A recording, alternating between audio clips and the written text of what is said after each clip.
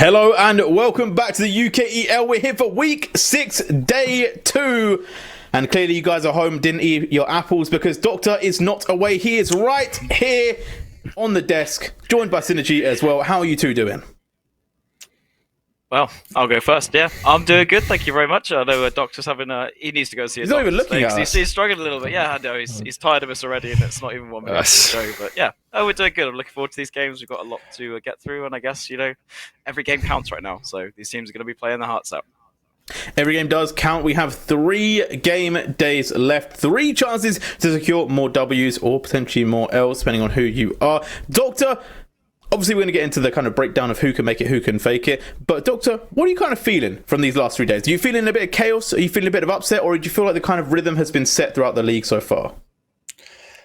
I'm feeling like Dunlossie can't keep getting away with it.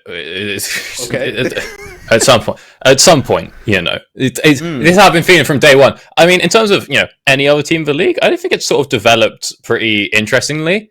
In terms of last time I was here, we were talking about that sort of middle 4 win sort of pack, right? And it's interesting to see how those teams have developed over the course of the season. Where you would have thought that teams like Arcadia maybe would have been doing a bit better than they actually are, but then every time I've seen them, they've been looking pretty good. But as I understand it, they've now once sort of again taken a bit of a downward trend.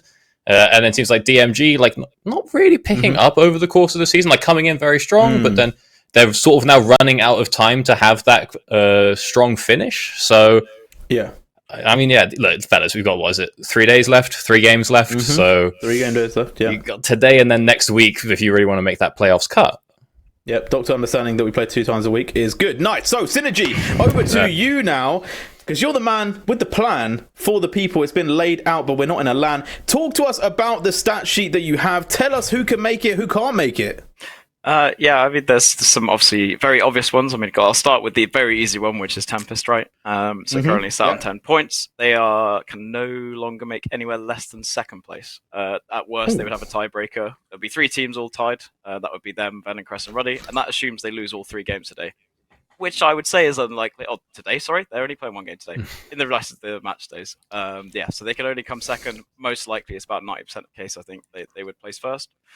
On the other end of the spectrum, we've got Lions Creed, who must win every single game at this point in order to potentially make playoffs and avoid relegation. There's also no guarantee that they will, because they could end up losing tiebreakers depending on how other results go.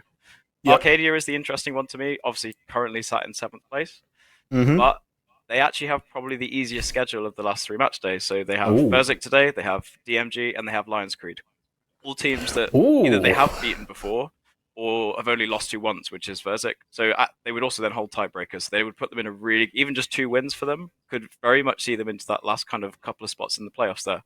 The middle of the pack is complicated, and there would be way too many. We don't have enough time to talk about that realistically, but every team kind of from Verzik up has a very good shot of still making the top 4, which is kind of where they're avoiding that lower bracket start, right? So Ruddy and Venomcrest pretty much secure in terms of making that upper bracket. But, if either of them just suddenly had a bad couple of days, they could easily drop down into that 5th and 6th position.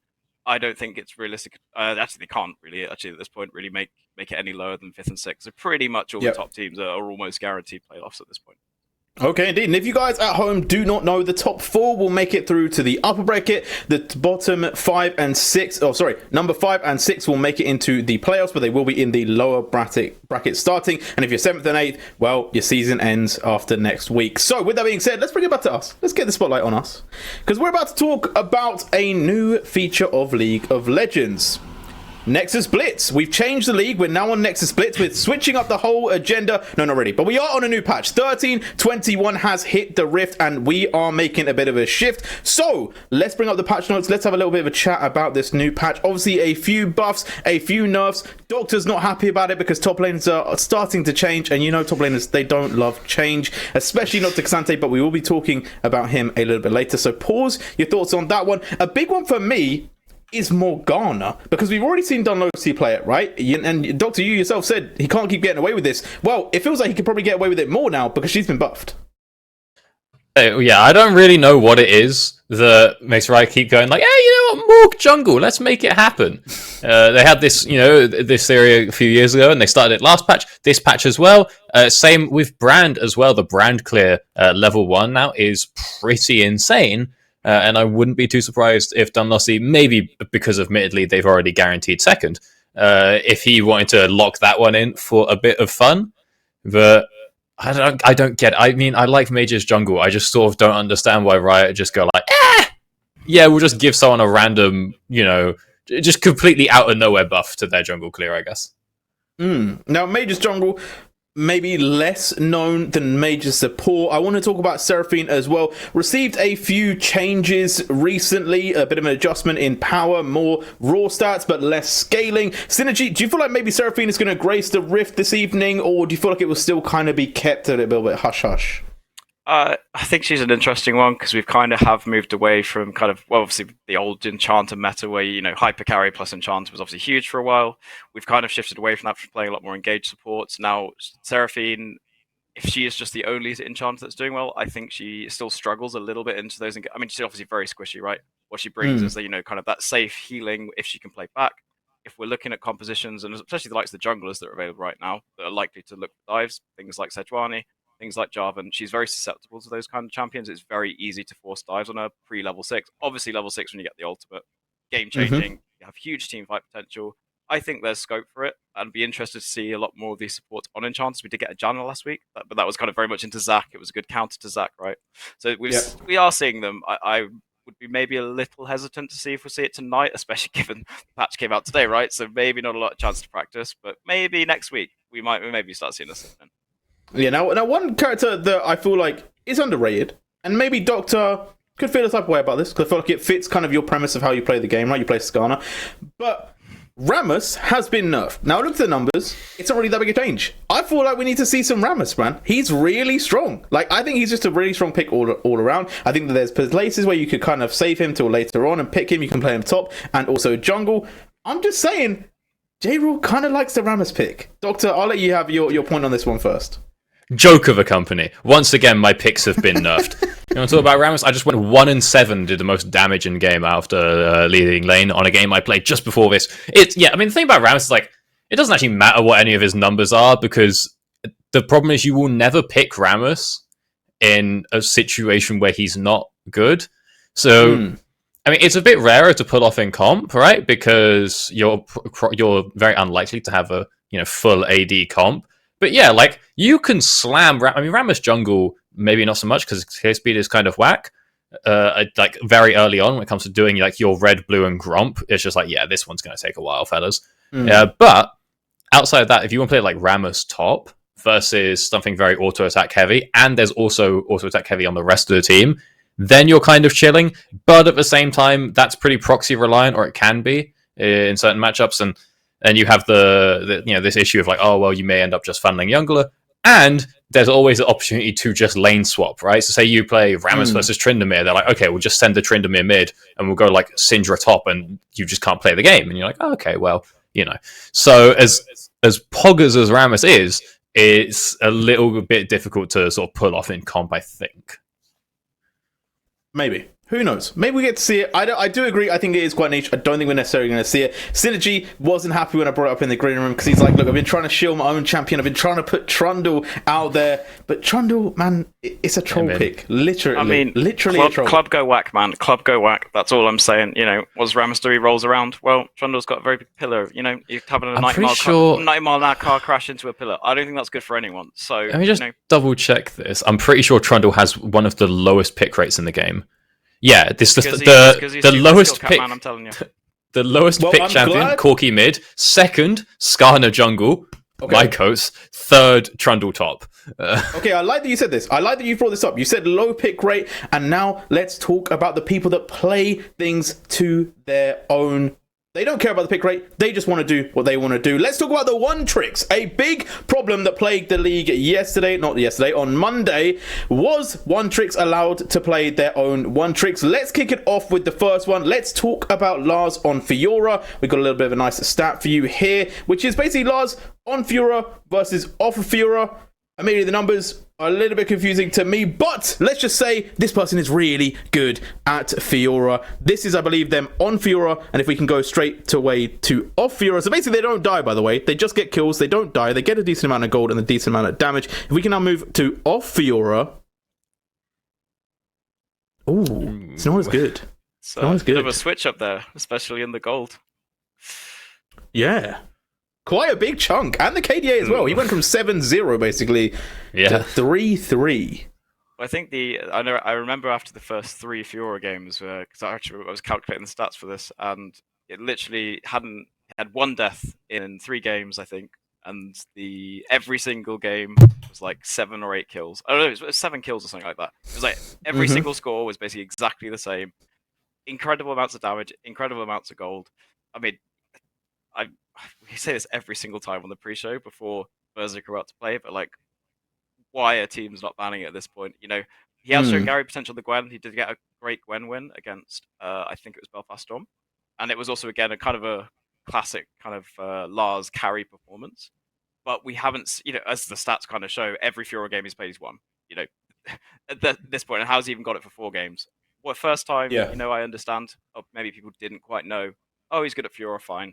Second time, maybe I'll let that slide because, you know, maybe it's just a one-off. Maybe you've got a good counter. After that, after you've seen what it's done, come on, guys, get it together. This needs to be banned. So, again, Indeed. I would like to say I'm going to be surprised if we see it again, but I don't know. No, I fully agree. I couldn't agree more. As they say, you know, with Shakira's hips, stats don't lie. Okay, so with that being said, let's bring up the second one trick of the day, the one that we haven't talked about because their champion got buffed as well, by the way, on this patch. So even more reason to not allow this one through. Eno on the K'Sante. This is him on K'Sante, 3.812. It's not as crazy as the Fiora, I will say, but the KDA isn't all that it needs to be, right? Still does damage, still has gold, a lot of participation in the team fights as well, has pretty high assists on the almost 8 assists a game. Let's have a look when he's off K'Sante to see what you could also win if you decide to ban this champion. See a much lower stat line. Doctor, you already said in the green room, why have they buffed this person? Well, Eno surely wants to get his hands on this pick now, but what are you saying when he doesn't get this pick? Okay, step one. The reason they've buffed K'Sante is because he's got the Heartsteel skin coming out. Let's be very clear. All right, this is a tried and tested technique of Riot. But I don't know. It feels maybe it's a bit inflated. You know, the K'Sante. I feel like looking at Fiora, you're like, oh, Fiora is like super hard, and you know that's mastery of a champion, so that's why you go crazy with it. And then you look at K'Sante, and it's like he's not hard, but he is insanely just like generally strong. And so it feels a little bit like, oh, maybe Ino's being a bit found out when he's like, Lars off Fiora is just like, oh, he's not playing his one trick. Ino off K'Sante is like, ooh, maybe he's just inflated, maybe he's abusing. So that could be a spot of weakness. Ban the one tricks. Is that what you're saying? I've got to sort of nip any. When I was 18 and I had the name Doctor, this was fine, you know. Nobody really questioned it. Here, you know? Now that I've been casting long enough to have actually gone through the entirety of medical school, people do ask if I have an MD, and I would be like, well, it's just kind of a joke name I made up when I was 14. Values, I made this name alongside someone else who had a captain-related name. He is now actually going to become a captain. Again, 7 years after we got these names. This is more lore than Shaco's got. I didn't think this one. It is. This is more lore than Shaco. That's what you tune into the UKL for, right? You can learn anything on a new day. Now you know why Doctor made the name. He's not a doctor, just in case anyone was wondering about if they can ask medical queries. But moving on from this, one tricks, it should just be a banned thing. I think we've kind of learned that from the last few game days. Don't give Eno K'Sante, don't give Lars Fiora. Just play the game without the champions in it. But with that being said, that's going to be all from our pre-show so far. We're going to take a quick break. When we come back, we'll be bringing you game number 1. It's Arcadia versus Verzik. You do not want to miss a single game. Or maybe we stay here forever.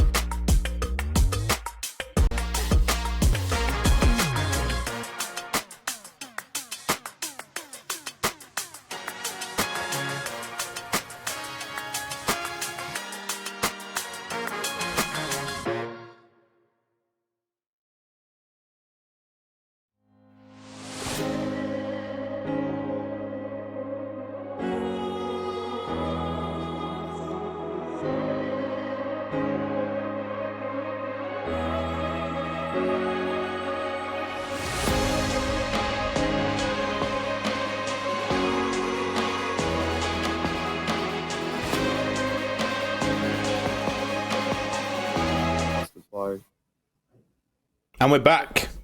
The question: can Arcadia upset the league? Are Verzik going to secure themselves even more of a sentiment on that 4th spot? These are being posed. The answers you'll see very soon. We've already talked about Lars and that Fiora. We're not going to bring it up again. It's done. We've beaten the horse. It's already dead, right? We're going to leave it there. What we are going to talk about, though, is Arcadia having better performances pretty consistently. I feel like they've been growing throughout the league, but not necessarily getting more wins. Now, Doctor, what is your kind of sentiment on this team? Because obviously you said yourself, you've seen them play pretty well a lot of times, but it isn't necessarily translating into those Ws. Yeah, I mean, I don't get it, because I haven't actually seen the losses, right? Like, each time that I cast them, it goes really well for them.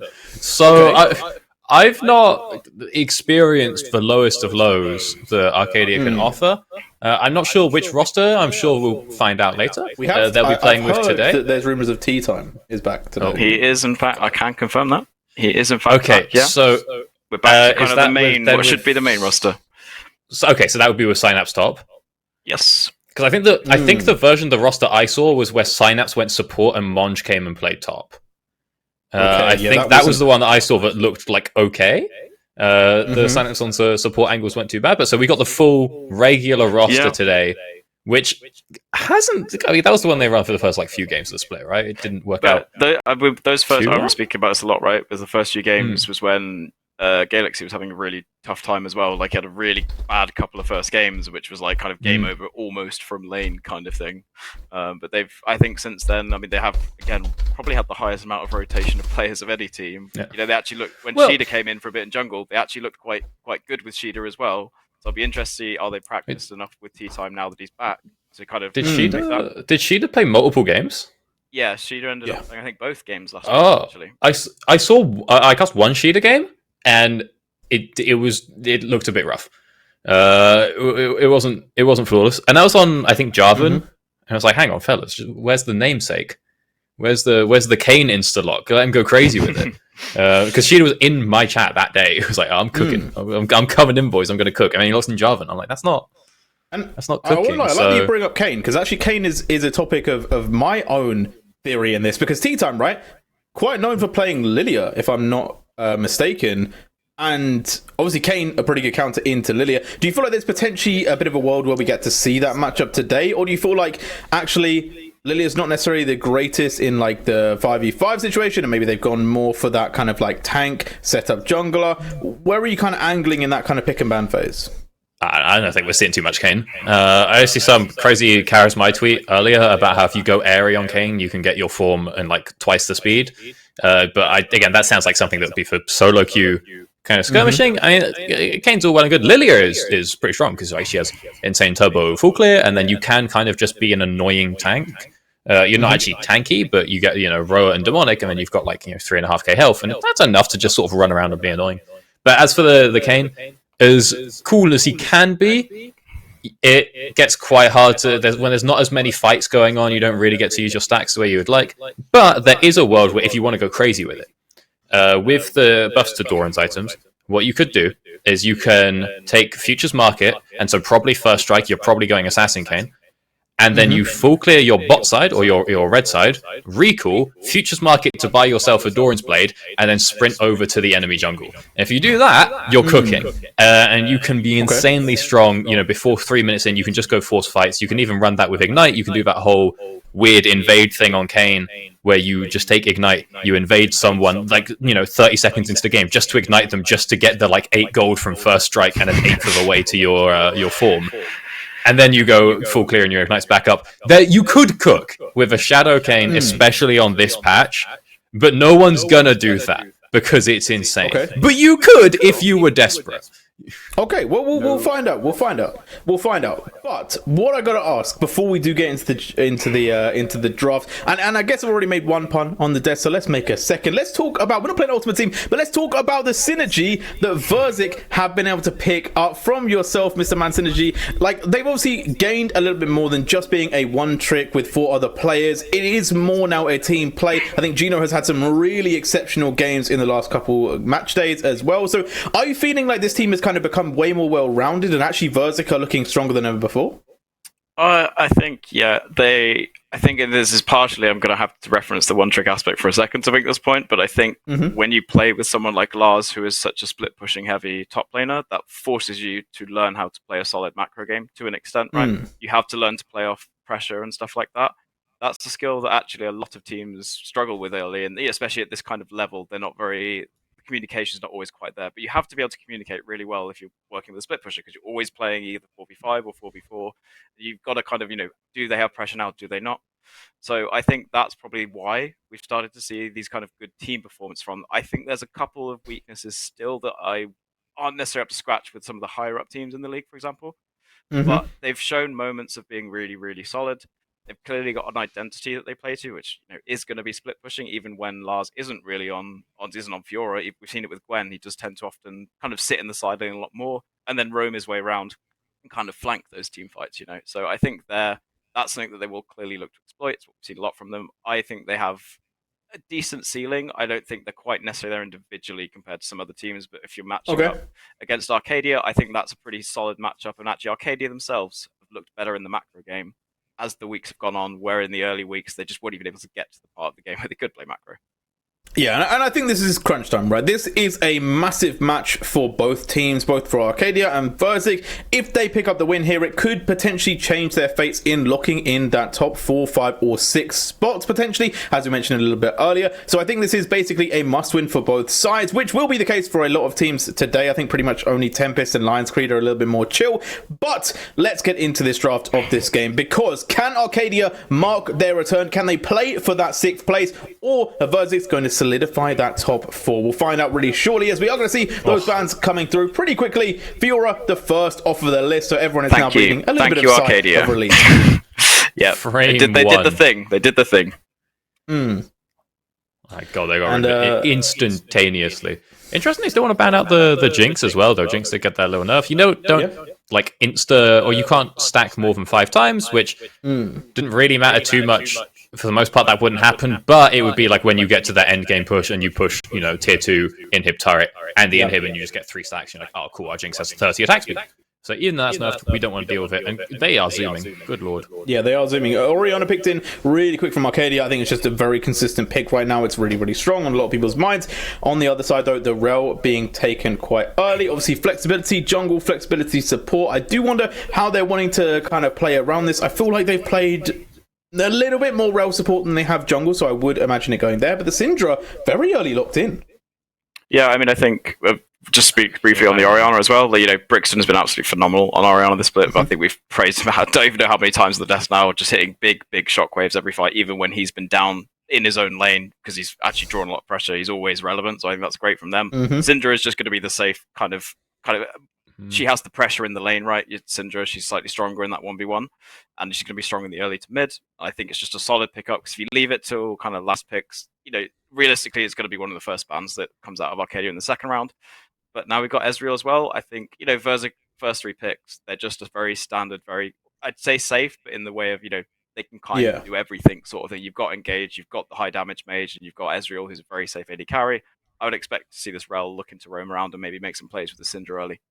Yeah, and I feel like a lot of comfort there from Arcadia. We talked about the Orianna, the Xayah also being locked in, Blank's kind of namesake champion, as we're now going to see the second round of bans. So Renekton, Jarvan taken away. Now, we haven't seen the junglers picked up, potentially, maybe Rel been locked in for Verzik, but Arcadia, Doctor, where are you kind of leaning towards these top lane jungle picks? What do Arcadia need to do to solidify their champion pool? Can they maybe even lock in the Rammus? In this state? God, no. No. Good lord. What is going on here? You got to throw it in there every now and again. Oh, well, I'm actually terrified of Synapse Udyr. Was it Synapse that played it before? Someone locked in Udyr top. It is Synapse, yep. It was the Synapse? Alrighty. I'll tell you what, either team is probably looking to get some Poppy Fryo. I would be very surprised if that one goes through entirely uncontested. But no, okay. So we got ahead and got ourselves Wukong, which probably means it's Rel support. That surely makes Poppy even more viable. More good here, right? Yeah, on Arcadia side. It's just a Poppy angle, for sure. For either side. But that's not really, the Lars way. I'm trying to think how Lars wants to play this one out. Obviously, it's going to go for something split. For Jax is still open, which does have a very free time versus tank. So maybe we're trying to bait some kind of pick like that. If we think, oh, they're going to want a disengaged tank, so we'll just go ahead and slam ourselves a Jax. But I'm not really sure quite. Very close to Halloween, spooky season in full swing. Nocturne going to be locked in. I kind of like the Nocturne, but I do agree the Poppy could have given so much to the team. Like, you already have damage with the Orianna and the Xayah. The Poppy could have just been another level up. Now they're going to lock in the Ornn too. Doctor, you're not pretty happy with this. It's just so boring, dude. Synapse Sprinter Ornn? Who wants to see that? You're telling me the problem is esports does not make money. Just like, you know, it's the industry. We're trying to figure out what we can do, how we can turn Bitcoin. Some people, they talk about the pay-per-view. It's not an idea that is very popular in the scene. We're so used to having League for free. But you won't tell me, you won't come through and someone says, yeah, no, I think I figured it out. I think people are going to be willing to pay to watch League of Legends games. And then they have to see Synapse Sprinter Ornn, and you think they're going to pay for the privilege. Like, why? Oh, yeah, great. We've picked Ornn. We're going to scale. Yeah, we've got a lovely team fight. Yeah, we can do a sick long-range engage with our Ornn and our Nocturne combo. It's like, bro, come off it. You're playing versus Lars! Lock in Jax! Lock in Tryndamere!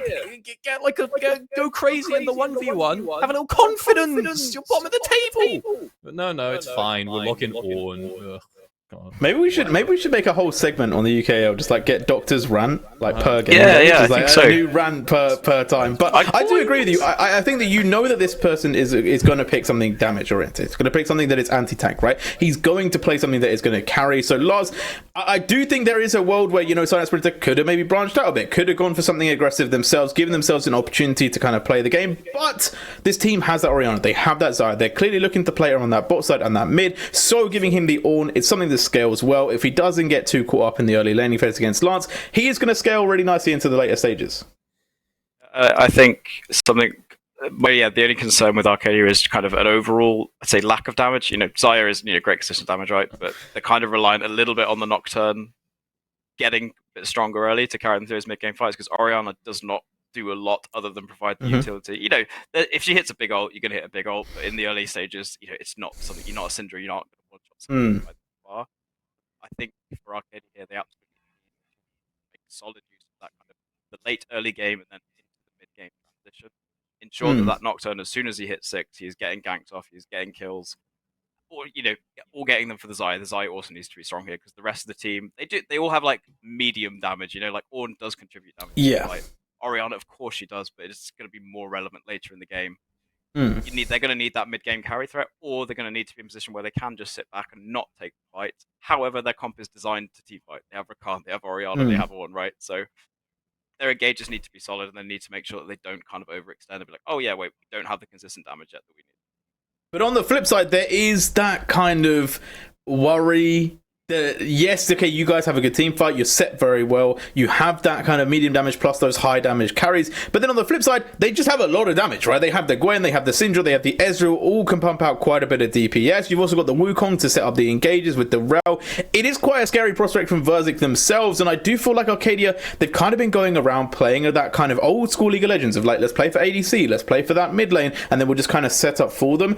But part of me is a little bit like, well, there is also that aspect of what if you don't manage to shut down the Syndra or the Ezreal, and they can just kind of smother blank, and then you've kind of removed your whole main damage source.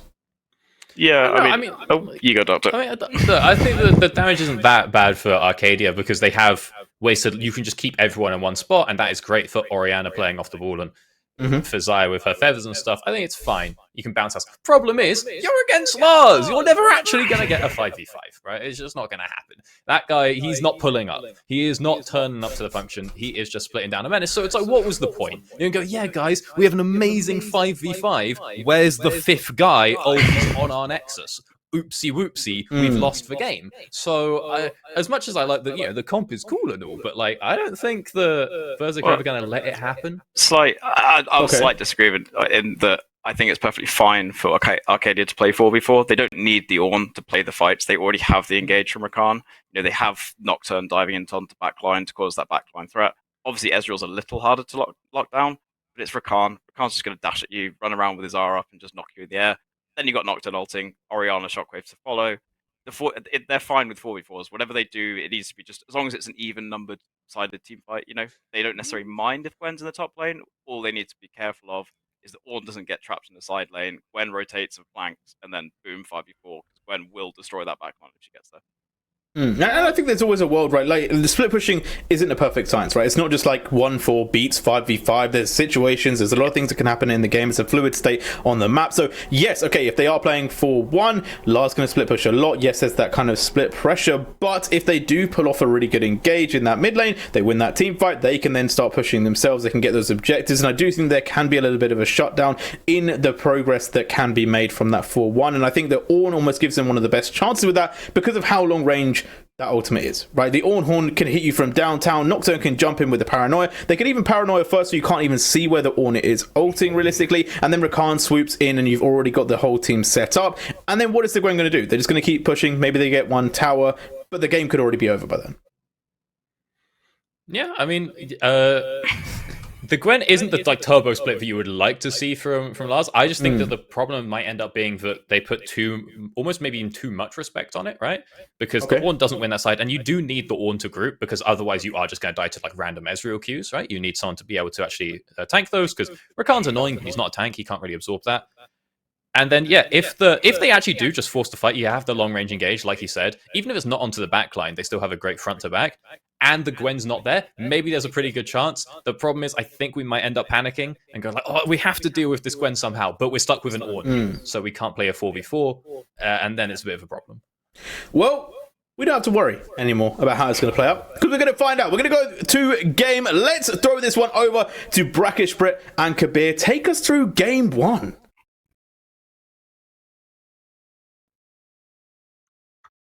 Thank you so much, Jay, and the rest of the desk. I am Brackish Brit indeed. I'm here with Kabir for game number one, Vertic Esports versus Arcadia. And Kabir, we have to remind ourselves what happened when these teams last faced each other. It was the Fiora split push that won Vertic the game. Do we think that the Gwen does it again?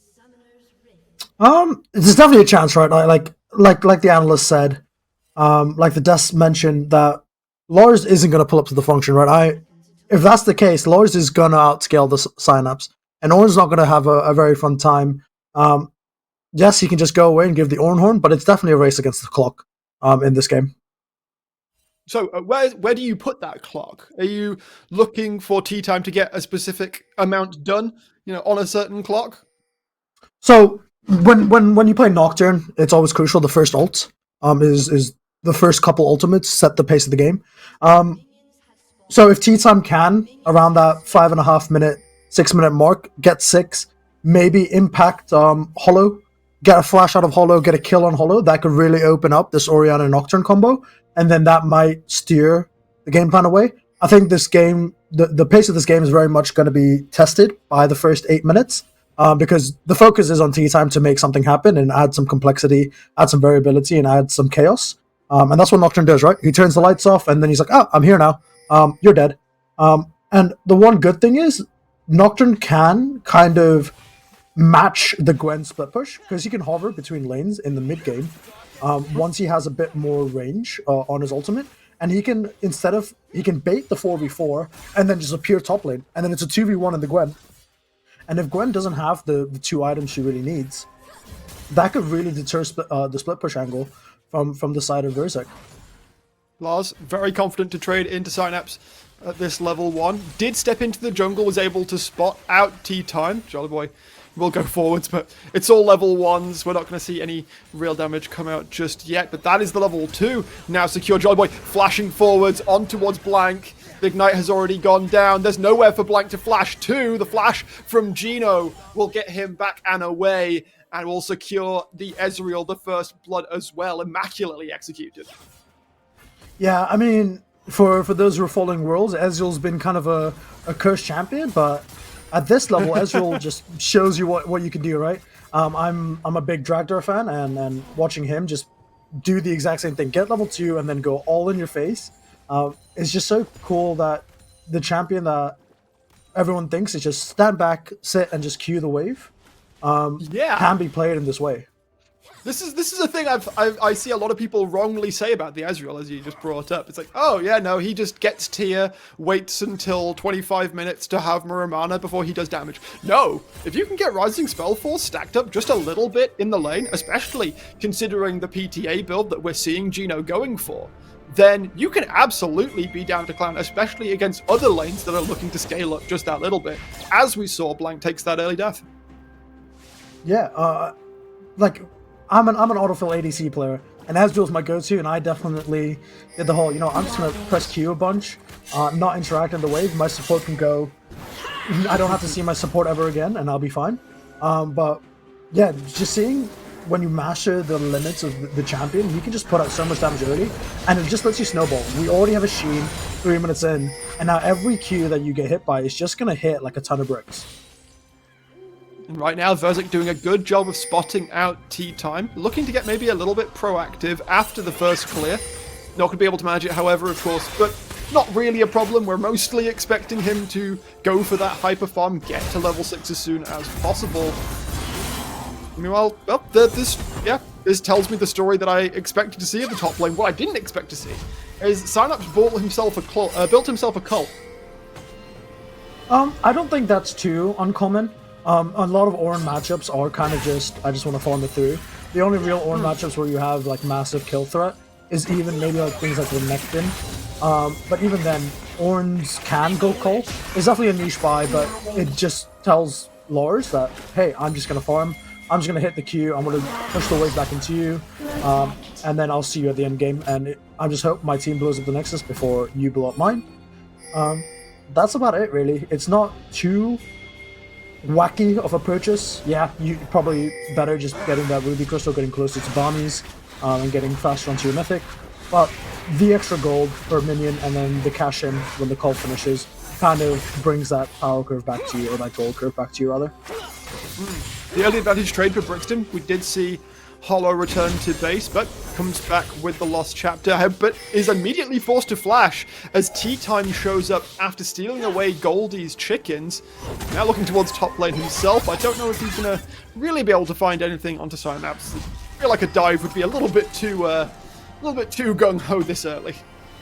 Well, yeah, so for the next 4.5 minutes, Tea Time can do what we kind of discussed before the minion spawned is, can we kill the Syndra? If you kill the Syndra and on your first Nocturne ult, it really sets such a big lead, and you can start playing around the dragons, you can start playing on the heralds, and once Nocturne gets the mythic of choice, I'm not too sure what Nocturne goes right now, you can kind of go whatever. Stridebreaker's good, Goredrinker's good, Eclipse is good, Youmuu's is amazing. I love the movement speed that you get from Youmuu's and junglers.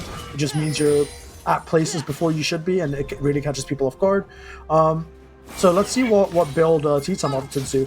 Something else that, I don't know, something I'm not a fan of though, with the new jungle changes, is this whole Doran's Blade, Doran's Ring malarkey. I just think it's delaying your first mythic, or your first item, by 400 gold for no real reason. But, I don't know, I'm curious to see how it pays off. I still need to learn more about why people are opting into this with the buffs. Is the 280 both really, junglers really that going important? for that D-Blade.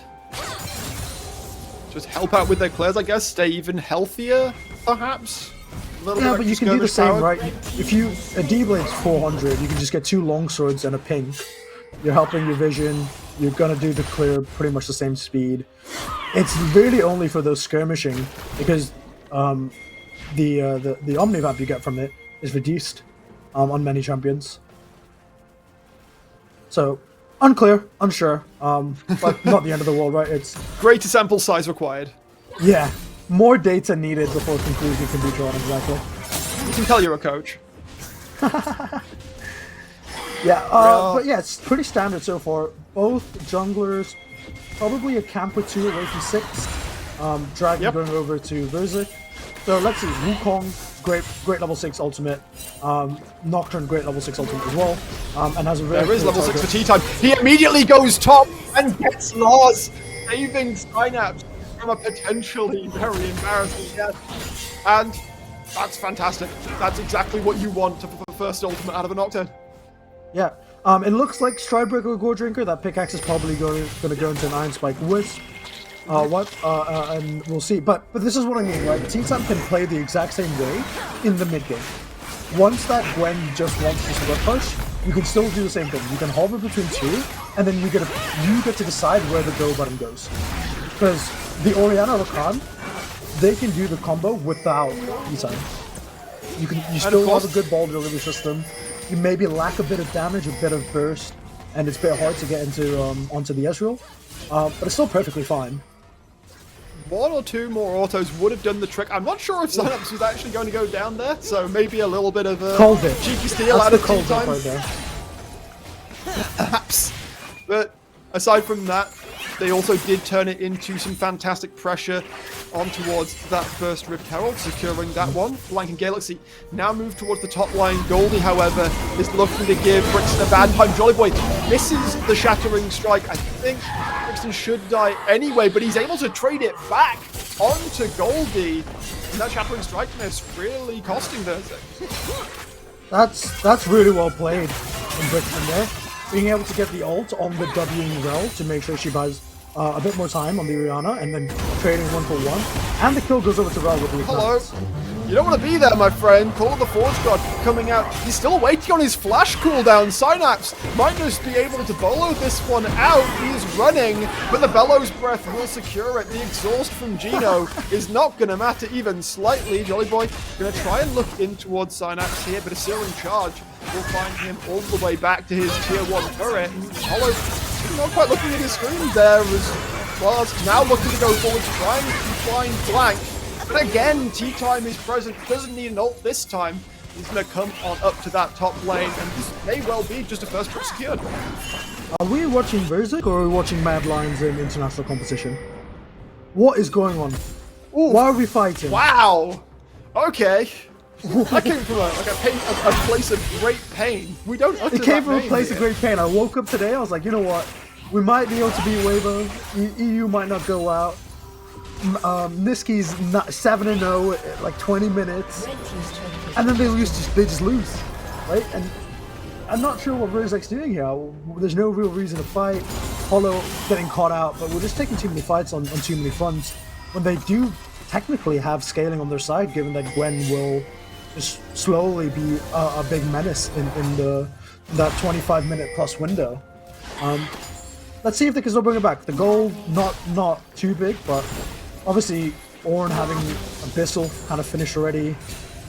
Kraken done for Xayah. These are just items they wouldn't have if these fights weren't taken. Arcadia having a fantastic start to the game. They did obviously lose the first Drake, but I don't think they're going to be too upset about that. Next one, the Mountain Drake, will be up in about 45 seconds time. And we can already see the gold starting very much in Arcadia's favor. Just Decay right now, but as you said, the momentum of the game feels very much in their favor right now, and it has been off the back of T-Time finding that first paranoia, then repeat punishing onto Lars, who, yeah, is feeling perhaps like he was feeling himself a little bit too much in this game. Yeah, and really the only play that's gone well for Verzik is the level 2 First Blood bot lane. Yeah, you could say the kill on Brixton was amazing because you missed a bunch of minions mid, but trading 1-for-1 and then your mid laner getting solo killed by the top laner kind of just makes that such a net negative trade that Yep. Arcadia are laughing to the bank right now. Oh, but Brixton stepped a little bit too far forward. The paranoia has come out, but it is going to be counteracted with the side flow. However, teleports now coming in. Lars has already picked up a double kill though. Blank is on the run. Goldie doing a good chunk of damage. Verzik is going to peel back. They do not feel the need to continue the fight. They've already gotten 2, and they're going to get themselves a second Drake as well. Yeah, I mean, Lars is just like, you know what? I've died twice by myself here. You know, I'm going to join up to the function now, give myself that win condition, and let myself get these kills out. And these kills are so important because now you can go back, and if his playstyle is really just sitting on a side lane and being applying a pressure there and being that sponge, he now has unlocked that potential with the Nash's Tooth. The next item will decide. I know a lot of people say Proto Belt is good. I'm not the biggest fan. I just think the bog standard Gwen build does the job so well.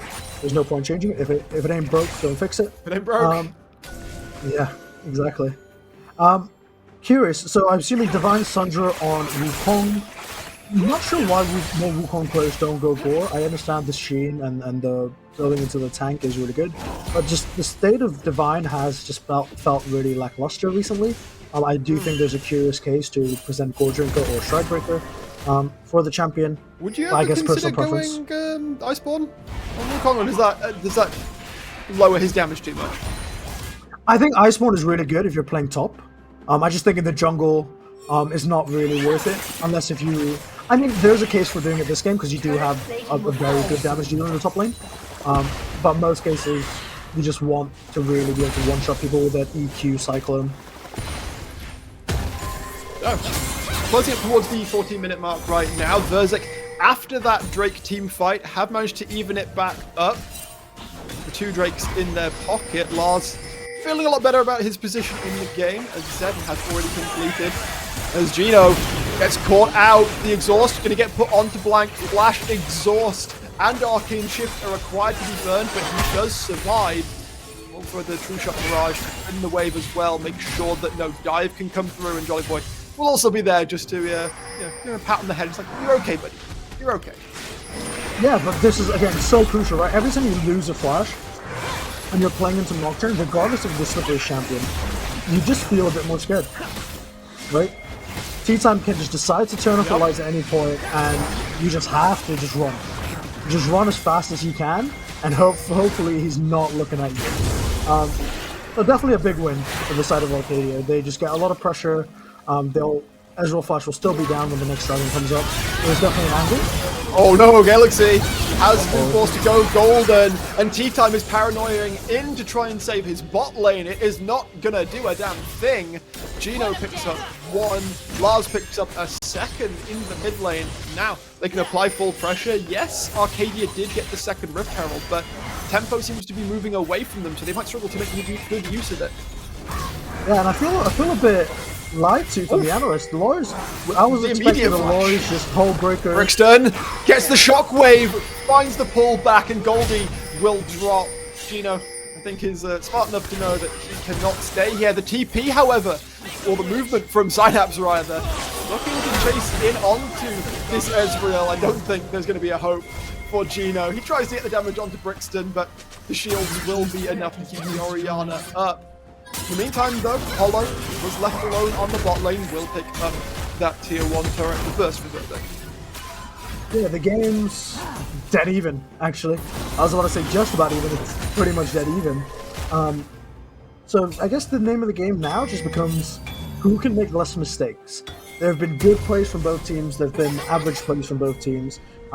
As the game now evolves into a more macro-based, team-based game, now that everyone's kind of connecting with each other, how can they find their opportunities and force the respective opposition to walk into the wrong areas? Both teams kind of can do the same, fulfill the same purposes. Wukong, Nocturne both want to dive, just want to create chaos, buy a lot of space. Xayah, Ezreal can pump damage from distance, and then both Syndra and Orianna have really, really good executionary or burst ultimates, if you want to call it that. But let's see how the game evolves. I'm very curious to see who's going to have the knockout blow here. From a bigger standpoint, though, the one thing I want to ask is the biggest difference between these teams right now is Verzik has 2 Drakes, Arcadia has 2 Heralds. Mm-hmm. Which of those would you prefer to have right now? As never mind, Goldie is going to look for Brixton, does manage to get the Cyclone in, but the CC all comes through. There was no follow-up at all from the rest of Verzik's Sniper.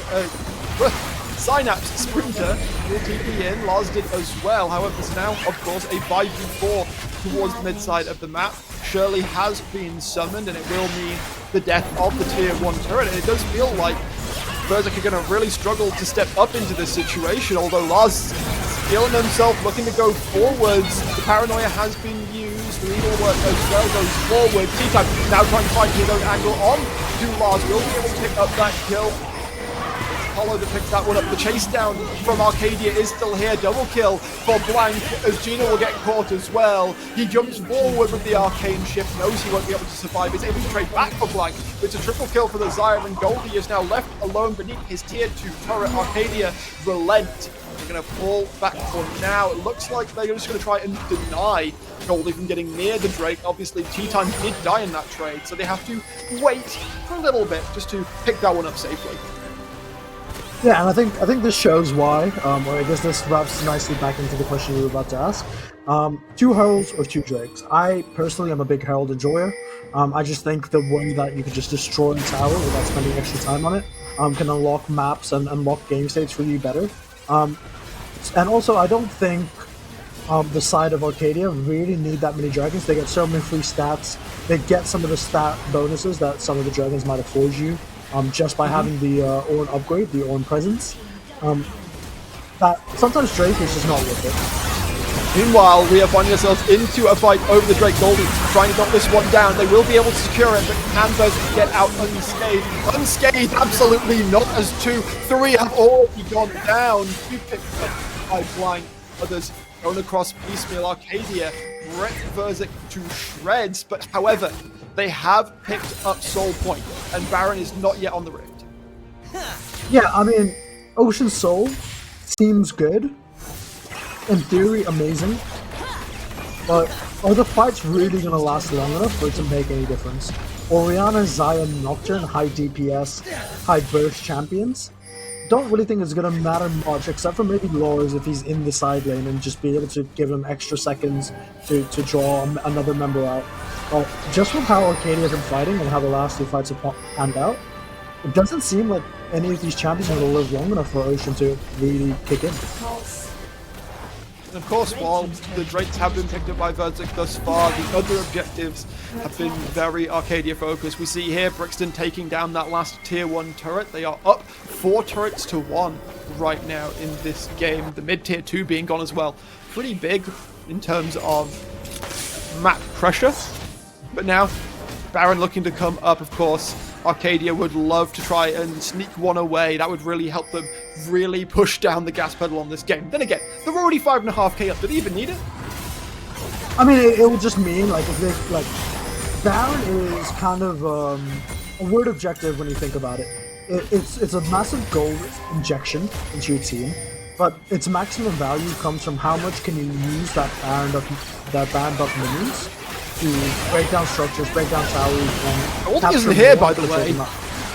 Arcadia has started this up. Lars is looking for the angle in, but the health bar is dropping lower and lower. Goldie has been zoned by the shockwave there, drops the paranoia. Arcadia are going to be able to pick it up completely for free. Goldie tries to go in, gets absolutely detonated. Lars is trying to run, but he is going to be simple food for the slaughter as well. The rest of Berserk fleeing. T-Time has got the catch on to Jolly as well. The Rel will not be getting away, and that is 3 kills and the Baron across to Arcadia. So I would really like Arcadia to quickly reshuffle and just go 1-3-1 here, pick up these outer tier 2s, and maybe try and crack this in-hit tier. The death timers are a bit low, but again, this is what I mean. Baron is just, if they can, it's all well and good that they win the fight. Can they pick up all these outlying towers, all these isolated towers, and then the next Baron, or the next big team fight, can just seal the game? And going to continue placing that pressure on the map. They end up 1-4ing, sending the team to the bot lane alone. The remaining members of Berserk are respawning, looking to try and chase this 4-man unit. There's no TP on Brixton. Goldie is going to try and find the engage forward, but he's doing it without any support. Gets deleted. Galaxy will pick up that kill, and Arcadia say, alright, yeah, cool, thanks for the extra gold nerd as they get their back. Yeah, and I think this is just a bit of a draft gap, actually. Like, the Rel pick was really, really interesting for me, especially the choice not to flex it into the jungle once the Rakan is picked. I think like an Ezreal Lissandra lane would have been so perfect in a matchup like this, because then there's no chance that there's a Nocturne pick in the game. If you have a Lissandra and a Rel, there's no chance of Nocturne being able to play this kind of game. How do you feel about this call? The Baron had already gone down, but Goldie looks for the engage, even though it's pretty clear to me at least that there is no way Gino, Hollow, and Jolly Boy can even get into the river. Yeah, I mean, this is a mistake teams make at all levels. They see the big purple worm getting hit, it's like, okay, time to fight. I think the best play for Verzak here was just try and get that mid-tier 1, give up the Baron, because like Arcadia plays it perfectly, right? They get it low, they put the pressure on it, and right when it's in that kill threat, T-Time turns on the light, and then they can just do it with no worries. But if Versa just say, hey, they can't end off this Baron anyway, let's give it to them, they can take the 1500 gold, let's get this mid-tier tower tier 1 with the bounty on it, and then push up all the other waves so their Baron push is slower, then they can still play. Right now, it's looking like a very, very good situation for Arcadia. 30 seconds until the next Drake comes up. They are nearly 10k in the lead. So all they need to do, which, as you'll note, 4 of them are currently doing, is completely choke out any real hope of Verzik getting into the river. And then they can just pick up the Drake for free. They can start stacking it themselves if they want. I don't know if they'd ever get to 4 with the game going the way it is. This is nice little stare down. Can we get like a hay bale just go between them? Hey, Bill. Yeah, like Tumbleweed, my man. oh, same difference, man. Come on. Please, somebody but yeah. animate a hay bale. That'd be hilarious. That's like the Yorkshire standoff. rather than Yeah, exactly. Texas. We are the UKEL after all. I don't know how many tumbleweeds go in our lovely cold and grey walk of life. Arcadia will pick up their first Drake of the game, denying Soul away from Verzik, who currently look like they don't have all that much space on the map. Brixton able to pick up that blue buff as well. Thank you for that point out. But yeah, the numbers ain't looking good for Verzik right now. And I'm not talking about all the 9999s showing up on the map. No, yeah, the odds are definitely stacked against their favor. I don't really see how they win a fight. Maybe the only way they really, really win is if they can blow out a Rakan engage and catch them out of position for free. Even then, I just think the damage is done.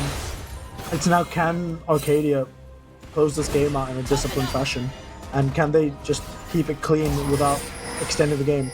I think if, in my head, a game like this shouldn't last longer than 28 minutes in its game state. I think the next Baron should really, really seal the game if Arcadia can get it, because they should just be able to brute force for the rest of it now.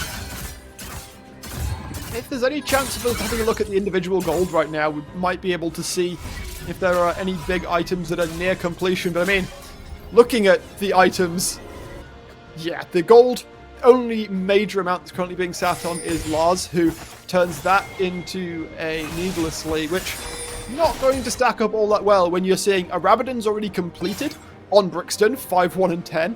Absolutely disgusting shockwaves thus far this game. 3 items on Blank, 3 items on Synapse, 2 items on T-Time as well. Like, yeah, across the board, we're seeing half to full item disparities across all of these roles. I mean, look at Hollow, for example. He's 50 CS down, 1-3-1, and missing a whole item. And Arcadia, they don't care that they're dead in numbers. Call the Forge God will find on Gino, and the Flea, the debuff from the Unspeakable Horror is so long that even an arcane shift out afterwards is not going to be able to save it. Arcadia have had more than enough of this. They don't care about your Barons. They care about your base. They will knock down the tier 1 turret. They will take the inhibitor as well, and looking for the top lane as well. So, really interesting. I learned something about Nocturne and champions that have like this chain kind of mechanic earlier. So League actually works, and I didn't get too, I'm not too technical, I was kind of half paying attention. It's like one of those TikToks you watch at night. But basically, League refreshes its game every 1/8 of a second. So there are times where you will flash a Nocturne chain or LeBlanc chain, and it'll still stay on you. And that's like the most frustrating thing. But that's coded, or that's allowed because of how the game works. So it's not a bug, it's just like spaghetti coding, as you know, we love Riot Game for the spaghetti coding. So that's what makes Nocturne so frustrating. Oh man, I need to make that needs to be a copy pasta or something. Like somebody dies or something like that, and you're just like, oh, should have flashed an 1/8 of a second sooner. Yeah. Well, if you didn't know, now you know. So now you can't cope anymore. Paranoia has jumped forwards. Jolly Boy is not feeling very jolly at all, Gino. And Hollow and Goldie will looking to come in as well. But Galaxy is there with the support. Blank will go unstoppable. Goldie try and find his way out as well. The Cyclone is not going to save him. Pull the Forge God. She's on both the carries as well. Gino trying to get out, but the pull back on the Blade Crawler. will leave him dead. Lars doing so much damage, but he's not able to find the target. Blank and T-Time survive with fractions of health. It's only Galaxy that gives his life to ensure that Arcadia are able to win the game. And you said 28 minutes, Kabir. We're a few seconds clear of it. Guys, It is wait gonna 15 be seconds, wait Arcadia 15 seconds, finding please. their Guys, 15 seconds, revenge please. over Verzik in this game. Will go up to 4 wins.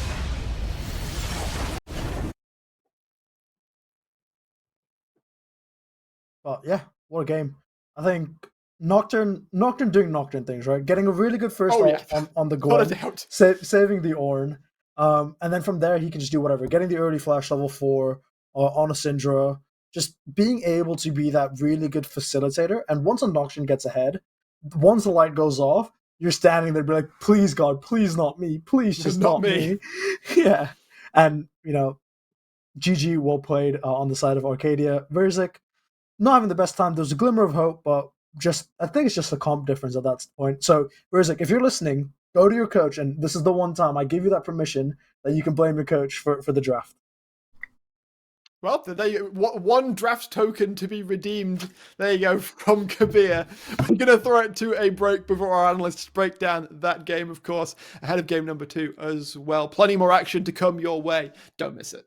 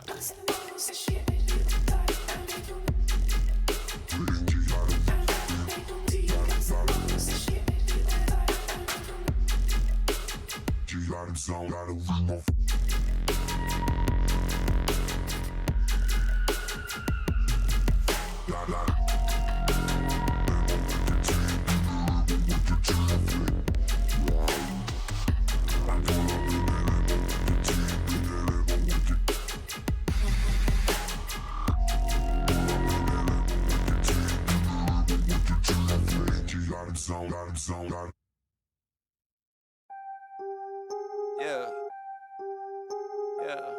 After I get it, I reinvest. After I get it, I reinvest.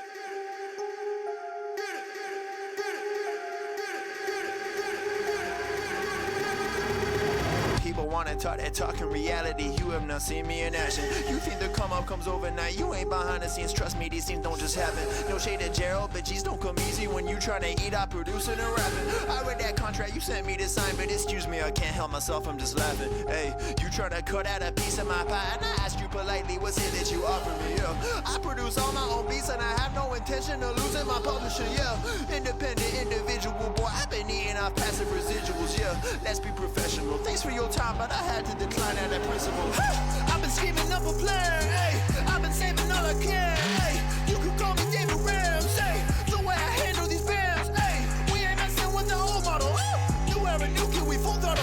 Just know that the come up is not a fluke. My amigos, they focus, know what to do. After I get it, I reinvest. After I get it, I reinvest. After I get it, I reinvest. Stack and put it back in it. After I get it, I reinvest. After I get it, I reinvest. After I get it, I reinvest. Stack and put it back in it.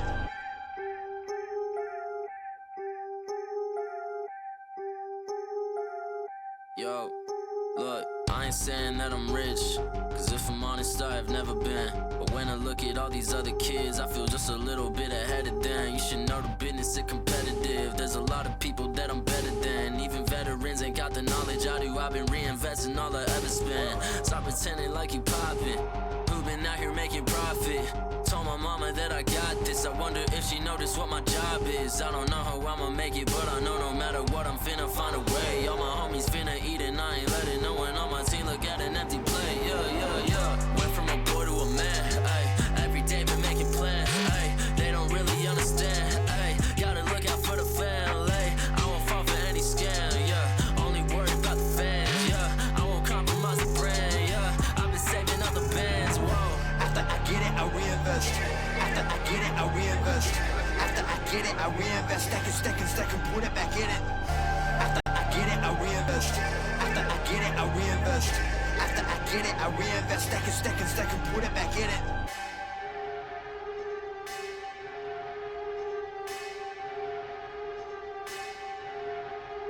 Rappers spending money in some really funny ways, man. I promise you ain't really getting paid. Yeah, show a couple bands flexing on the Instagram, and nobody getting fans that way. Yeah, well you really dumb if you spending all your funds on some clothes and your tape need work. Yeah, you ain't gonna stand if you ain't a businessman, man. I promise you the plan ain't gonna work.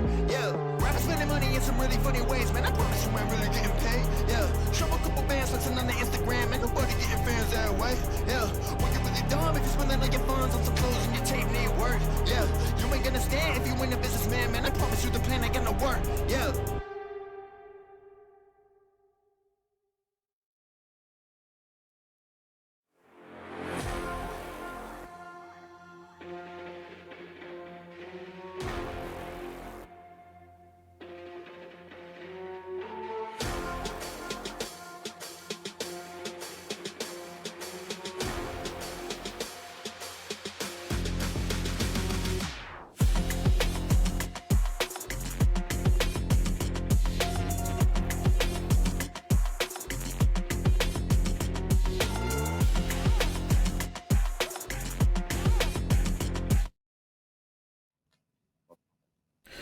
Arcadia come back, all guns blazing. They turn up and they remove Verzik from the game.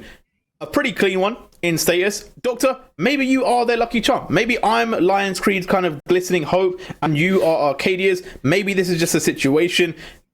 Maybe they should just make you the mascot. Who knows? But they did pick up a win. Doctor, were you kind of surprised about how kind of almost flawlessly they did it? Or are you saying that actually you're kind of expecting this level from Arcadia now? I mean, a little bit because of there seemed to be a pretty strong start from Ikuven, right? Lars was looking ahead, had a little bounty on his head, and was getting there on the Gwen. So I was expecting him to be able to take over a bit more, but it's like Arcadia were just more decisive, even after losing bot lane very early, right? Or getting killed in the 2v2. They were more than happy to just pull that trigger and absolutely send it in with the Ornn and with the Nocturne, and play their comp how it needed to, and not give Lars those opportunities. So again, just each time I've seen them, they've looked all right. Yeah, no, they are definitely looking good. I think they're looking in form today. I believe we have a couple of replays that should be coming up soon. And I think the biggest thing for me, Synergy, is that the way they fought, right? The way they team fought in those later stages from the mid game onwards, it just felt like they had what they needed to do to win those team fights. They were picking out their targets. I think the Nocturne from Tea Time really played a pretty pivotal role in the fact that they were just able to lock down Verzik and just not allow them to play their game. Yeah, 100%. I think because we get one here. They were just clean, engaging. They were also a little bit patient when they needed to be patient. Obviously here you get a nice pick onto Wukong. The Ornn ult comes across, hits both the carries. What more do you want from an Ornn ult? We spoke a lot. Doctor went on a nice little rant about sign-ups on Ornn, pre-game, but I think he had a fantastic performance on that Ornn. His ults were really clutch. He actually, made the champion work really well. And the other thing I also want to credit from Arcadia is just their intelligent kind of map play as well. They actually went for quite early lane swaps. Good recall timings from the bot lane. Switched that up against Gwen. Gwen now can't really get anything, where she was actually, she was pushing on a little bit further. So, I think really well played on a map perspective. That then came when they were collapsing team fights, and then the team fights themselves, because they were always just there first. I think they were always group first. They always kind of had the initiative. So, very clean game from them, to be honest, and it's a promising sign going into the last week. Yeah, and I think one other thing to kind of add to that when you're talking about being smart and being good on the macro, I feel like they kind of took away what we would say is kind of like Verzik's kind of go button. They took away the fact that Lars wasn't able to really kind of make a big impact in this game and kind of have that split push and kind of win through the side lane. They kind of limited that totally, which meant that they were kind of forced into playing that team fight, which they weren't as set up for as Arcadia, and Arcadia just showing their strength. They know how to play this kind of comp. This is their bread and butter, and they executed really well. Doctor, does this kind of set you up in terms of thinking of like, actually Arcadia are very much in that running and could now take a spot away from one of these teams that's in 4th position? I mean, look, again, each time I've seen Arcadia, they've looked pretty good, right? Of course, I had my reservations, to say the least. You know, coming in onto the draft. I mean, I said it. I thought the draft looks good. I just thought they would have to put the screws to Lars a little bit more, and they end up not needing to. So to see them keep playing like this again, you guys couldn't quote me. You heard me backstage. I said versus any other team in the league, I think this draft goes crazy.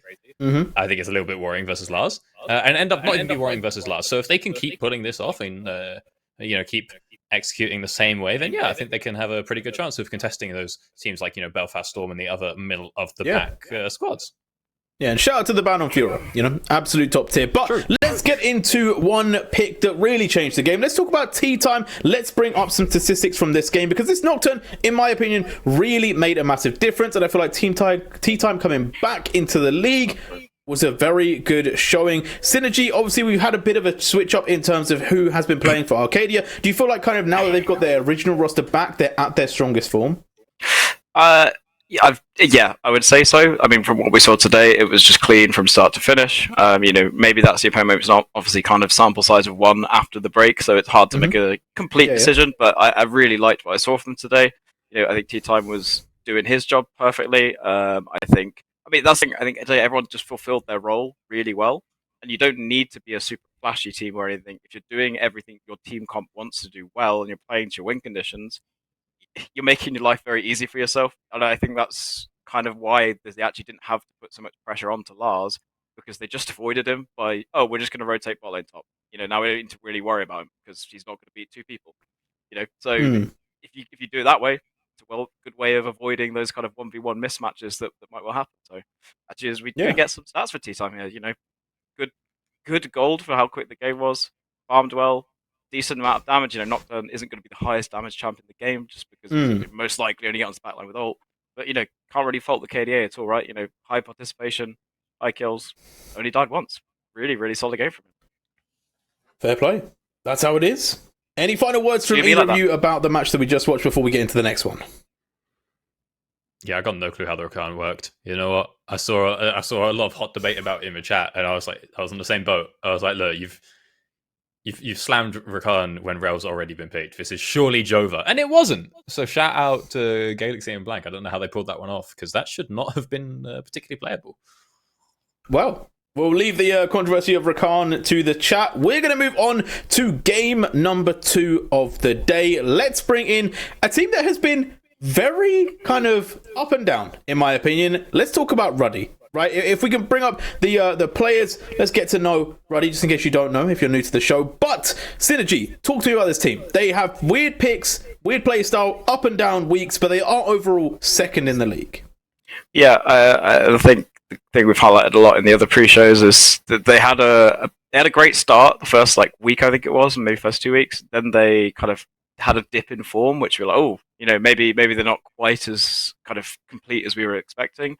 Then we've had those new players come in. Since then, I think pretty much every game they've looked much better overall as a team. Every single lane has potential to do well. They aren't quite up there with Tempest yet, but then no one else in the league is. So that's that's not a knock on them at all. But we've seen some huge AD carry performances from Sin, right? Sin has put in some insane games so far. I think you've also therefore got to credit Jamsu on that, right? Is that they've had a great lane pairing together. There's not many bot lanes that they've struggled against, right? And Jamsu is back now, if we're not mistaken, right? I'm not. No, I'm not sure that he is. We may maybe have a communication there, but I have a feeling they are playing with Fu today again. I'm not sure. At my brain, I can't quite remember. We'll double check that. Seems very happy about Twitch support. They didn't play last time. They played Caitlyn Lux in the last game, so it's not all the crazy stuff. It can sometimes be a little bit more normal, but we'll see if it works out for them. Let's meet though the other team, DMG. I feel like DMG have been one of the more exciting teams that we got to watch. They've given us a lot of just kind of different looks across the league, but overall doing quite well for themselves. They are still locked in 4th place with a multitude of other teams. Doctor, talk to me about this team. Real quick, is Zinyu Saber Avalon just name changed? And I believe Steven wasn't playing last week or something like that. Zinyu is the same player. It's just a different in-game name versus their alias, as you would. Last week, right? You're asking me some deep questions now. I can check for you, but I think that the last time I saw Steven wasn't with the team, and it didn't look great because I think he's a relatively important part of the shot calling process. But for me, and looking at this team again, as always, they come out really strong. They look really good, but then they don't tend to adapt over the course of the game, and then they haven't adapted over the course of the season. So they had a really strong opener coming on in, but now it's sort of not looking too hot. I don't know if Torok's been with them since day one, but obviously having Torok on your coaching staff, that one usually works out pretty well. So this could be, if he is new, I think he is, then this could be what you need to turn this one around. Yeah, don't forget that I did a Torok out moment way back. That was past team, past jokes, and we're going to move on to new seasons. DMG obviously looking to solidify their spot on 4th place as well, but tough opponent though. I do feel like Ruddy are kind of a team that give you a lot of different looks, right? They played the Rumble last time that we saw them. We've seen a lot of different picks from them in draft, so there is a lot of speculation. I think it's going to be a pretty exciting one. But Synergy, is there anything that you really want to see come out from these teams? I think in Ruddy's case, it kind of often has to come, I think, through their mid jungle. Like, I think Akaz is a really solid top laner. We haven't seen like huge from memory carry performance. Not in the way we've seen it from Lars, for example. If we just come back to last game, he's a good player. Yeah, he's a carry potential. I'm not saying Akaz doesn't have that. It's just he's been very consistent. He gives you a great performance pretty much every single time, and that's a stable top laner that a team that likes to play with. I think. So I think it often comes from their mid jungle being a good duo, making stuff happen together, and that translating as well into the bot lane, where often then in the later games we've seen Sin take over, for example. So I would like to see them pick a strong mid jungle, because I think that's how they're going to be able to control the map and therefore have benefits in both side lanes. On the other side, I'm not quite so sure, because we've seen a lot of different things again from a DMG, right? And not all of it's worked. We were on the Kiana hype train to start with, and then this has become maybe not.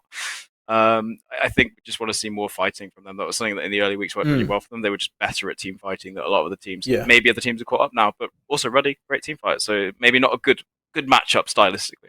Maybe even some Tam Kench Baron steals, bring it back to the old DMG, the classic. But there is also the question that I have in my mind. Ketsuo, known for playing a lot of Yasuo, can also play the Yone.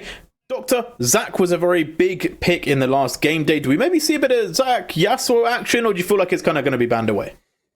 Well, Tyron's not on the team anymore, so probably not going to see it too much coming on through. I mean, Zac is in a decent enough spot, and that's why you would often expect to see him banned out, with Tyron. But without him, I mean, you could, if you really want to. You could flex it up top. I don't know if that's something particularly in Akaz's wheelhouse, but maybe on the DMG side.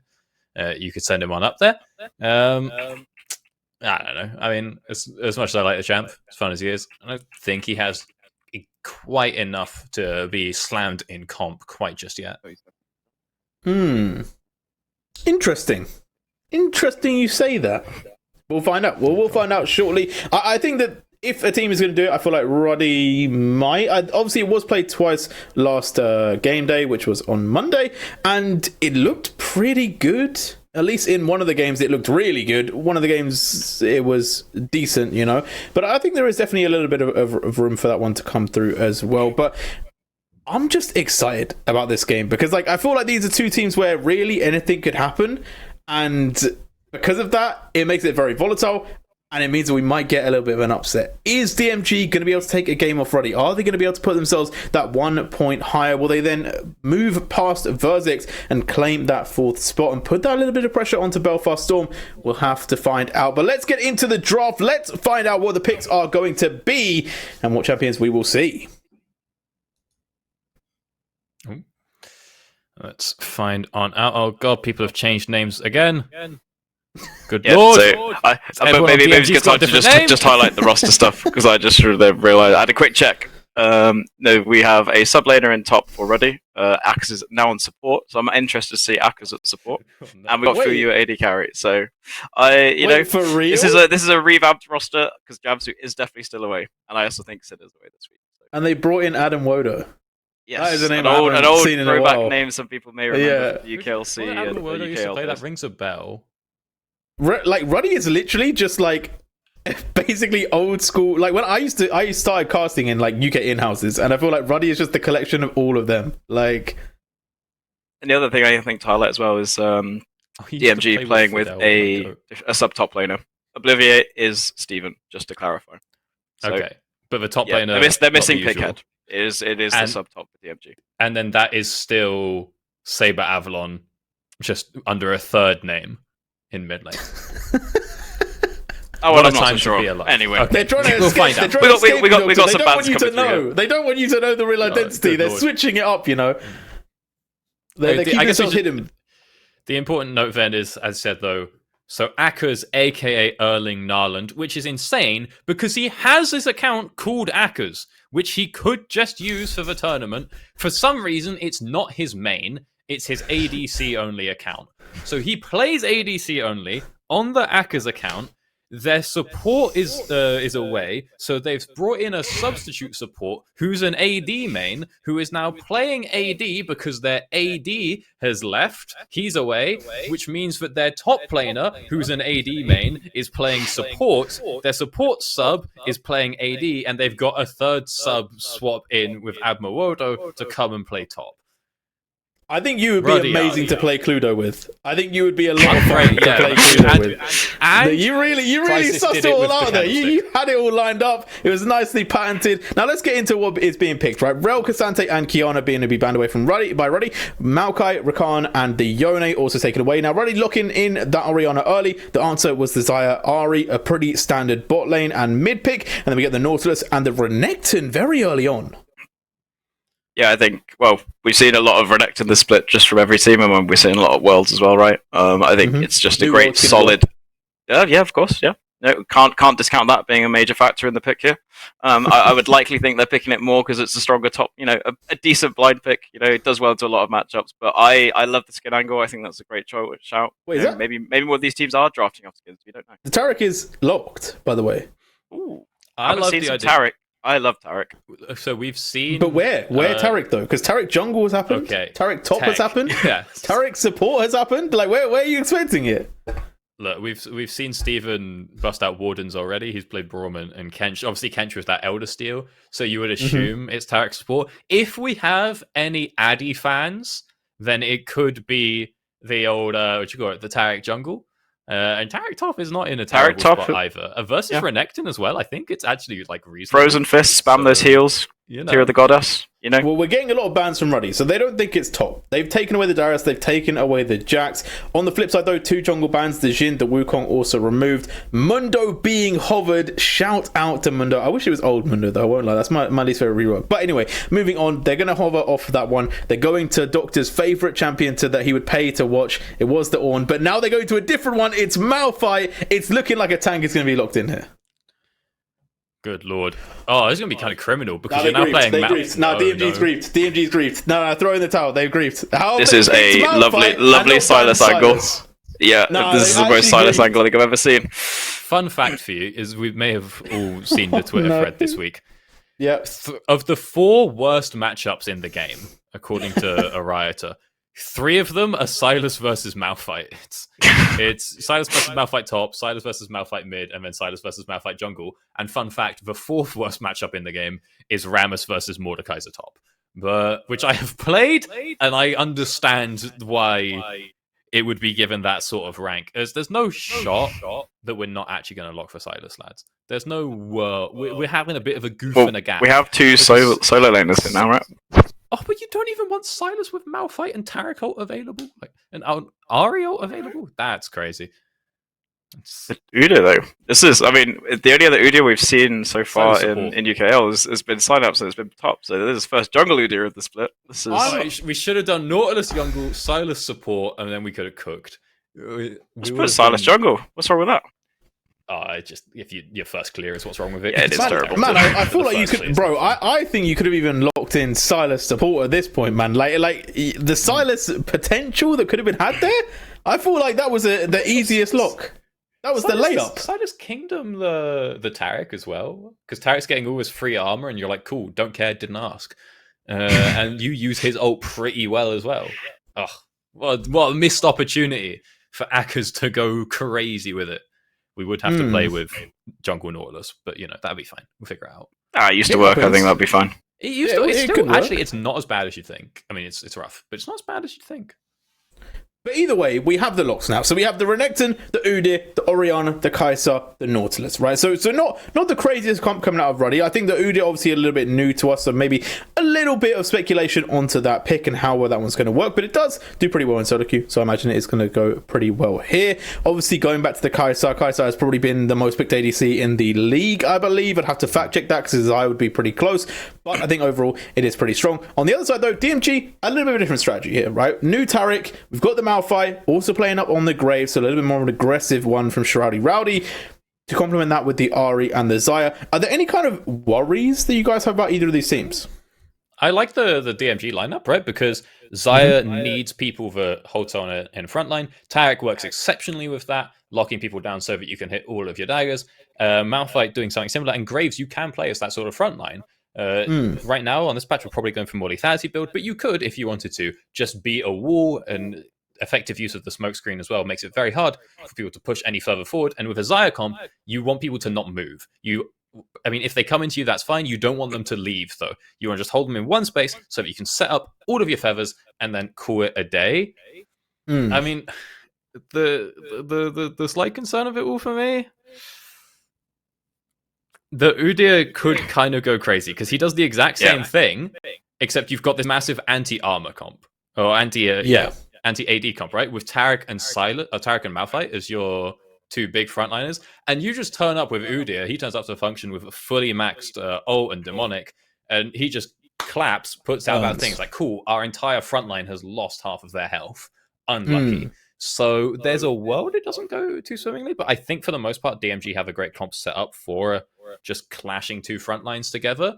The problem will then be in setting up scenarios to get that fight, because just because your comp does something, if you don't have any buttons to force it, you need to force it through superior macro, which is something we haven't seen too much of from DMG.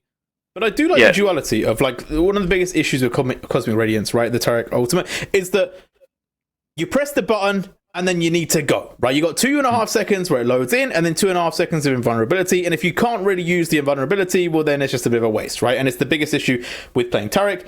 But they have locked in the go button. They have chosen Malphite, which is the you press R, the team is going in, because they're going to be knocked up. You're ready to play the game. Ahri can also dash in with the charm, and then the whole team fight is set up where you will have a massive advantage. I will say Ruddy obviously do have a little bit of ways to get out, right? They have the Kai'Sa with the Killer Instinct can kind of reposition. Renekton can move around, and Udyr is just pretty fast. But I do like the DMG have kind of set themselves up for this kind of team fight where they can play this one out. But in my opinion, and Synergy, I wonder if you kind of follow this one too. I feel like Ruddy could really just take away the early game and stop them even getting to a good team fight position. Yeah, that's kind of where I'm thinking their huge strong point in that comp is. I mean, Udyr is just by far one of the strongest champs in the game, and even the first 6 levels or so, right? Especially 1v1, like Graves cannot really ever take duels with him until if Graves gets his, first item, maybe there's an angle where before he really gets tanky enough, he can Graves can burst him. But otherwise, you're never winning that 1v1, right? So, and then combine it with lanes where you've got Orianna, super strong, gonna push Ahri in all the time, probably most likely gonna have wave control mid.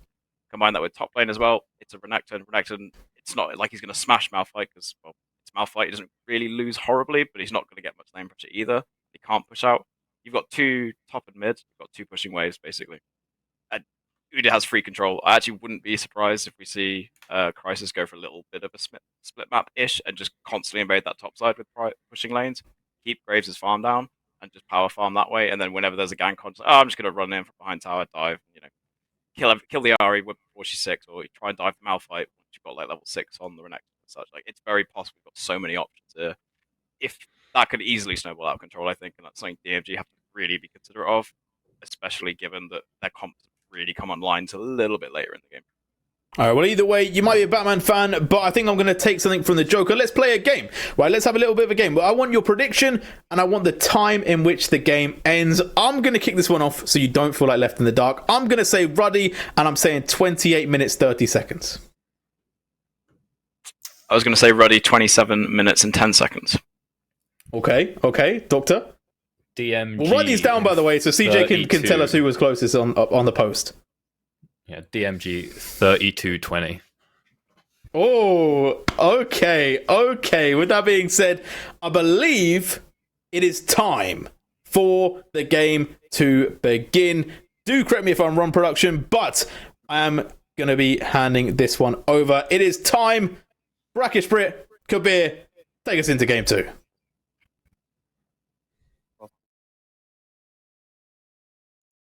Welcome back to the desk. It is indeed myself, Brackish Brit, alongside Kabir. Thank you, J-Real and the analyst desk. And Kabir, I'm going to give you a moment to talk at the start of this game because knowing these teams, you won't have that many times to wax lyrical throughout this game. Tarek, what's your thoughts? Good champion, really good champion. I like the champion a lot.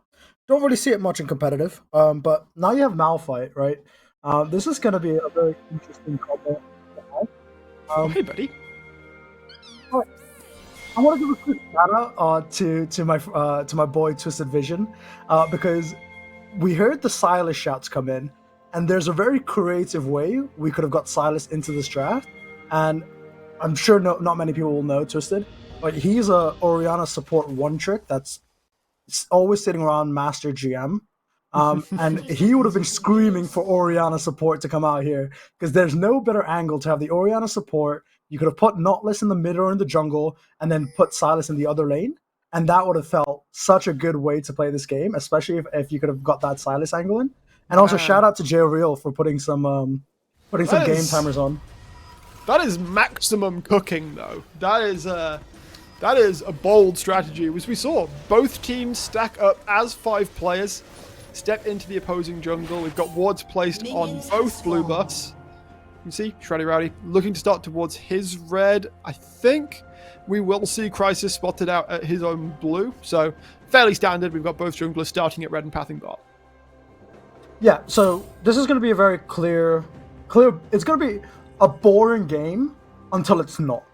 There shouldn't be nothing happening with Graves Udyr in the jungle. These champions just want to hit their camps until level 6, trade the objectives, trade the dragons, trade the heralds, and then there's going to be one point in the game where Renekton and Malphite show up, Graves and Udyr show up, and every button that's available is going to be pressed. And that's the wrong way, Tark. Then the game is this is just Avengers Civil War. We've got Captain America on one side, we've got Iron Man on the other side. Okay. Never mind. Shreddy Rowdy, by the way, that's what happens when you ward the enemy blue buff and spot the enemy jungler out. We were talking about Shroudy not being able to do anything about the Udyr. Well, apparently that's just simply not the case. He flashes in. Let's see this one again. Knows that we're already going to see Crisis pretty low. I think he manages to get the Krugs, flash forwards, and whole bunch of buckshot right into the back of the Shaman. One more hit, and in fact, will force the flash out as well from the mid lane on Ketsuo. And Shroudy Rowdy he says to hell with your quiet early game, Krabby. Yeah, have I had like the worst caster curse of all time? Like this might be I'm sure there's been worse. I'm sure there's been worse. I might retire, guys. Like, I'm not gonna say another word for the rest of this stream. Oh, okay. Brackish, it's all Already you. taking issue with this. We've got Akkers, we've got Fuyu, and we've got a very hungry Crisis looking to get his buffs back. Shroudy taking a step forwards. Akkers has to hook away because Steven and Yang now looking forward. Steven with the 3-man Dazzle, as it's going to be the flash out from Akkers. One more hit will do it. Flash forwards, and the Ahri will pick up a second kill on towards this Udyr, and Crisis is in Crisis this game. Yang coming forwards will find the feathers through Akkers as well, and that's a third for DMG. And Kaiser putting up that Yumi emote is my current facial expression. What the hell is going on? Okay, I'm not surprised with the Graves jumping over the wall. That's a lot. That's what Graves do. They can do that. This is just a really DMG game. This is just a really DMG game. Fuyu getting dough, flashes away from the dazzle, but it's going to take a large chunk of damage. Steven might end up dying out here. I think he's going to take one too many tower hits. Never mind. He gets out as well. The cleanest of plays from this DMG early game. And right now, Crisis is being relegated to taking away a chicken camp. I mean, Crisis, fittingly, his name was Brexit, but he couldn't manage to keep the never opposition mind. out. Akers took issue with that statement. And he's going to jump all the way forward, finds a shutdown onto Yang. Production, can we just get like the Fiesta music going? Can we get like a mariachi band in here? Benny Hill. Because that'll do a better job than us casting this game. How's he again? Jumping forwards onto Shroudy Rowdy. In the meantime, we see Crisis taking his third death, but taking the Ari with him. And Akers will finally be forced out of this bot side jungle. Shroudy can finally pick up his blue buff. Thank God I bought popcorn when I went to the shops. I'm cracking that open. I'm gonna eat some popcorn while watching this game. This is entertaining already. Oh, I'm so jealous. I got some 5 minutes and there's already 7 kills, Kabir. Let's just say if I was a coach and I was on either side of this, I wouldn't be the happiest. Now, Torok, and I didn't realize Torok was on DMG. Torok's a very close friend of mine. As soon as the draft started, I messaged him saying, I'm casting your game. And he sent me a quick reply saying, don't judge the draft. Now, there's some question marks with the draft, but if you guys are going to play this way, the draft doesn't matter. It's purely hands. This isn't KSI, Tommy Fury. This isn't Logan Paul, Dylan Dallas. This is literally just 2 people, no defense, only offense. Just throwing haymakers at one another until one of them falls over. Right now, it's DMG who have had the lion's share of the better hits in this early game. Meanwhile, we are going to catch the situation. I mean, yeah, that's just Yang being low on health and Akers having access to an ignite. I think this is just a big disrespect on the Ari's part, not respecting the fact that the Udyr was there. Ketsuo sort of gives up on this play. The chase down is here. Oh, and 1 health. One health. Brexit, he left a bit too soon. He cancelled the auto as well. Oh no. No. What if the Benny Hill music? We need it. Is that copyright infringement? No, is let's that not slow it down. allowed? Let's slow it down, Kabir. We have DMG starting off the first Drake of the game. It's going to be a Mountain Drake. In the meantime, the Ari looking to go ham in the mid lane, but is going to find himself in a slightly rough situation. And Dazzle, however, will give him a little bit of space, and this is not an Udyr that is tanky enough to deal with anything. He is sent packing. Has to burn his ghost to do so as well, as DMG do secure that first Drake. I do respect the boots Dark Seal into I'm gonna try and fight angle. You have to respect the Udyr mentality, right? Chick GG raised a great generation of Udyr junglers. Oh, hey, Shroudy. I mean, you're not getting out of that one. One more auto will do it. And that is a second kill for Shroudy. And, yeah. Crisis has been, as you said, I respect it. I definitely respect it. I saw him pick up a blasting one for a second there, but he chooses to switch it out for the Giant Spell. And Fuyu has been left alone in the bot lane. They're going to try and chase forwards. Steven goes a little bit too deep. Yang goes a little bit too deep. Steven takes one too many tower hits, and Fuyu's going to survive. Akers still looking for the chase down here. Meanwhile, there's a kill top lane as Adam Werdo on his signature Renekton is going to go down. Also, there's a roam towards mid lane as Ketsuo gets out. We'll be able to take down Steven below this tower. This is nigh uncastable, Kabir. What is happening? I'm eating my popcorn, man. And Shroudy dies as well, and we've got... He's gonna die again. He's gonna die again. It's gonna die. Another one. It's a double kill. As I guess he heard us. I guess Crisis just heard us and went, okay, I need more kills. I need to be validated in this game. I don't know who I am. It's 8.5 minutes, and there's 14 kills now. This is a meme. It's a very obscure meme, but it's just I don't know who I am. I don't know where I am. All I know is I must fight, and that's Udio right now. That's this He's just entire here game. to fight. Screw the Udyr, Kabir. This is everybody. I don't know, like.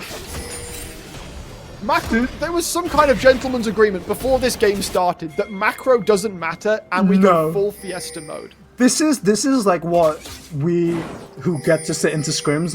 This is what we call Game 5 syndrome, where it's the last scrim block you've been playing for 4 hours already. After every game, there's been 20 minutes of review time, and it's just this is we need like a what do you call it? What did we get for COVID? The injections? What do you call them? We need a vaccination for this, man. We need a vaccination for this unga bunga. Oh wow! Goes over the wall. Is going to be able to survive jumping back out with the Spirit Rush. And I can't stop we ever get it laughing. confirmed if this is still just Zinyu under another different name? I can't stop wanna get laughing. that- get a double check on that. Rakesh, I'm creasing so hard right now. I can't control it. Well, right now, Steven is trying to run down Crisis, or at least run him back into his jungle so they can start up the first Herald of the game. Meanwhile, Sim's ready, not too concerned about it. They might just want to give this one across, although we see Akka's coming in. Adam Mordo is already there as well. Looking at poke in. It is still Zinyu playing for the mid lane. Adam Mordo now going to be able to get out.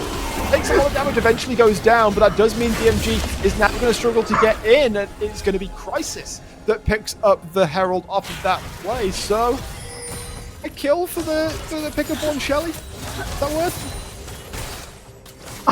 Why is Adam Mordo flashing?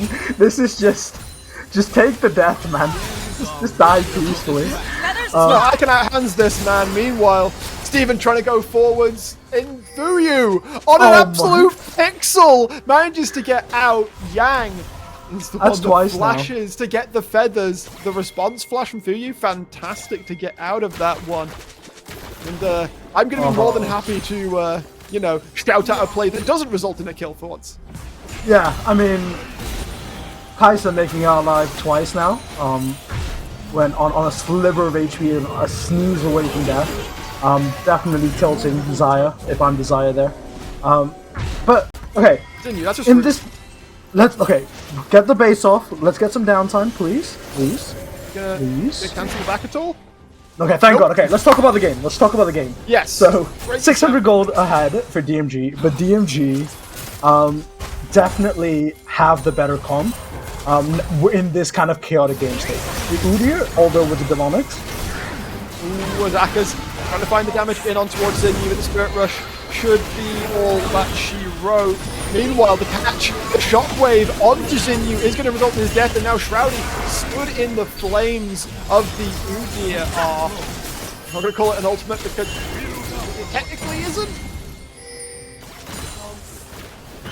okay.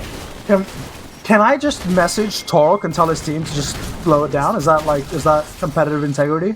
Just so we can get the cast out of this? Let's keep it. Let's keep it all above board.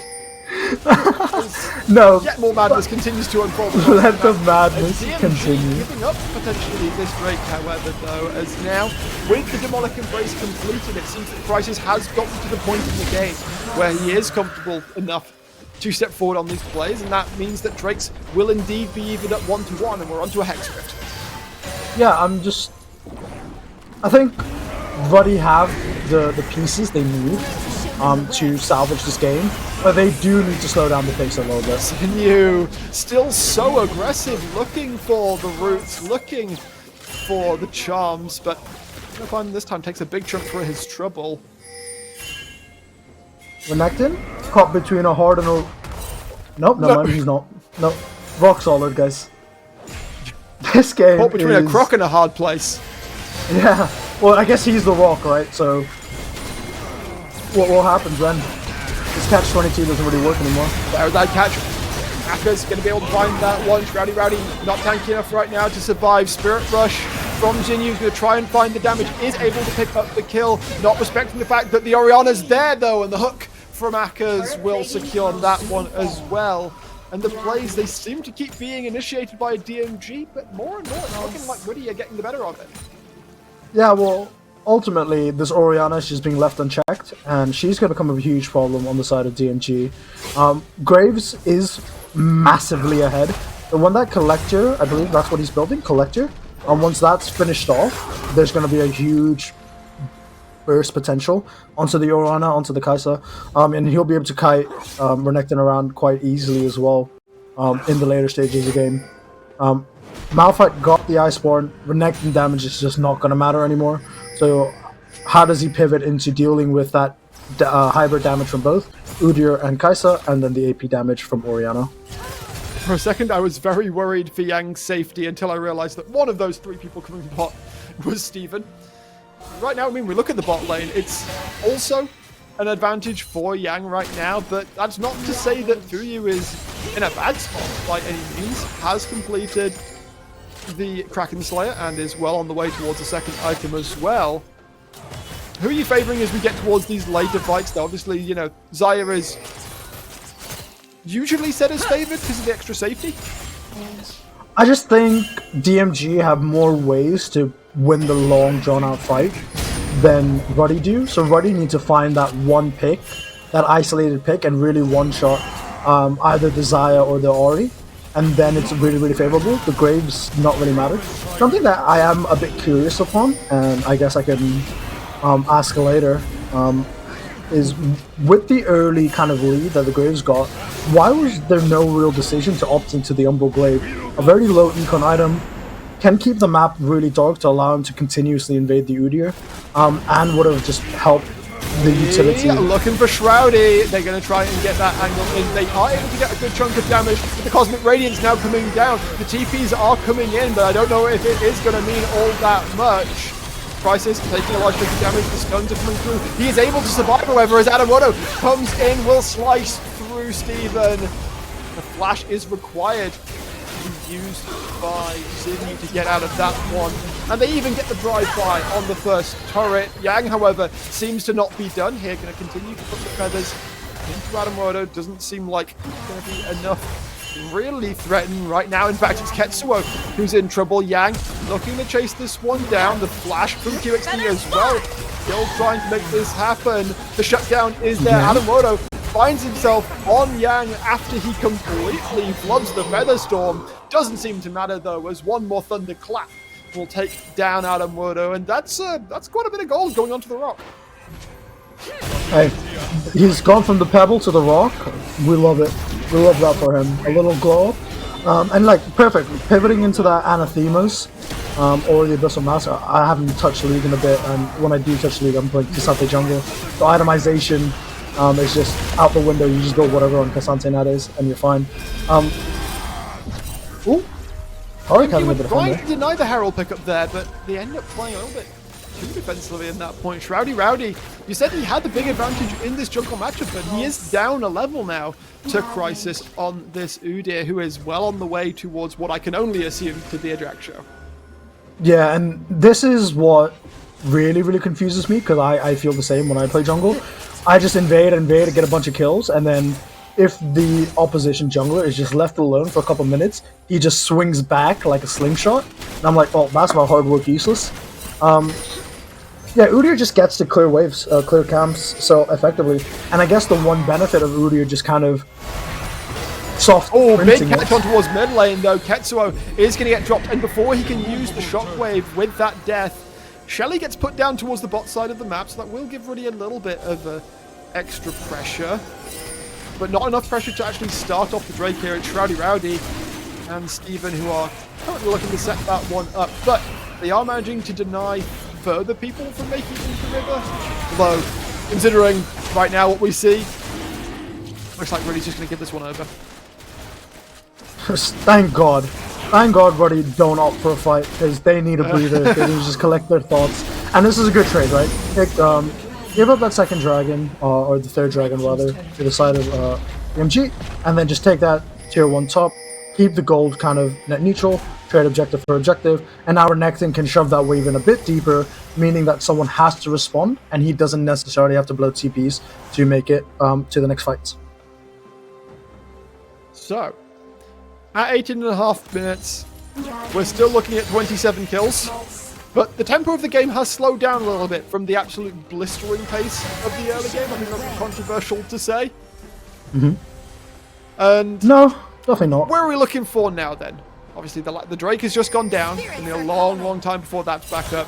We haven't got Baron on the Rift right now. Where are you looking to target if you're, say, DMG? Well, right now I'm making sure my Kai'Sa doesn't die.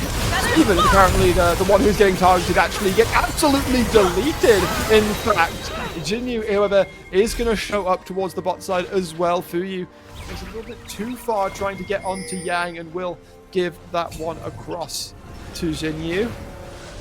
So here's my little, I don't know, rant, I guess you can call it a rant, with Taric Yeah. R. A lot of people use Taric R to, when they're low, like a Tryndamere ultimate. I very rarely understand the value in that. I think it's always very just best to risky. pop it early. Just because once that Taric in-1 runs out, you still have your full health bar to play with. So maybe it was to like bait the engage, but as soon as that Q comes out, there should be some sort of reaction from Steven to just press that Taric ultimate, get that down, so then maybe he lives and you can still get a very favorable fight out of it.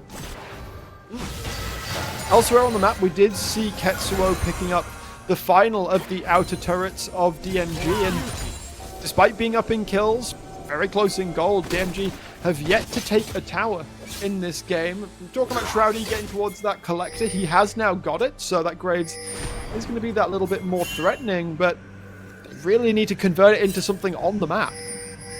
Yeah, and I think this is where the Xiaolu really shows its difference, its value. Looking for Akers, but Charm misses, Everfrost misses, there's no catch found. And this might signal a really good way to get some vision, preliminary vision around this Baron.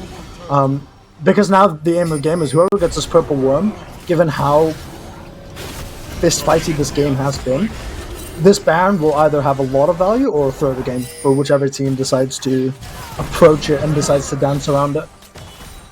So we saw Zinyu take a back there after the failed attempt onto Akers. He's now currently farming out the bottom lane, and we are going to see ourselves settle into a little bit of a 1-3-1 right now. Top laners clearing out their waves. Mid laners currently sat towards the bot side, and then jungles and bot lanes playing around the rest of the map. Yeah, and it's relatively even across the board. I guess the goal difference between Malphite and Xayah is offset by the goal difference between Graves and Udyr, and Orianna and Ahri. So across the board, it's relatively even. Even though there is a 1.2k gold lead for the side of Ruddy, I think that doesn't matter too much, just because of the items the tanks can buy. Having these items on Malphite and Xayah are so crucial going into the later stages of the game. So, who gets the better dance? Who's the better dancer? Who watches more Come Dance With Me on TV will dictate who wins this game, I think, around on this Baron. And I think the third Inferno will be really crucial. It's really interesting to me how the game has gone from back and forth brawl fest to sudden macro. This has gone full macro. Yeah. Where have the kills been in the past couple of minutes? It's all been pushing vision, clearing wards, looking for people out of position who could get jumped on. I'm looking at you, Yang, right now. Zinyu pushing out the bottom lane. We saw Ketsuo looking for potential supportive angles from the bot side. We'll just catch that wave forever, and we're waiting for this next big play, which I have to assume is the next Drake, the Infernal, coming up in... No, it's going to be a Hextech. Spectator client. I've been debated by it as well. Spawning in 30 seconds time. Yeah, it's yin and yang, right?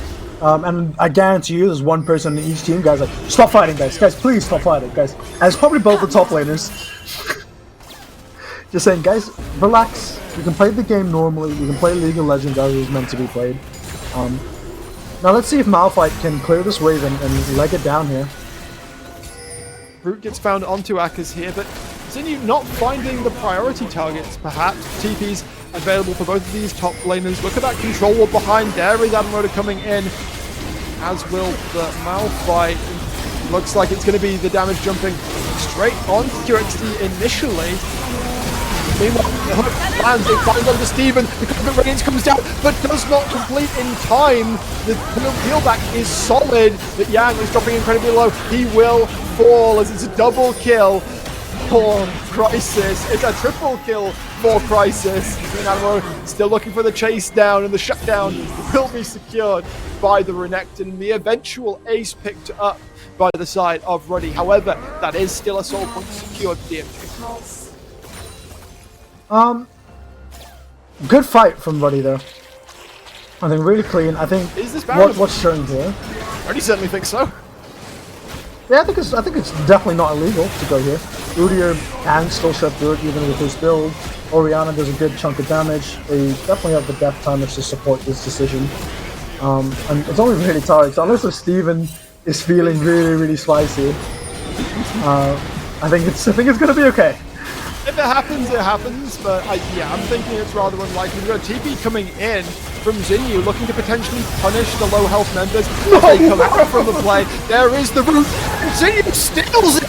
He steals the Baron away. Steven is going to get taken down here, but there is no way in hell, Crisis, you get out of this situation. One charge of Spirit Rush still available. That's a triple kill for Xinyu. And suddenly, this Ahri, who felt like wasn't making all that much of a difference in the game, steals the Baron and flips it right on its head for DMG. Well, I said it 5 minutes ago. The Baron either wins you the game or throws you the game, and it might have just thrown the game for Ruddy and won the game for DMG.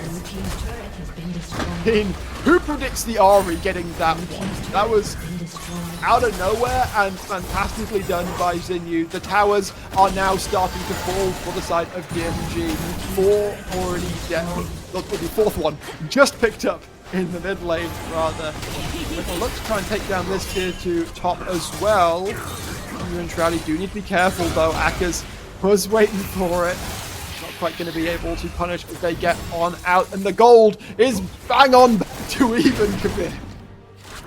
Yeah, this game is literally a game of baseball. Everyone's hitting home runs, and it's just going back and forth. I just want to quickly point out, at the start of the game, J-Real, Doctor, and Synergy, they gave their game time predictions. J-Real and Doctor, I want to prematurely disqualify you now, because I don't think the game's going to end before 30 minutes. So Synergy's still in the fight. Adamoto having not the nicest of times top lane, getting kind of ping-ponged by Shroudy and Xinyu, but it's very close to taking the Ahri down as well there, despite all the damage being put forward. It's a tanky Croc. Well, Yang, Steven. Keep an eye on him. Cosmic Radiance coming out. It will land. That's only 2.5 seconds from vulnerability. Steven still being the one primarily targeted. The shockwave only hits onto the turret, and now it's these major members looking for scraps of damage that aren't there. Shroudy will take down Crisis, and Fuyu is left to run for the hills for the base as the only member of Ruddy still alive. DMG crack it wide open. So I think this should be an inhib and the 2-2s. I think anything over that might be overplaying their hand. It will definitely be a courageous push to end the game. So I would like to discount it. But anything can happen. To delay the back out from Fuyu is able to prevent it. That does mean that at least the base will be open. The mid inhibitor will be taken. The Hex Gates will allow DMG to abscond from this situation. You can even look for the tier 2 in bot lane. Clear out all of the standing gold still on the map. Xinyu is at the top tier 2 as well. There it will go. And just like that, the map has suddenly gotten a lot darker for the side already. Yeah, and this is how DMG can play, right? They can get that pick on the Renekton, although albeit almost a 1v1, and then Malphite still having R. Just taking that fight for the side of Ruddy was, you need to really get that kill so fast, but great from Steven. Sees the threat come in, instantly presses R, by so much time, and then once that R runs out off the target, he's still healthy. They still have to kill him again, essentially twice. 20 seconds. Kabir, 20 seconds for the next Hextech Drake to spawn onto the Rift. DMG are here in full force. Ruddy are round and about, but it does feel like that they are going to have somewhat of a struggle get into this rhythm. We see DMG looking to maintain complete control over the mid-wave trio. They've got a super minion there as well. In comes QXD, winning the unstoppable force. Rowdy has already taken down Akers. The flash out will keep Tetsuo alive for a moment, but how much longer does it really matter? The catch from Zinyu finds the takedown onto Fuyu as well, and for some reason Madamuda is trying to deal with Shroudy right now. Yes, Crisis, you're running away very nicely, but you've got a base to defend, my man. He's going to try and run away as best he can. Eventually, Yang can be able to take that one out. Shroudy still chasing for Ketsuo. The slows coming through.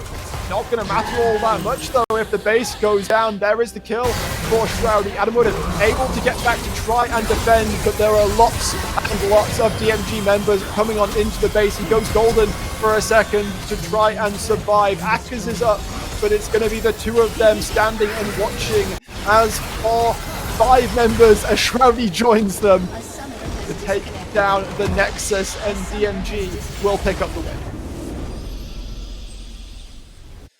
Brackish, you need a tall glass of water, a Red Bull, a pint after having to cast that game, a cup of tea or something, because my God, earlier. You've worked overtime watching these two teams play. Well, that was a fun that was a game fiesta. of League of Legends, PC edition.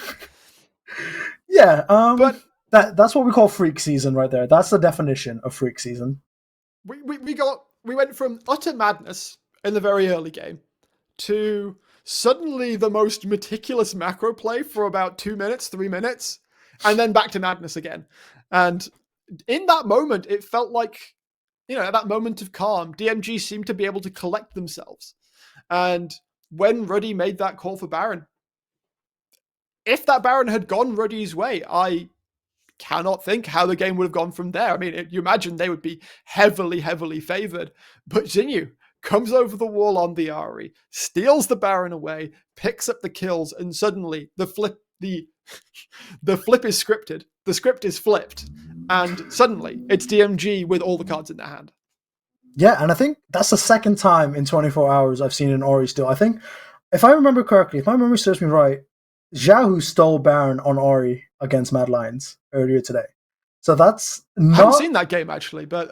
spoiler alert. Put the graphic up, put the graphic alert. Not listening. But what a game. A fist fight till the end. Bloody noses on both sides. What else did we expect from Ruddy and DMG, though? That was exactly what I expected from a battle between these two teams.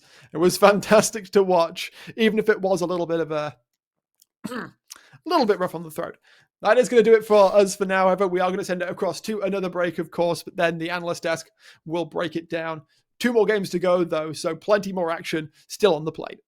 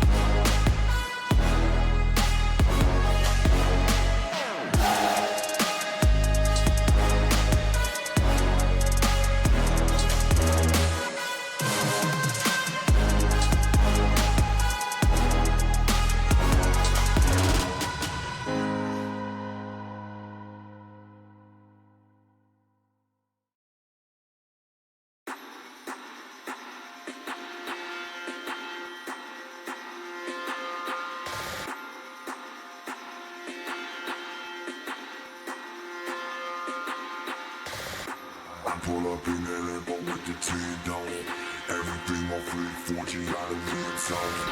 I pull up in that Lambo with the 10 on it. Everything on flip 14 got a rims on it. I pull up in that. I pull up in that. I pull up in that. I pull up in that. Pull up in that. Pull up in that. Pull up in that.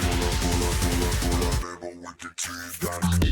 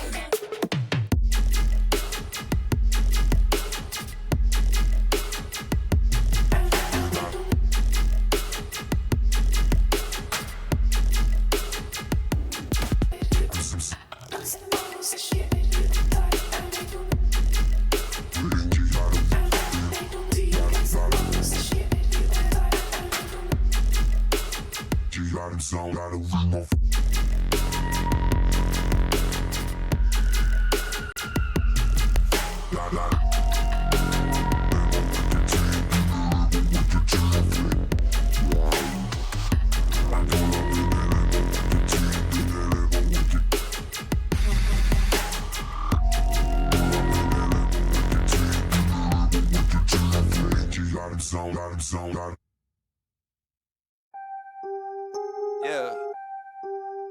Yeah. After I get it, I reinvest. After I get it, I reinvest.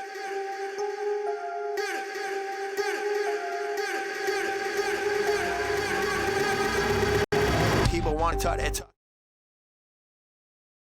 Hello everybody, Jump Scare, new host. My name is Trajan J-Real, stepping aside for now, but we're keeping Kabir off the casting desk onto the analyst desk, and Synergy, we just can't get rid of this guy, so I guess he's sticking around as well. And what a game! What a game! And I kind of with a question mark, what was that game? Kabir, you got to see it, you got to cast it live in maybe one or two words. How would you describe what we witnessed here today between Roddy and DMG? Clown Fiesta. Perfect. I couldn't have picked a better two words. They were the two words I had in my head as well, so... Yeah, that's why we developed this term, is for games like this. Absolute nonsense from start to finish this one. And just to quickly check in on what J-Real set up beforehand, in the predictions game, J-Real did get closest on time with 28:30, I believe he had, and it was a 29-minute something game. But Doctor got the winner, okay? So he picked the MG, so, you know, half points either side. And maybe we'll be able to be a bit more accurate, but who could have predicted anything that really went on in this match? But let's get into that early game. Let's step forward, and we've got an opening replay here just to show how it all began. We have a little invade coming out of Shroudy Rowdy Synergy, and this is where the action all kind of kicked off, right? This was the match that struck the fire. Yeah, and it's a good, it's a nice segue into what we talked about on the desk before the game, in that, you know, we kind of highlight the idea as, oh, he's got so many options in this early game, you know, got a strong top laner, a strong mid laner. So to then get invaded, lose, you know, his first buff, and then also get invaded again afterwards, it's like completely disrupted those first 5 minutes, which is something they really wanted to play off. And we saw that kind of snowball in DMG's favor in the early game, up until it didn't. And I think that's going to be a theme of this game both ways. Yeah. But I think that's a smart adaptation to, you know, oh, we were going to lose this early game if we just kind of, you know, played very standard. But, you know, they actually had a plan. They executed it well. And it paid dividends for them, right? Yeah, they were very clearly coming in with a pretty scrappy attitude. They were not looking for a controlled victory in this game. We saw the way they attempted to fight back with their own counter invade that then kind of went wrong in its own magical way. So Kabir, as we stepped forward through the kind of first 10 minutes of this game, just talk to us about what these teams both did to try and assert dominance, what you liked out of each side, which decisions you maybe thought were the most impactful. So, just to reiterate the point on this, the first invade, this is a very Canyon thing to do. This is prime Canyon 2018, 2019. You take your first buff and then you hop over the Dragon or the Baron Pit, respectively. And it's so good that they got that first Ward Dons. They know where the Udyr goes. That really puts such a level of variability. Walk straight through mid, gets the Orianna flash as well. Then that invade, and just having your team kind of follow you up and say, I don't mind giving this camp away. My team's coming. The Avengers are assembling. We're going to get these kills on the way back. Like I said, this is Civil War from start to end. It's so much fighting happened. I can't even remember what the first 10 minutes looked like. I just remember the first just a blur. Death. I remember the first death, and then the Nexus exploded. That's all I really remember. You thought I was casting the game. What was really good is from both sides, if we watched just from their own little tinted glass, it looked like controlled chaos, right? And that's I think that's the styles of these teams, right? Both DMG and Ruddy like playing these highly chaotic environments, and that's why in that 2, maybe 3 minute period right before Baron spawn, where there was a really calm wave, they got to really set up that big haymaker blow. And Ruddy actually found it. Ruddy found it on that Dragon. Even though they lost the Dragon itself, they got a really good fight. And if it wasn't for Ori being there, if it wasn't for that darn charm, if it wasn't for that, they get the big purple worm, they get the Baron, and the game could look completely different. We could still be in that game right now. Who knows? Yeah, it could still be going on. Legend says it's still going on in another dimension where that exactly charm doesn't another land, timeline. But we do have a replay of that Orianna ult, that Dragon fight and synergy. You can maybe walk us through this one in a little bit more detail as it rolls out. But this really was a turning point for Ruddy, where we thought maybe they finally got it in hand. Maybe the chaos is finally unraveled. Yeah, for sure. I mean, obviously they get kind of the first entry, and then they're all nicely spread out, which obviously DMG's comp is wanting them to group up. They get a nice hook into a nice shockwave, and then they get the kill before the Taric ult goes off, right? And that's like the one thing playing against Taric is if you still burst someone in that small window, you can kind of then just peel back slightly and then kind of re-engage afterwards. Getting that kill before that is even better. So, the way they kind of split early to avoid the Malphite, avoid getting 4 or 5 manned. Malphite's just stood there in the pit, just like, I'm a big rock, and I'm just literally be a rock because I can't move, I can't do anything. And it gave no option. So that was a very cleanly played fight, and obviously credit to Ketsu's fantastic Orianna ult. Yeah, it was another strong performance of him. Ketsu's Orianna has developed its own reputation for sure, and then, as you touched on, Kabir, that Ahri charm stole the Baron, and ultimately DMG were able to bring control back under their own hands and managed to push it down. They found some great team fights of their own, some excellent Malphite ults, and they took the win over Ruddy. So the struggles for Ruddy continue. They cannot find that consistency they saw in the first couple of weeks. Obviously, we've had a lot of roster shuffles, and that is not going to help that, and maybe the main roster returning will see some sort of improvement getting back on track there. But for DMG, they would love to get back to the success of the early weeks as well. So we'll see how these teams develop into the playoffs picture, which is coming up very fast. But for now, we've got game number 3 ahead of us, guys. Lions Creed Academy versus Belfast Storm. Now, this should probably feel like a bit of a more lopsided matchup, but Belfast Storm, Kabir, we've not really loved the consistency from them either. They've had this clear game plan going forward. It looks like the Belfast Storm of old, but it's just not working out in the same way it used to. Yeah, I mean, I think coming in as an outsider, I'm not massively familiar with every single game going on in UKL, but something just hearing about Belfast Storm and keeping tabs as in preparation for today. When you deal with consistency issues, and I guess I can talk more about my coaching experience here.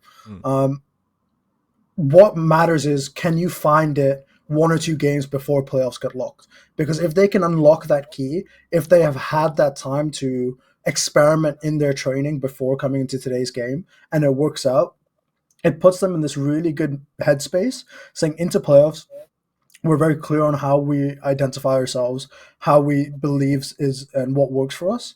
And maybe, even though they might be a bit inconsistent up and down the road, prior, maybe it's unlocked more information for them to be good. So today's game is going to be really vital, not only to lock them into playoffs, but to really give them a good game plan moving forward into the best of threes, into the best of fives. Yeah, we are going to have to see some development out of them, I think, a bit more strings to their bow if they want to take that forward. But we do have a little graphic to just show one of these historical elements of Belfast Storm, which is the Vayne God Vayne, the titular Vayne for this player. And we just haven't really seen as much impact from it as we did in the past, Synergy. Yeah, I think it's strange because Vayne is not something we obviously would expect to see as a general meta pick right now. Like, yeah, there's definitely like cases to be made for her, but she's not Xayah, she's not Rakan. Yeah. Obviously, it's Vayne God. It's a brilliant Vayne player, so we expect it from him. I think some of the struggles they've had is they're picking it because they haven't quite got the champion depth that they would maybe need to function, completely across the split. But when he has played it, I think all bar one game, has had really, really good performances on it. Has always kind of been the primary carry threat, and they often do look to play through Vayne God, especially when he's on Vayne. He is very, very mechanically adept at that champion. Oh yeah, and you can see from the numbers, right? Yeah, you can still see what happens when he gets into a mid to late game team fight on this champion. He just comes alive, but we do have a graphic as well to demonstrate the stats without. And before, we maybe would have expected this to be massively in favor of the Vayne, Lars Fiora-esque. But now, Synergy, it's not that much different. The gold is a little lower, but if you look at the KDA, we're not seeing too much of a difference there. Yeah, I mean, obviously the CS is kind of a big one, and I wonder if we were to look at maybe match length, maybe that's something as well. But no, you're right. I think the KDAs are still the same player. He's still got to have the same raw mechanics, right? It's just not quite so fine tuned. And I think as long as they're smart to pick Vayne when they have kind of in the right situations, it's a great pick to have in your belt when it fits. You need someone who's like murder tanks, for example. Great time to pick it. Obviously, it's short range, and at the moment with the current mid meta, Orianna, Syndra, Vayne is going to struggle a little more there. Obviously, the mobility helps, but we've also then seen it tends to fall to Kai'Sa, right? So if the pool is squeezed, that's when we see the Vayne come out, and sometimes it's not always in the complete optimal chance where you want to take it. Yeah, it's just interesting to see him getting pushed onto the Vayne almost at this point now. We'll get the roster up just to show who is playing, because we have had some shuffles from Belfast Storm on and off over the last few days and weeks as well, with Rengus in the top lane today, Wildstar's back in the jungle, so not Sojin today, Limsy, Vayne God, and Zerg still rounding out that bottom side. So we do have almost a return to the full starting initial roster from Belfast Storm at the start here, so we won't have to deal with Sojin's fiddlesticks anymore, I imagine. That was certainly making some impact over the last few games. I'm almost sad to see it go, I'm not gonna lie. I love a bit of fiddlesticks in the game, certainly makes the fights exciting. But for Wildstars now coming back in, we're expecting to see them returning to, I would imagine, a fairly similar Belfast Storm strategy, which is the enabling jungle, kind of bruiser or tank top lane, depending on the matchup for Rengus, and then Vayne God to carry, Limsy to be on a mage, and Kabir, with that as a formula, with kind of centering around this enabling kind of bridging jungler as opposed to the carries that we've started to see come out. How do you feel about that style of jungler on this current patch when we are now seeing a lot more carries coming out left and right? I think meta, like if we isolate it in the meta, obviously not the thematic that Riot is trying to push the jungle into. However, it takes a real kind of dedication to master the craft of being a supportive, a more facilitating jungler. And those who can really understand the nuance and the depth that it affords your team, they're the hidden MVP. They might not get all the credit. They might not get the big damage numbers. Literally never. But they're that missing piece. The Benkeys of the world, you might say, for example. I'm the first pick Kabir Sejuani. He's gonna hit every ult and he's gonna get every objective. But at no point am I getting a pentakill, right? No, you know Smithy then, right? No. If you're hitting every ult, no. Definitely not. But yeah, it's a craft. It's a craft that many junglers either get forced to learn or some want to pick up that challenge. And for those who do, hats up to them, because I've been in that position, so full respect in that regard. Yeah, it is a craft that I think Wilhelm, their original jungle, was very adept at, and we'll see if Wildstars is even opting to go back into that style to enable the kind of quintessential Belfast Storm strategy, or if he is going to continue on this kind of carry mage path that we've seen out of Sojourn, out of so many other junglers in this league as well. But for now, let's take a look at their opponents. Lions Creed Academy, 2-9 right now, still struggling to put the wins up, but they have this new mid jungle, Choi and Bent. And now Synergy, just give me a raw take on, do you think this Lions Creed roster is better with this new mid jungle? After they've come in, the results are obviously fairly similar, but do you think this team has a higher ceiling? Yes, without a shadow of a doubt. I think, whereas before in the earlier days they were struggling massively, they didn't seem to have almost an identity. It looked almost aimless on the map a little bit at the time. I think a lot of that is definitely kind of the jungle having changed, specifically, because I think it was something we kind of maybe criticized. I think Obsidian for in the early weeks, like just not having an impact. It's like, well, if your jungle's having no impact, that's a huge issue. But they've taken so many games that they haven't eventually lost, but they've been so much closer. They've had look what looks like clear game plans. And the problem is now is that they have to win every single game from now to still have a chance of making playoffs and avoid relegation. It's a very uphill battle for them. Yeah. Can they do it?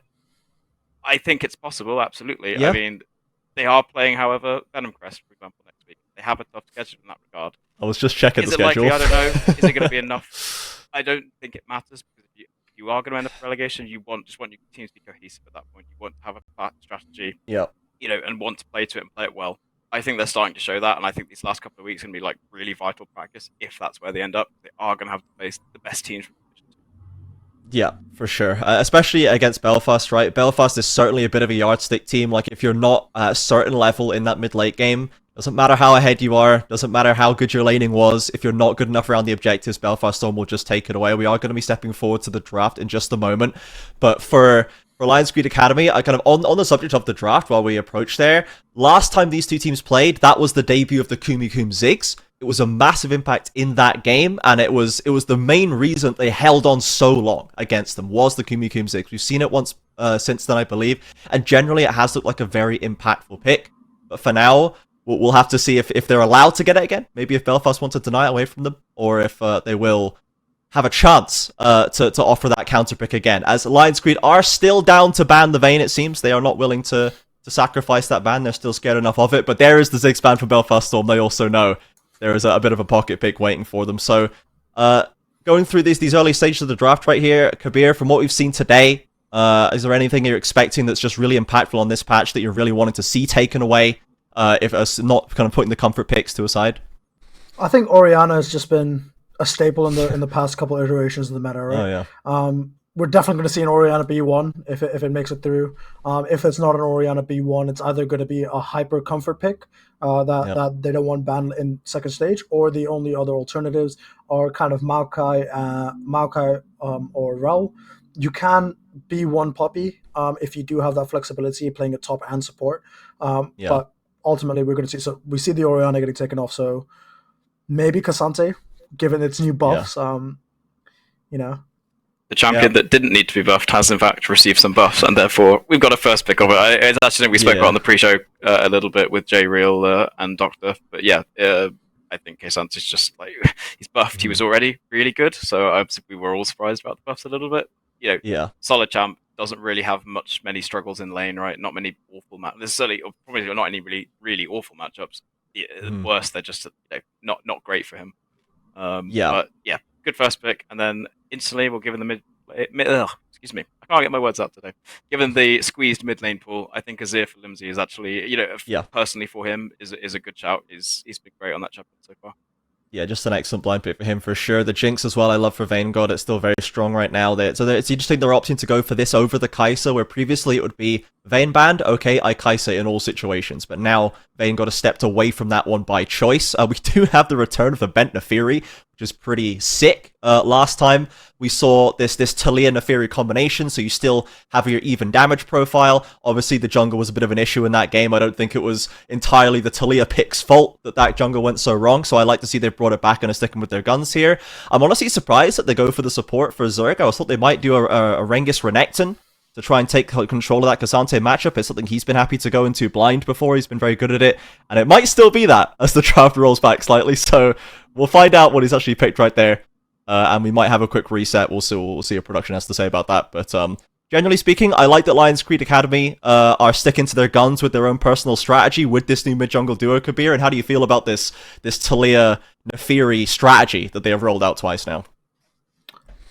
Not too familiar with it. Again, being part of NLC Div 2, we haven't seen Naafiri being played. Yeah. So this is gonna be a fun game to watch because Naafiri, what an annoying champion. I'm a Tamkin top OCP in my former life, and every time I get a Naafiri, it's like, I'm gonna go FK. It's like Yorick but worse somehow. If it were possible. It's just not fun. But I like the response from as Thresh, and great to see the Blitzcrank banned out, because if I'm on the side of Lions Creed, I'm screaming Blitzcrank into a Thresh Jinx. So curious to see how the game's going to evolve here. So we had focus out from Lions Creed Academy. They've taken away those kind of early game gank heavy skirmishy junglers away from Wildstars with the support focus from Belfast Storm. We had the Sojin hover for commendation there, but it is just the Jarvan. It is kind of the next best option there as they slammed in Bard Swain bot lane. So the shenanigans continue for Kumikuma and the Heathen synergy. I'm not going to pretend I play a lot of Bard. I haven't played that matchup with Bard and Swain. Yeah. All I can imagine is that the early game with that is if any Bard Q lands, if any Swain E lands, you've set up it's Jinx. Jinx is going to get absolutely like splattered. That's going to be so annoying as well. Really high pressure lane. Swain is going to be, like, after level 6, pretty comfortable just farming on his own. And Bard gets to do what Bard does best, which is roam around the map, drop pink wards, clear wards with zombie board, get a load of vision for his team, and just generally be very, very annoying. We've got two very different styles of comps here, right? Like, Belfast Storm are like, I'm going to team fight you, and I'm going to absolutely murder you in any 5v5 situation, if given the chance. Lions Creed are like, nah, don't really want to lane, don't really want to fight, we're just going to roam around in little, like, death squads, so like 2 and 3 people. Make picks, and then once you've made those picks, you can't utilize your 5v5 properly. We're going to do our thing. Yeah. Kabir, you look visibly excited to see the Bard Swain come on here, so give us your take. Happy. Yeah, tell us about it. So Swain's a thing that I've learned a lot about. I'm a big fan of Swain. I play him a bunch top. I play him a bunch support. But Fruity Fresh, the ex-ADC for 42 Gaming, the team I used to coach, he was a big Swain ASOL pocket pick enjoyer. And for the whole of the winter split, the Aurora Cup, every ban was Swain ASOL, Swain ASOL. And the beauty of Swain is it thrives into these short range, relatively immobile ADCs. You're going to hit your E pretty much whenever.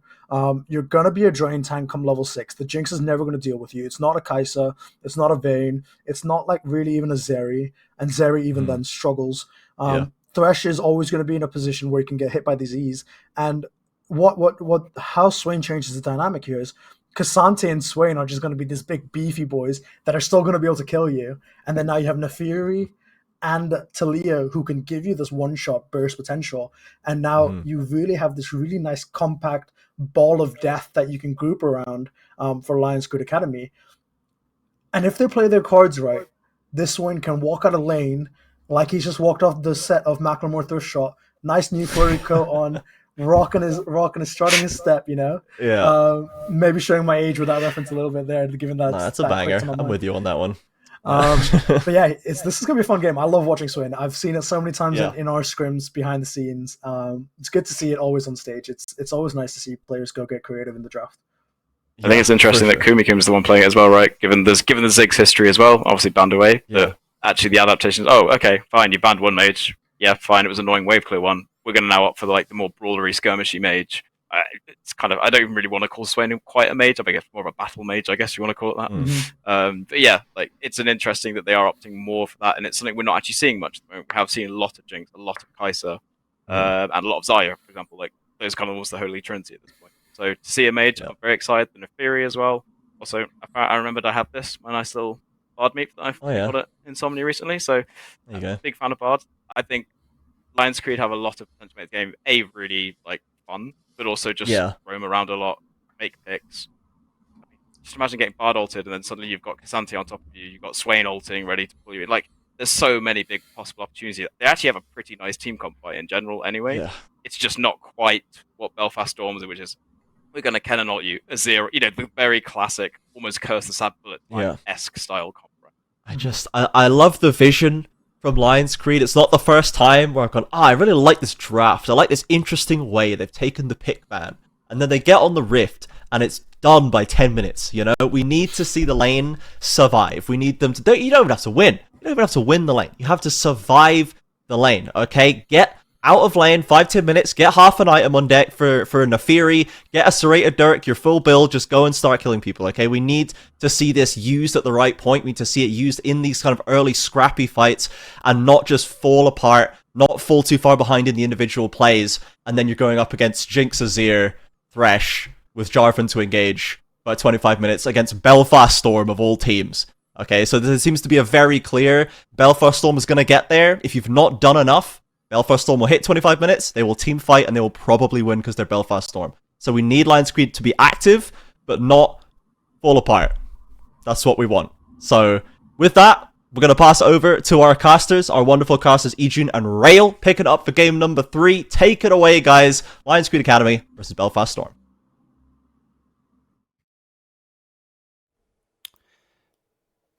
Thank you very much from the desk, and we are going into our third game of the day. It is going to be Lions Creed Academy versus Belfast Storm. Oops. I think Belfast Storm is on the red side and Lions Creed Academy is on the blue side, and we'll see how things go. We've got some really nice, interesting picks. The Nefiri, the Bard, the Swain, and Rail. Thank you so much for joining me, and, what do you feel about this? I mean, it's always a pleasure to be here, and the Cassandra Classic isn't a shock. This champion is beyond busted right now. We're going to pick the... Yeah, no, it's already beginning. I can't believe it. The action has just started so quickly. Bent is able to get out with just a little bit of HP. Cormac has to flash away at us, but there is Rengus going in, getting that first blood. Choi is being chased as well. Can they get a second one as well? Nope, it will not be that. A lot of summoners used, but in the end, that is going to be... Wow, Belfast getting a kill already. Yeah, Rengus Khan trying to establish his empire early with that first kill, and a kill over the Cassante would definitely help him with being arranged into melee matchup. Cassante is okay, but you can space him out really well with a Kennen, so I do actually kind of like this pick. It's just a game of, if Belfast keep Jinx safe and alive, this game could be pretty easy for them, but there's a lot from Lions Creed to get to this vein. I mean, yeah, and if you liked the matchup before, you're definitely going to like it now. Kennen already starting with a kill. Bought that Ruby Crystal for extra bit of tankiness. We do see both junglers starting on opposite sides. We have Belfast starting on the red, and then we have, of course, I mean, Choi and Belfast, my bad, both starting from the red side. Kum taking a bit of a trade here. Quite aggressive already to start of this game. Yeah, and a small reminder that Kumikun is on the support this time round with the Heathen playing the Swain. Heathen obviously a bit more experienced with playing Swain, so he's taking the comfort in playing the carry role in this lane. Yeah, what do we feel? Oh my god, Zerg with the flash play going in already. So aggressively, and it is going to force out Kum and Heathen. Heathen had to use the flash, so it was in the end just a flash for a flash. You cannot disrespect Zerg on his fresh, but they've got visitors. The game is already starting so aggressively. They're gonna get a kill here on Kum, so Vanguard is excited, but can he get out of this situation? No, he cannot. Choi gets a kill, but now Choi is super low. Zerg with 2 kills. Zerg, I thought you were supposed to be the support, but no, apparently they also did a bit of a swap over there with the AD carry and support. I think Belfast will still end up being fairly happy with this. The wave is still pushing towards the way of Belfast, so they are more than fine with this trade. And obviously this takes the jungle off the map for a couple of seconds, so also gives a bit of freedom to Wildstar onto what he can do with this.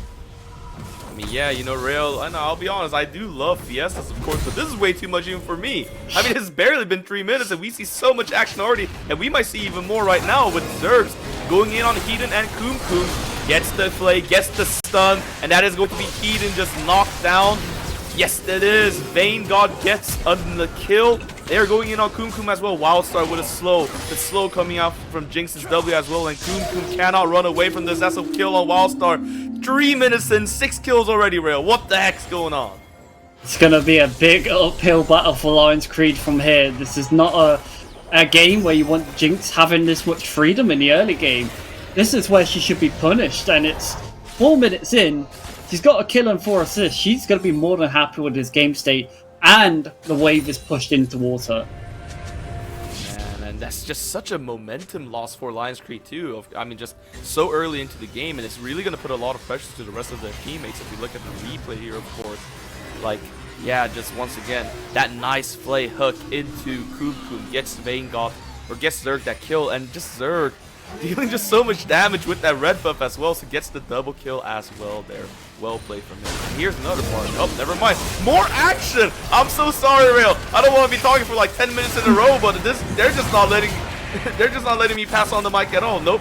Okay, Lions Creed Academy, both of them are able to escape from that with a nice match with Zerg. The thing is, Lions Creed have fallen into the trap of what Belfast strategically nearly always do. They love to play around bot lane, and if you push bot lane, they will sit the jungler down here. You will pitch up a tent, and he will be sitting there for about 5 minutes if he needs to. He will spend as much time playing around his bot lane as he needs to. And even though they didn't get anything of it this time, still forces Lions Creed to go back. So still gives more freedom again to the Jinx. Already has tier 2 boots, which would definitely help in this matchup. Oh my god, yeah, no, just look, like you mentioned, the Jinx is so rich. Like, with 1 kill, 4 assists, and 33 farms compared to 19 from the side of Swain. Like, what do you feel so far about this Swain Bard pick? Like, going into like a more traditional AD carry comp from the side of Belfast? I feel like they were searching for answers into the Jinx, because they didn't really have many on their board. Can't really play the Ezreal as comfortably into this lane with knowing how aggressive Zerg plays on this Thresh. You have to be super safe. I feel like they were just thinking, what other options can we play around, but also be highly aggressive? Adds a bit of extra frontline with the Swain given, but Swain isn't going to be tanky anytime soon, especially when it's this far behind. No, indeed not. And for Belfast Storm, they're not going to like wait for a single second. They notice the lead they have, and they're immediately going for the first dragon, which is, if I am correct, yes, there. It is a Hextech Drake indeed. So that's just going to be first straight for them quite early on into this game. Yeah, it's not really one you can contest with Lions Creed either, with bot lane having the pressure from Belfast. It's just a simple Drake being handed over. Not really anything else Taliyah can look for either, because there's no Herald available. So in terms of objectives, all they can really do is just go back to farming their jungle. Taliyah can keep up with Jarvan in terms of farming. That's one bonus of this champion, and she does scale decently well. Same obviously with the K'Sante, so there is options for Lions Creed, but they really need to slow down the pace of this. They need to stop pushing bot and just take a step back. Yes, indeed, they definitely do need to do that, take a step back. But so far, Belfast Storm seems like they do not want to stop for a single second. They want to just make sure they can get as much advantage as possible in this bot lane. Wildstar already here again for what feels like the millionth time. Zerg flash play into the Jarvan QE. Eden is stunned, he is knocked up, and he has gone down once again to Vanguard, and Vanguard is now 2 kills. At that point, you can just type goodnight, because as soon as Jarvan shows up from the lantern, you know you're dead. There's not really much you can do. Even if Zerg doesn't flash there, Jarvan's level 6, EQ ult, and you're dead to rights. And pretty much on the flip side, even though Kennen's down a little bit in CS, it won't matter because they're catching this wave. There's no other pressure from the Taliyah. She's trying to match bot lane, but isn't getting that option. She needs to influence other places on the map. Because if you try to fight this bot lane at this stage, they might 2v3 you. Yeah, no, I mean, it really seems like Lions Creed is struggling to get a foothold in this game. But they kind of do need to, because once again, they're not in the best situation. I mean, like, I don't know the mathematics behind it, but how much more games can Lions Creed lose before they are completely out of, like, playoffs contention? I believe this is the last one. they need to win this. So it's do or die for them. It is do or die. They need to win every single game which is left to qualify for playoffs. So this is, yeah, quite literally do or die. If I'm wrong, someone can correct me in chat, but I believe that is the case. Oh God. I mean, that really does put so much pressure into them, and I really hope that they can bounce back from that pressure, of course. Like because, you know, I really kind of like the change that they've made, like, mid-season, and I like this new lineup, and I want to see them perform well, but this has been just such a hard start for them. At least the one caveat is that they might be able to get this Herald for themselves. Yeah, which would be a nice objective pickup for them. They know that Talia has taken this one. She is pinged out on a ward. You have Jarvan also spotted towards the top side too, so to be able to get a Herald for their troubles, but that's going to be about it. Sante has to base it. They can't match the 2v2 pressure there. Yeah, and Zer just posturing so aggressively here, just waiting for Eden to misstep just again to get another pick, another kill for the Vayne God. If Vayne is a god, the altar is set. Zerg has been giving the offerings just really, really well this whole game. I mean, honestly, I think he's had such a good performance this game, just from all those early hooks and flays that he's been hitting. Yeah, it's one of Zerg's signature champions. He's always looked aggressive. He's always looked threatening. Every time he gets his hands on this fresh, and it's sort of why it's either been taken away from him, or people have picked a support already early in the draft before he's picked to counter that, or to either match the pressure.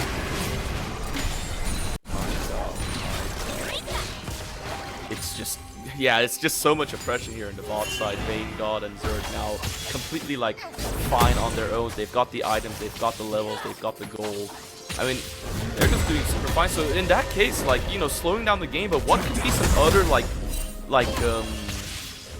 could be some other angles that Lions Creek could potentially come back to this game? Like, which champions, which names? They need to get Bent roaming. If Bent doesn't roam, this Neferi pick is completely wasted in this draft. Like, Neferi's strong, very, very strong. And when Neferi gets to get out of lane and impact these side lanes, that's when they start to shine a bit more.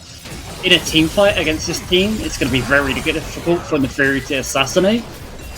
So, giving gold to Neferi here, I like this. But you're going to get punished. Oh, and there comes the ultimate. The Emperor's Divide comes out. Toy gets super low. Toy goes down, but at least Bent is getting a kill. And Wildstar is quite low. Level 10 to level 7. Wildstar needs to get out of this situation. Oh, he went for the QE, but I think he did it the wrong order, so he wasn't able to dash out. So that's a double kill going to Bent. Well played from the side of Lions Creek mid laner. Well, as soon as we look for an angle, there's one what just opened now. Plate the Neferi, feed the Neferi. Neferi getting a lot of gold from these plates. No, I wouldn't be the happiest with Bard showing up taking my plates, but you know, it is what it is. Yeah, it is absolutely true. At least with that, they have like reduced the gold lead. It really feels like if we look at the gold here, 800 gold lead for the side of the mid laner. Bent, as you mentioned, is the key to victory for the side of Lions Creek, so they need to make sure they capitalize on that as much as possible. Dragon is up, and it seems like so far Lions Creek Academy is positioned to try to take this, but Belfast Storm not too far behind, wanting to contest. Yeah, what's important is there's no Neferi ultimate for this. It's still on cooldown, and right now, that is someone you're shepherding this gold into. That's someone you're trying to get ahead, trying to be strong. Without that ultimate, there's a little bit of a power loss there, so I don't know how you get in to take this, because a Kennen is available with TP, and Kennen TP is terrified to deal with in this comp. Oh, that is absolutely true. I mean, we keep forgetting, like, you know, like the analyst just mentioned, like, of course, Lions Creek team comp, like, during team fights is absolutely crazy when all the Wombo Bombo combo gets, like aligned properly, but it's the same for Belfast. The Kennen, the Azir, I mean, with the Vayne getting all excited, that's a crazy team fight comp too. I feel like Belfast just have the easier comp to execute. It's very straightforward, very simple. You have engage, you have disengage, you've got re-engage. Like, you've got everything you want in this comp, and you've also got the scaling with both Jinx and Azir as your primary scalers. And they're both able to sit at such range and keep you at a distance. And this is what this Azir in this draft works perfectly for. Jump on the Jinx, Azir's going to push you back. Yep, and Wildstar is caught out. He is getting chunked quite low. The ultimate comes out from Eden. A Lantern save comes out from Zerg. We'll see if they can get it out. Boom, they are golden. TPs are coming out. We went from a skirmish to a team fight. Eden is going in, but a nice ultimate coming out from Rengus will absolutely delete everybody from the side of Lion's Creed. Nice ult from Limsey, making sure that Rengus can get out of there in time. A wall is done there, but the divide is already done between this fight, and Belfast Storm wins that fight. And that's that range I just talked about. They just kept them at distance. The Kennen completely isolating 3 on the back line, and they're able to pretty much get out with what they want and don't really get punished for it. Kennen now on 2 kills from that trade being from the teleport. And also a big play on the Limsey on the background. Limsey kept the Kennen alive. Yes, indeed, but now Limsey has to survive himself. He is stunned. He is pounced on. Bent is hungry. Bent wants to kill and is now on a killing spree. At least that is good for Lion's Creed Academy. Yeah, Bent's at a very good spike with the Snifiri right now. Has the Eclipse, has a bit more lethality with the Dirk as well. Is at a strong stage. Again, I just want to see him utilize this a bit more and facilitate it. Push it into side lanes, get it to catch people out. As soon as you get a few more kills on it, this Jinx might just be one-shottable if you play the right angle. You are absolutely correct in that. And Wildstar's trying to go into Eden here. The TP from the flag coming out. That is amazing mechanics over there. Good game knowledge. Limsey gets the kill on Eden. I didn't even think about that. Like, yeah, I'm a EQ into you, and then like someone's gonna TP off my flag. Wow. Who needs wards, man? You can just TP on a flag. Just delivery. Yep, and another type of a delivery here is the Magical Journey used by Lion's Creed to get out of that situation. Herald is up and they have to back off, so I wonder if Belfast wants to take this. It's not a too important one. It's the nice objective to take off the board, but past 14 minutes, Herald loses a lot of priority unless you're going to use it to open up the mid lane. Indeed. And I'm super duper sorry. I was just distracted for a second here, but we are now that I see the stream again and I am back. Yes, they do take the Herald, but can they run out of this situation? Maybe they don't want to run out. Maybe they just want to go in. Vanguard on a rampage now. Fight has begun. Wildstar is alone, kind of trying to deal with 2 members, but cannot. Bent is trying to go in, but once again, like you mentioned, Limsey with the Emperor's Divide able to make sure that they are safe. But at least Lion's Creed are getting kills on the board, and they are kind of cutting down this lead a bit more. Just about a 1.5k gold lead now for Belfast Storm. And maybe a dive attempt here on Vanguard. He gets the first Q. He hits the second. Oh my god, what's that damage? What is this new champion? There's some little walls biting at Vanguard, and Vanguard is completely isolated, left for dead here. Yep. At least Tor dies too. Yep. But overall, for Lion's Creed, that was not a bad play. It clawed back a lot of the gold, and now they are actually ahead in gold. It is a minor margin. It's only about 500 gold. But considering they've been behind all game, this is a good standard for them to switch on. No, yeah, I mean, for real, I mean, this is a bit of a comeback, like, considering just how bombastic and how much Belfast was dominating in the early game. This is a really nice comeback indeed, and they are going, but, you know, of course, game's not over, it's still pretty even, and they have to prove themselves. The next Dragon fight will be up. Yeah, we do see there Choi taking too much tower shots, and in the end going down to Limsey, and, you know, the next Dragon will be up very soon, so we'll see if another fight will happen. Yeah, that will be the key objective, especially with it being the 3rd dragon. It will be Ocean Soul this game, what people will be fighting for.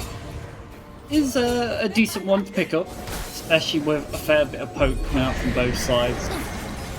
And the Herald as well is going to be used to sort of dissuade any attempt, but right now, Belfast Storm don't have the best vision in the river, so they can't really do anything off this. No, so that Herald just goes down immediately. And now that we do have, of course, a bit of a dance here on the Dragon, I wonder how much they want to go. Ooh, Rengus caught out. Flash used by Bent. has to use the ultimate here, but that ultimate is not going to kill a single soul. We do have Belfast Storm who has started Dragon now, but I feel like they're going to have to back up. That's both members caught up from the side of Belfast Storm. Ooh, Vanguard with the nice Lantern, able to get away. Zerg helping him out, but now the chase has begun. The Emperor's Divide comes in and destroys both carries on the side of Live Street Academy. So this fight is now turning around. Look at Vanguard, so fast, so furious, absolutely excited. Vanguard is absolutely crazy, a killing spree. Coom running away as much as he can, but look at Vanguard, he's absolutely out of control. Oh, at least stunned. Zerg gets the hook. Nope, it doesn't. Coom able to flash away from that, and Belfast Storm somehow turns around that fight. Yeah, it looked like Lion's Creed was closing down the distance and looked like it was trying to get a good invade after even picking off Rengit. So Belfast did that 4v5 to take into consideration. We see the pick here, and this is ideal. You think you've caught out the Jinx, but just the timing's a tiny bit off. But then here, the chokehold is just where they absolutely destroy. Jinx is completely untouched, free hitting, and a lot of procs to Limsey doing the delivery into the back line. And pretty much from this point, Jinx just has freedom to do whatever she wants. They do try chase the Bard, but Bard being quite a bit of a slippery target does get the stun, so he's able to get out with his life at a cost of a flash, but still crazy turnout for Belfast. Yeah, I mean, you know, every game is a banger apparently in UKEA, and we're in for another one here, of course. We do have now a bit of a siege attempt. I mean, we have multiple pushes here going on. We have Limsey on top, we have these guys in bot, and of course in mid lane we do have Eden. So, quite a bit of pushes, quite a bit of trades happening top for bot. And, you know, I wonder, any more action going to happen? Eden has to back up, noticing that he's alone. And to note as well, this is a Gale Force Jinx. He does have that for the extra bit of mobility. We do have a TP coming in behind. This is a good flank. Oh, the Emperor's Divide comes in together with the Rengis ultimate. Then you have two backline members there. Bard ulted, but with no follow-up. They're completely fine. And Belfast Storm is dominating this game now. And this is what I love about Limsey. He doesn't care if he's not the main carry. This man will do anything to facilitate his team. And that TP directly behind him, delivering them straight to their death. My God, at this point I want to armchair with Limsey as the support, because then I know for sure it will hold my back for at least a decade or two. That is some incredible play, like you mentioned, that Limsey is so far showing off on his Azir. Yeah, it's always been one of his signature picks, and pretty much every game he's had his hands on this pick is looked good for him. The part where it can get a little difficult this game, I mean, it might not matter because of the gold lead, but K'Sante at 2 items is pretty strong. K'Sante at 3 items is really strong, and obviously does scale really hard. When he hits level 16, it is a very big spike for him. But I don't know if they'll get to that stage before Jinx hits 3-4 items, because Jinx right now is massive. If we take a look at the gold charts right now, we can see the difference between the two teams. So look at that. Jinx 11k gold earned to Swain 7.3. So there's a small minor bot gap, but the return of the gold on the flip side is the Neferi has most of the gold for Lion's Creed, and this Neferi is still the prime suspect. It's the person to worry about. If Neferi gets a pick, they can be absolutely massive. Speaking of picks, they're trying to get a pick on Rengis, gets the stun in, and Rengis gets super low. Bent has slain him again, so there we go. Like you mentioned, you know, speak of the devil and he shall appear.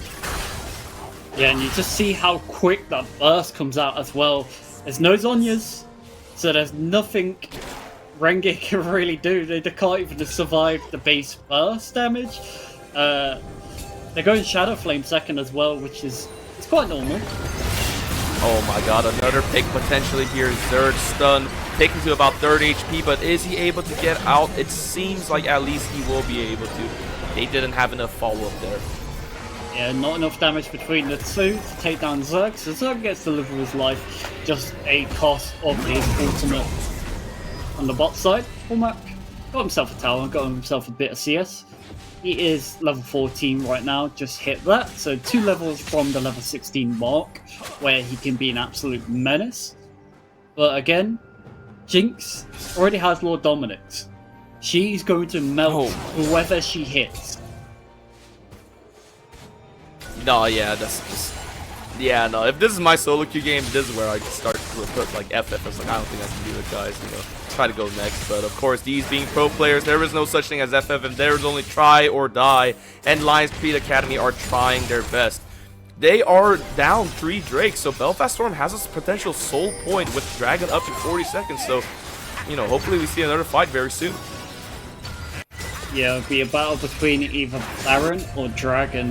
Both teams will be looking for this. Jinx is alone right now, but he is never far from her team to be noticed, so and if he ever wants his target, he needs to be prepared for a 1v2. Yeah, I mean, like you mentioned, like, Belfast Storm has really nice peel for their backline carry, so Ben can't just go in all blind and all, like, courageous and stuff like that, because it's probably not going to work out. So it's a challenging situation that Lions Creed is in. Okay, now a push is started here from Belfast. They're saying, hey, answer up here in mid. Stop looking towards Dragon. And now they're going towards the Baron, maybe thinking of doing a bait, maybe trying to do a bit of a dance here. I mean, Belfast do have very quick Baron take with Azir, with Jinx. But Lions Creed, it looks like they're just trying to keep them away from the Dragon while the Taliyah sneaks it. But if you're not too careful, they can just flip their attention to the Baron. Ooh, okay, here comes the Jarvan ultimate. Keaton is in the middle of it, and Keaton is going low. Has to use the flash just to get out. Rengus used the ultimate. It was only for 1 member, and now we have Cormac with the K'Sante getting killed. A double kill now for Vanguard, and Vanguard is excited. This Jinx is going absolutely ham. Bent is going in. Bent gets the kill. Stopping from that happening, and Bent now kind of turning around this fight, so it's a 3-4-3, but everybody from the side of Lions Creed is way healthier. I think we're going to be spamming up the room for Kumikuma after that all isolating 3 members of Belfast Storm before the fight even gets started. And because of that, they buy time for the Neferi to find the entrance, and Neferi finds the prime target in Vanguard. And here it goes again. No, wait a second. Yeah, there we go. Okay. Neferi got the kill. Then we probably can watch this replay, of course. It was a great replay. Never mind. You know, it's okay. It's okay. Well, I think we're going to see the replay here, so, you know, Rail... Nah, never mind. I was going to hand it over to you, but apparently we aren't going to see the replay, because now they are starting up Baron. Yeah, and with Jarvan being dead, they can turn their attention towards it, but they do need to worry about that Kennen ultimate. It just came up. Oh, that's true, and you know, oops, there comes the ultimate from Vanguard. Oh, and comes the slicing Maelstrom! Yes, 2 kills already! And that's just 2 members from Lions Creed just completely gone! But Rengus is getting low himself, but Bent is dead! Keaton is still kind of alive here. Oh my god, just look at everything going on. Coom. Yeah, oh my god, like K'Sante is going crazy, but Vanguard at least gets the kill there on Cormac. I'm so sorry there. That fight got so chaotic, I lost my words. But in the end, Belfast Storm wins the fight. Now they're starting up Baron. And now with no jungle on Lions Creed side, they can turn their attention towards his Jinx. A heavy bit of damage, but they should be fine to take this one down. That's true, but however, if Jinx does go down, you know, things can get hairy, but at least they're backing off. So this will be Baron now for Belfast Storm, and we'll see how much they can do with this Baron power play, essentially. It was a game of a little bit of a cat and mouse at the start. They was both like, no, you do Baron. No, you do Baron. And just wanted to see who wanted to take the risk first. Fortunately, Lions Creed took the bait, got baited into that Kennen scenario. And, I mean, with Bent dead, that's like 80% of their damage. Man, this game started off so aggressively, such a fiesta, went a bit more control towards the middle of the game, and then now has just devolved into an absolute slugfest between 2 teams to see who wants it more. I mean, Belfast Storm, you can see from their fighting game, their team fight prowess, they're playing so well, but Lions Creed Academy, they're also kind of holding it together with Bent in the center. And what's interesting about it as well, there's not really been many towers taken. There's only been 2 for Belfast and 3 for Lions Creed. Towers have just kind of been healthy. No one's really touched them in the side lane. There's been that much action that no one's been having the time to even pressure the side lane to get towards these towers. this is very true. I mean, if we look at just the kill count, it's like 41 kills in 28 minutes. That's so much action. My god, that's more action than I can handle so far. I need a drink of water. Hold on a second, Rail. That's fine. You take your time and relax right now. We're at a null stage for this game where they're just trying to look for that Baron pressure, but they don't want to overstep the mark. With Neferi lurking towards the jungle most of the stages from here. Oh no, here we go again. Another face check into the jungle. Wildstar is caught out, but at least he uses the nice Jarvan QE to get out of that situation. And he'll be safe for now, but that was a scary situation. Like, we're getting to the point of the game where everybody deals so much damage that, like, a little bit of mispositioning, you might just be out. Yeah, but I'm afraid a Cassante Bard you're not going to be too scared of unless Cassante pops his ultimate. But for that scenario, it's never going to be too worth it. But we'll talk about towers. We get an extra one for Belfast, so we're tied up 3 apiece. The gold is still in the favour of Belfast. We're at 56k gold to 51. I mean, Belfast so far hasn't done too much with their Baron. It seems like now they really want to use it, so now they have maybe tried to begin to push in mid to see if they want to continue this, because otherwise this Baron's just kind of been more for gold, you know? It hasn't really done too much. Yeah, which in terms of gold has been decent. It's got Jinx to the Bloodthirster mark, which he's more than happy with. Full item stage, very, very strong.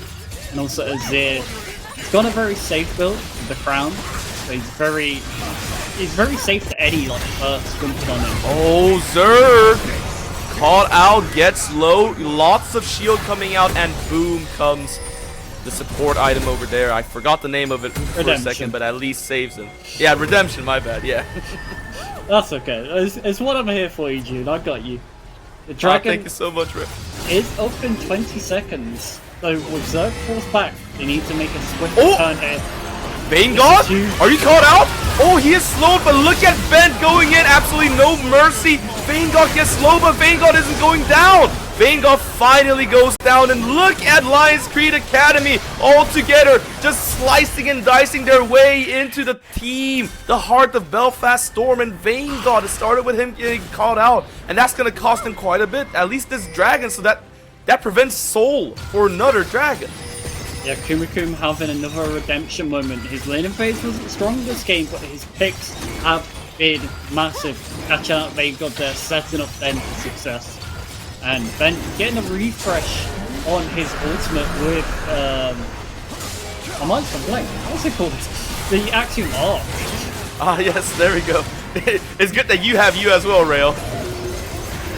Yeah, Kumakum gets taken down in the mid lane here. Yeah, they have to back off. So they've delayed to the soul point. Oh, Wildstar, he thought that he was going 1v1 there, but it was actually 1v2 with Bent just waiting in the bushes. The oldest tactic in League of Legends history. So Bent gets another kill. Bent, 9 kills now. Yeah, I'm still kind of wondering when Jarvan's actually going to use that stopwatch. I've kind of just been watching it and be like, now? Question mark? Now? Question mark? And it's just not been happening. Bent at 4 items mark now. A tankier with a Black Cleaver. Gonna help him with shredding any target and also extra cooldown reduction and damage. So looking very, very strong on this Neferi. This is the best Neferi we've seen so far, because we haven't seen many at all. Most teams have sort of just diverted from playing this champion completely, whereas Ben has felt really confident on it, and you can see why. Yeah, no, I mean, Bent having an absolutely massive performance. I mean, if Lions Creed do end up winning this game, obvious choice for MVP should be Bent. I mean, this guy is absolutely insane.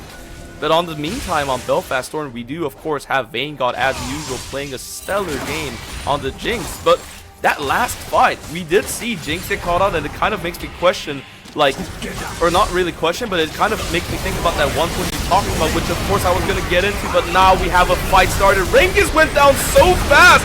Troy with that kill. Why is this happening? Lions Creed are absolutely dominating this fight. I thought this game was supposed to be close. Never mind, I caster cursed him. Now it's turning out for the side of Belfast or Limsey getting the kill on Troy. Now, it's 2 for 2. It's still super even. It's not over Bent yet. now with the ultimate. Vanguard has to use the stopwatch, but can they stop the onslaught? Yes, they can. Look at Vanguard, absolutely crazy. So much attack speed coming out, a double kill coming out now for Limsey. And Belfast Storm is looking for the end. I wonder if they can get it. The death climb has been as long as they are. I think they can look towards it, and especially with Jinx and Azir melting towers, that stopwatch was absolutely game-changing. My god, that stopwatch with Vanguard was absolute perfect timing. In the beginning, I thought like, oh no, the stopwatch is only gonna like prevent his death for a second, but no, the support from his team and Vanguard himself was playing so well that in the end, Vanguard was able to do that fight justice. And Rengus here with an alley-oop going in, another Emperor's Divide to be a celebration coronation for Belfast Storm winning this game. Look at Vanguard, the attack speed is insane, and Belfast Storm will win this game, and unfortunately that means that Lions Creed is probably out of contention.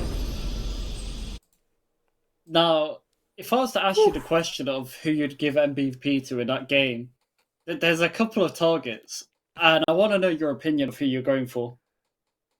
For me, honestly, I'd go for Zerg. I think he was such a big part of how Belfast Storm were able to get Vanguard in such a dominant position. It's between Zerg and Limsey for me. They both really facilitated their team, and the plays Limsey made in the mid game sort of carried the team momentum a bit better. So I would lean a tiny bit towards Limsey, I think. I feel like he just made so many good plays to keep the momentum going, to keep the roll going, because there was times where they threw their lead, Lions Creed got back in gold lead, and it was a bit like, okay, where do they go from here? Oh yeah, that game was like, as you mentioned, such a scrappy fest. Like you mentioned also, like how so little turrets were taken until like almost the end of the game. It really showed just how scrappy, just how team fighty the game was, and that was an excellent game. Unfortunate for Lions Creed, but congratulations on Belfast Storm for their victory, of course.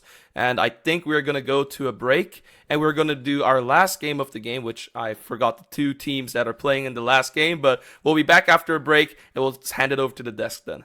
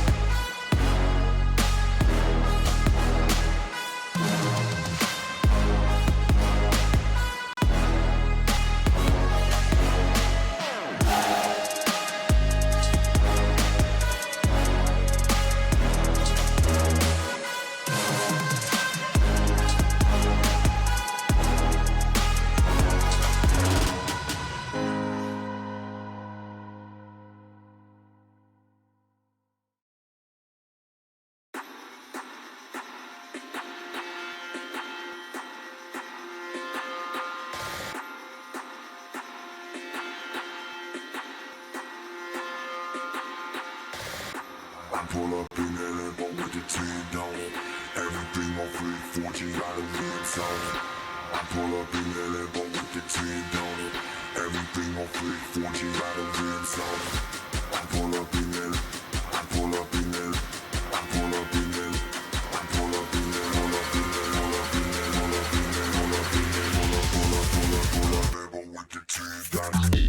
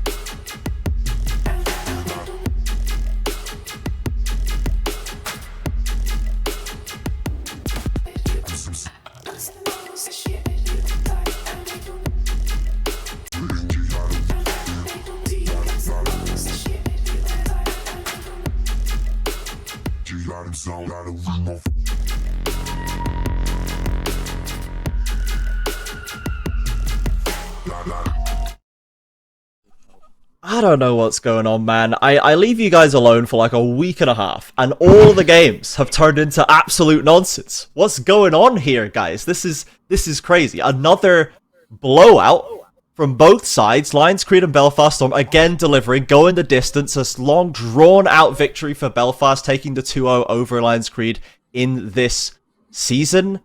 But right from the early get-go, right? One of the things that we said, or things that I laid out my hopes for this game was, we love where your head's at, Lions Creed. We love the draft.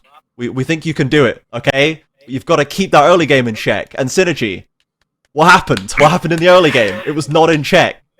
I mean, first of all, just getting first blood on an invade, you know, giving an advantage in a range versus melee matchup allows Kennen to play that lane so much more easily, right? You know, and it's Cassante's can be tough, but you know, it just going back to lane with a Ruby Crystal, it just makes Cannon's life so much easier.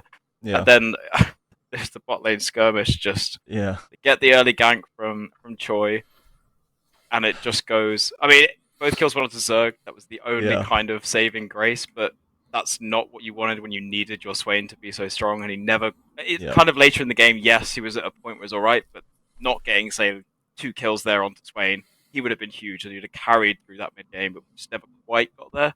And in fact, obviously, then it relied a little bit on Bent. We'll probably speak a lot more about later.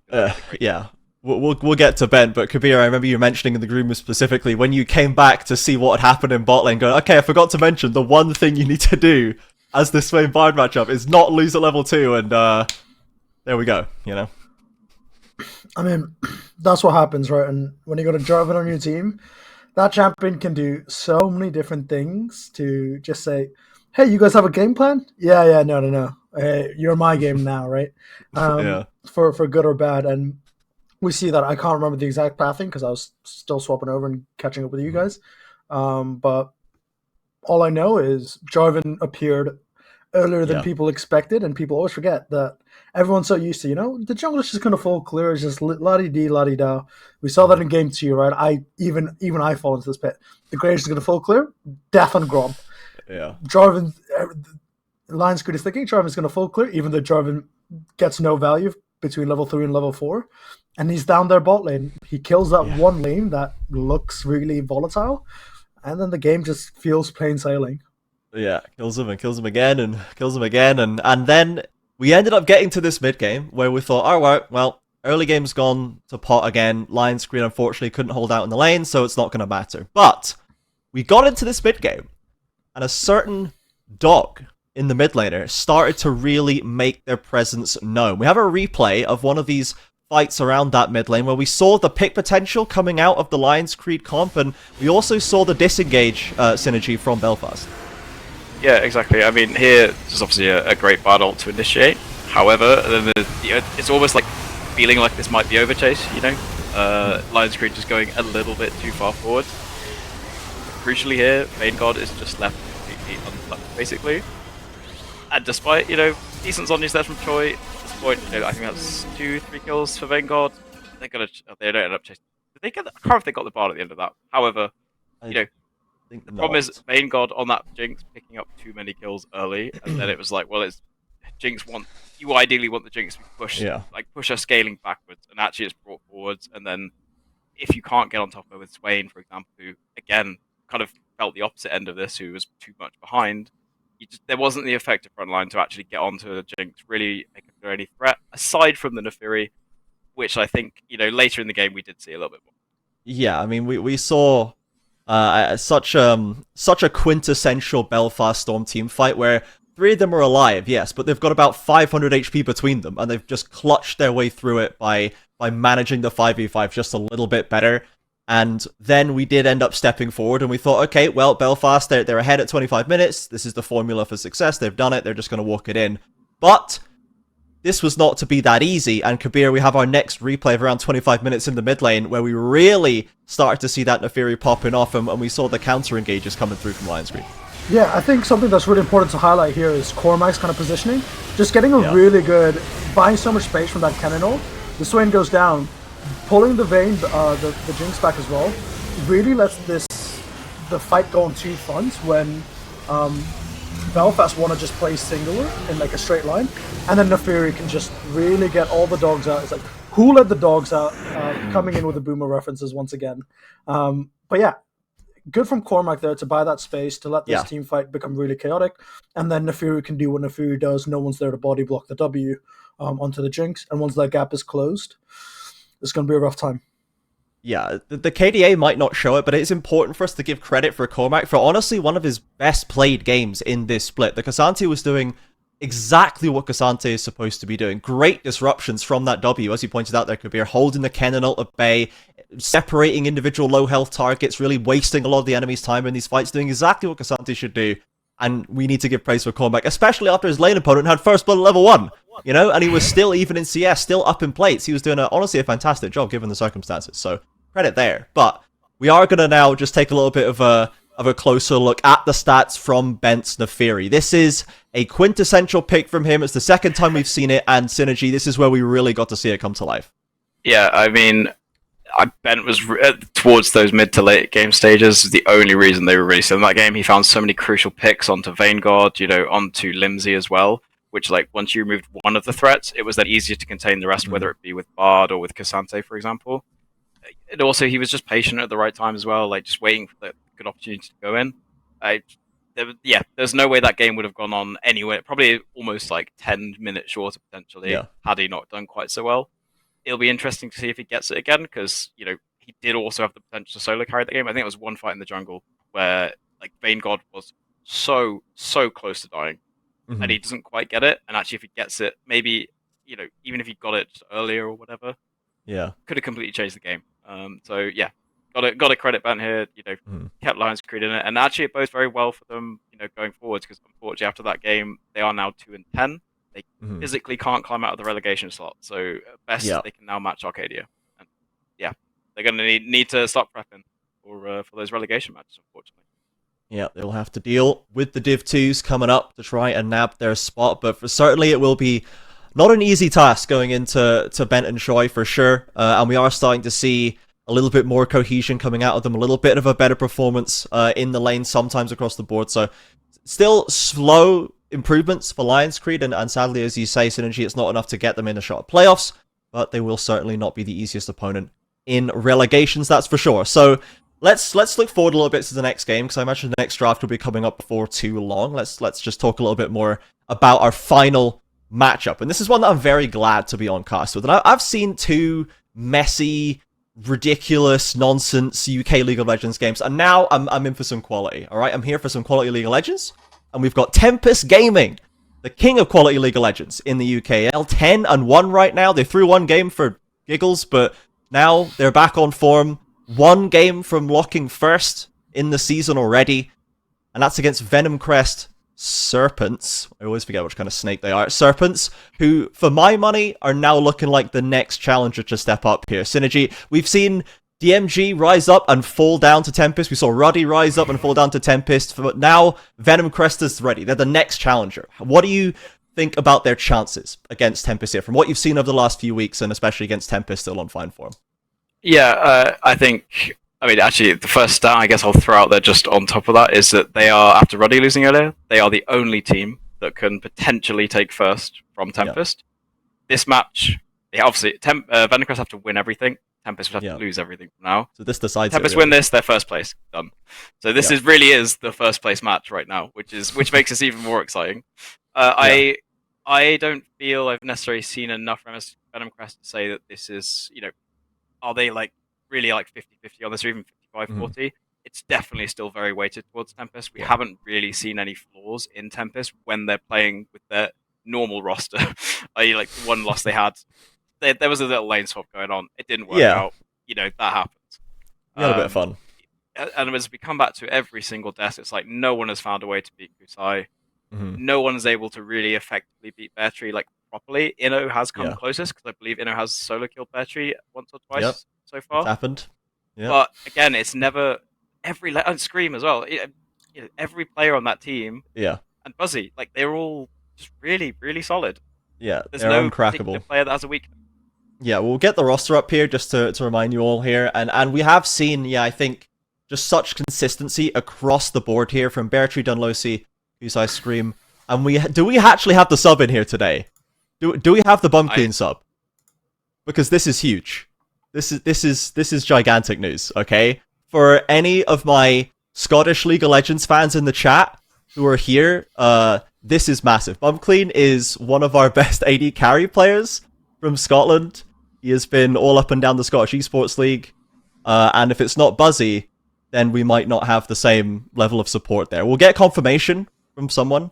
Okay, we've had confirmation that it is in fact Buzzy in support, so my hopes are dashed. Because I know that Bumclean's added as a sub, but he is an AD carry sub, so I would be surprised to see him jumping in the support role. But okay, so we are assuming it's still Buzzy there, so they still have that consistent bot lane to play around. But I guess the key to talk about with this roster, for me, I don't know if you feel any differently, Synergy, but Kusai, I think, has been the #1 most impressive piece of Tempest Gaming. We can't really talk about any weaknesses they have, because we just can't find any, but for my money, it's maybe Kusai as the #1 highest performer, but who do you think is maybe the best Tempester on the team of bests, Yeah, I mean, I think, and again, it's something I think I've said a lot on the desk, is just Kusai is, no one has challenged him in lane so far. Yeah. Having said that, there was a point, I think, when we first had Goodall's first play for Venom Crest, we were like, this is a matchup we want to see, because when they, a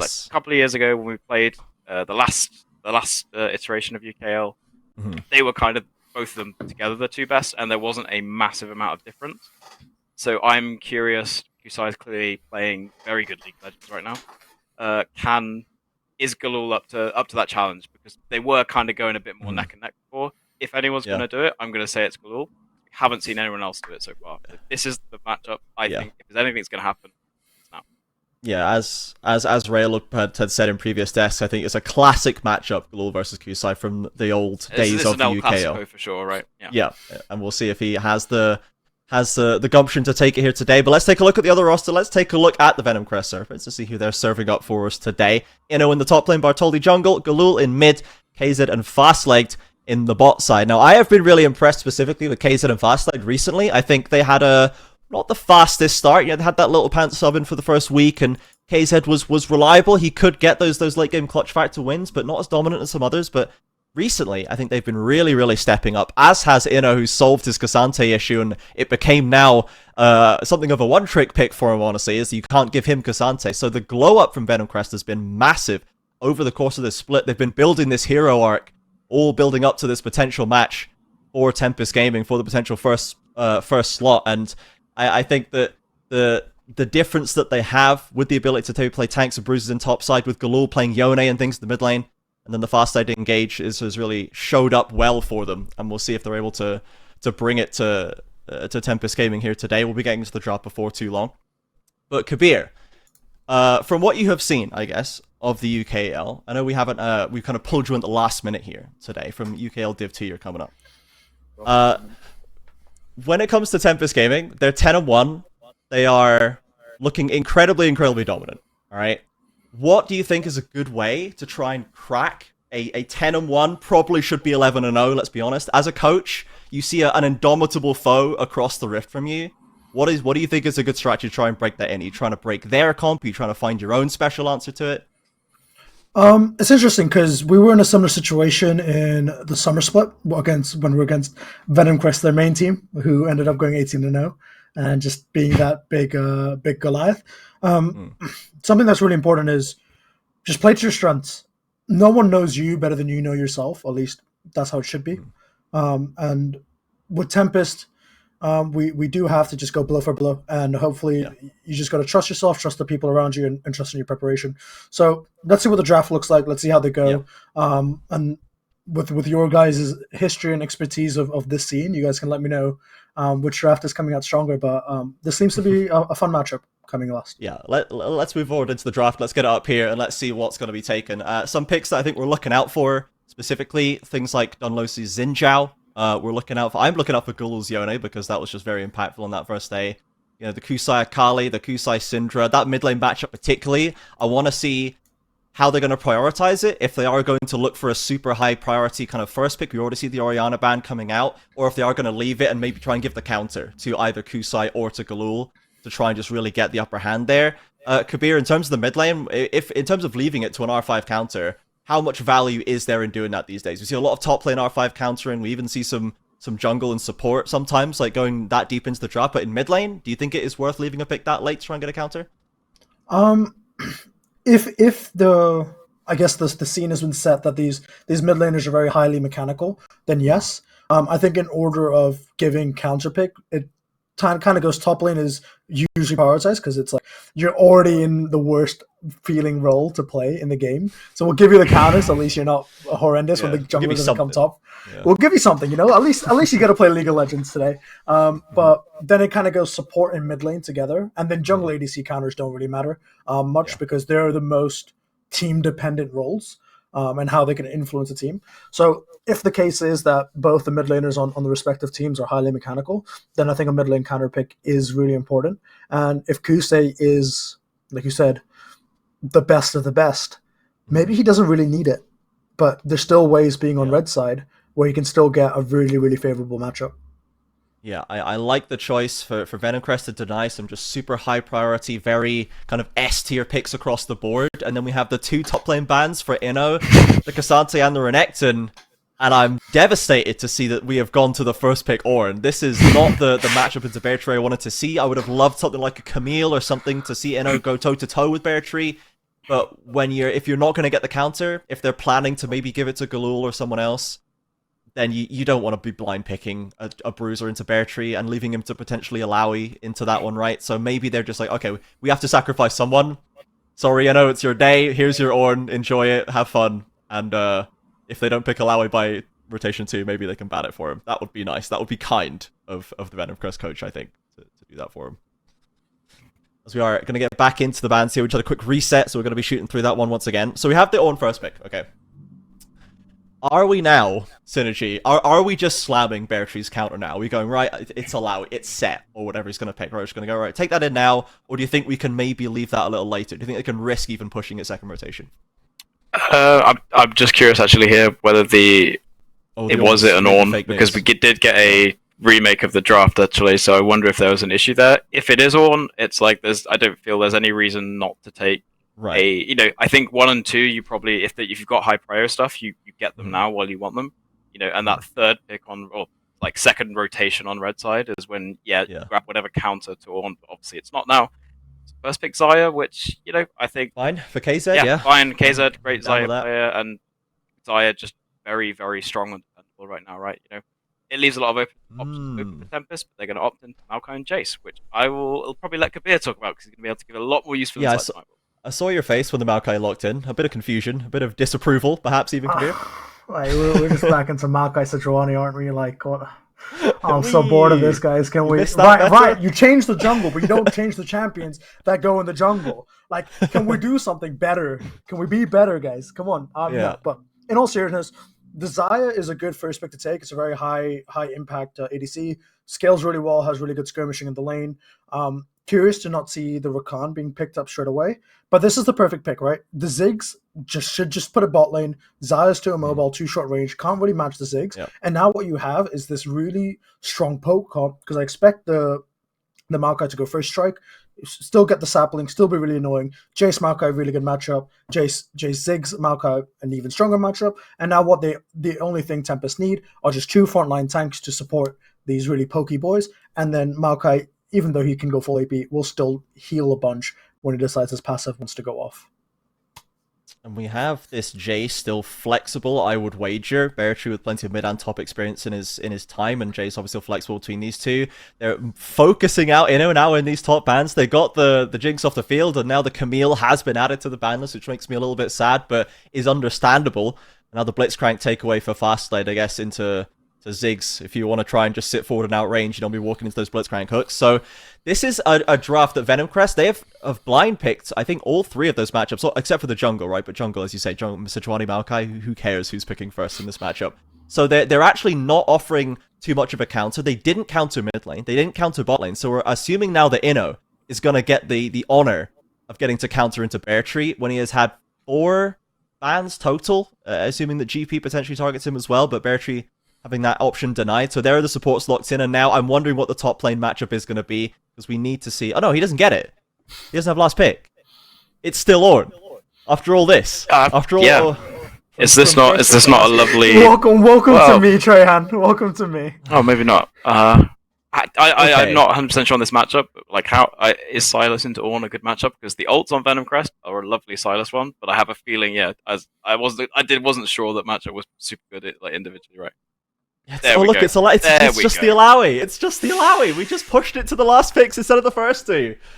Okay, so Venom Crest ended up getting counter in none of their lanes, essentially, right? And they are blue side, right? So fair enough, you don't get counter all the time, but I just don't know if we have a matchup that we're winning, right? Like, Kabir, are we winning any lanes from the Venom Crest Serpent side? Olaf's a champion. The new buffs allow him to be in the jungle. Why is there no Olaf?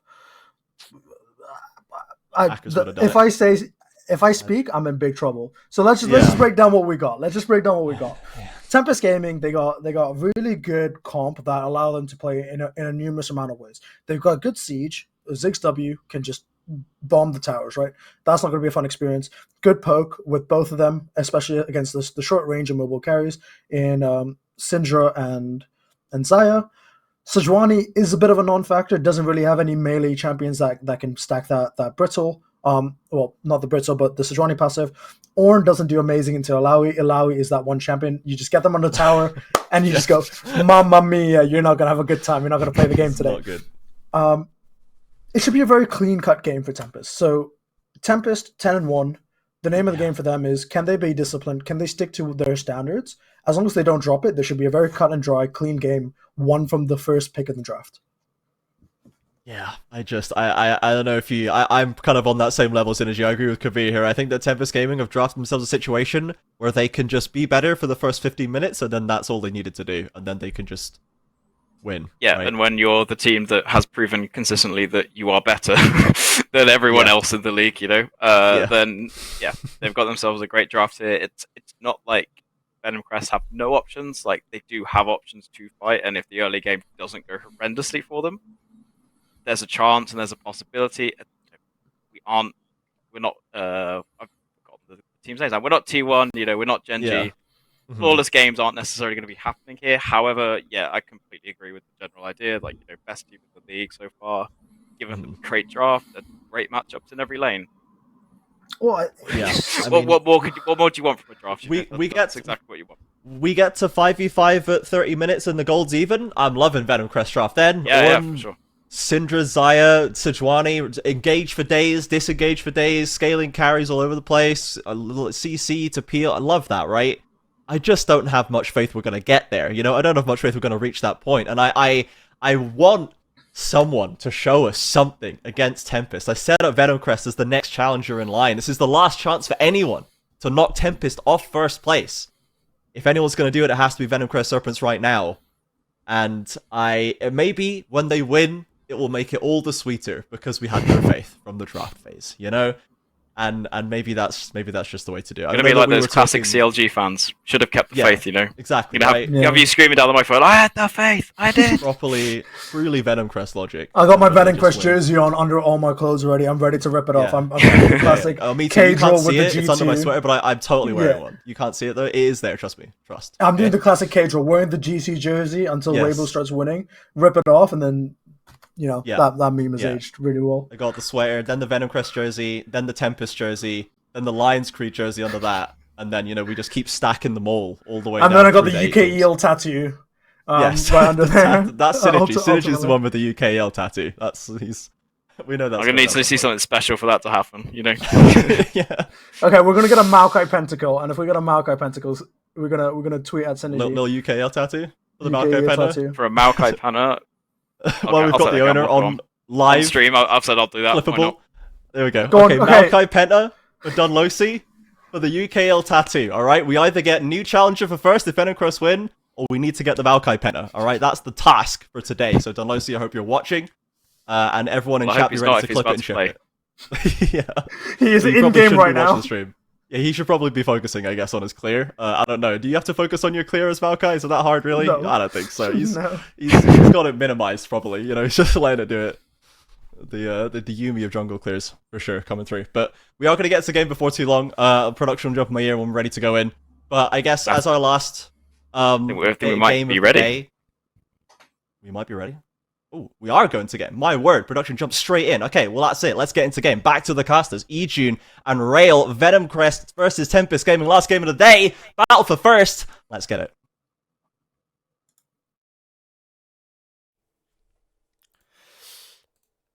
And thank you, and we will be here. Of course, we're gonna be seeing some exciting game. It is Tempest versus the Venom Crest. These are, of course, some of our top teams, and it's gonna be an absolute banger. I really hope for it. Rail, both of these teams with these drafts, how are you feeling so far? Venom Crest draft makes me a little bit sad. Tempest got exactly what they wanted completely for free, so I don't know how I'm feeling personally. But if I was a betting man, I'd be betting on Tempest right now. But that doesn't mean that the game's done completely from draft, because mistakes happen, things happen, the game state always changes. So we'll have to see how this game gets played out, where they want to put their priority for Venom Crest. Whereas for Tempest, top lane's going to be an island. It's a pretty free matchup for Alawi. As soon as she gets 6, she can pretty much 1v2, so that becomes pretty scary pretty fast, and then that split pushing option becomes an option. Ooh, okay. We might have a bit of a start here. Flash is used as well, trying to catch out Buzzy. The Ignite is used as well, but Buzzy will just back off with a Flash in the meantime for Venom Crest, and Ignite and Flash is used.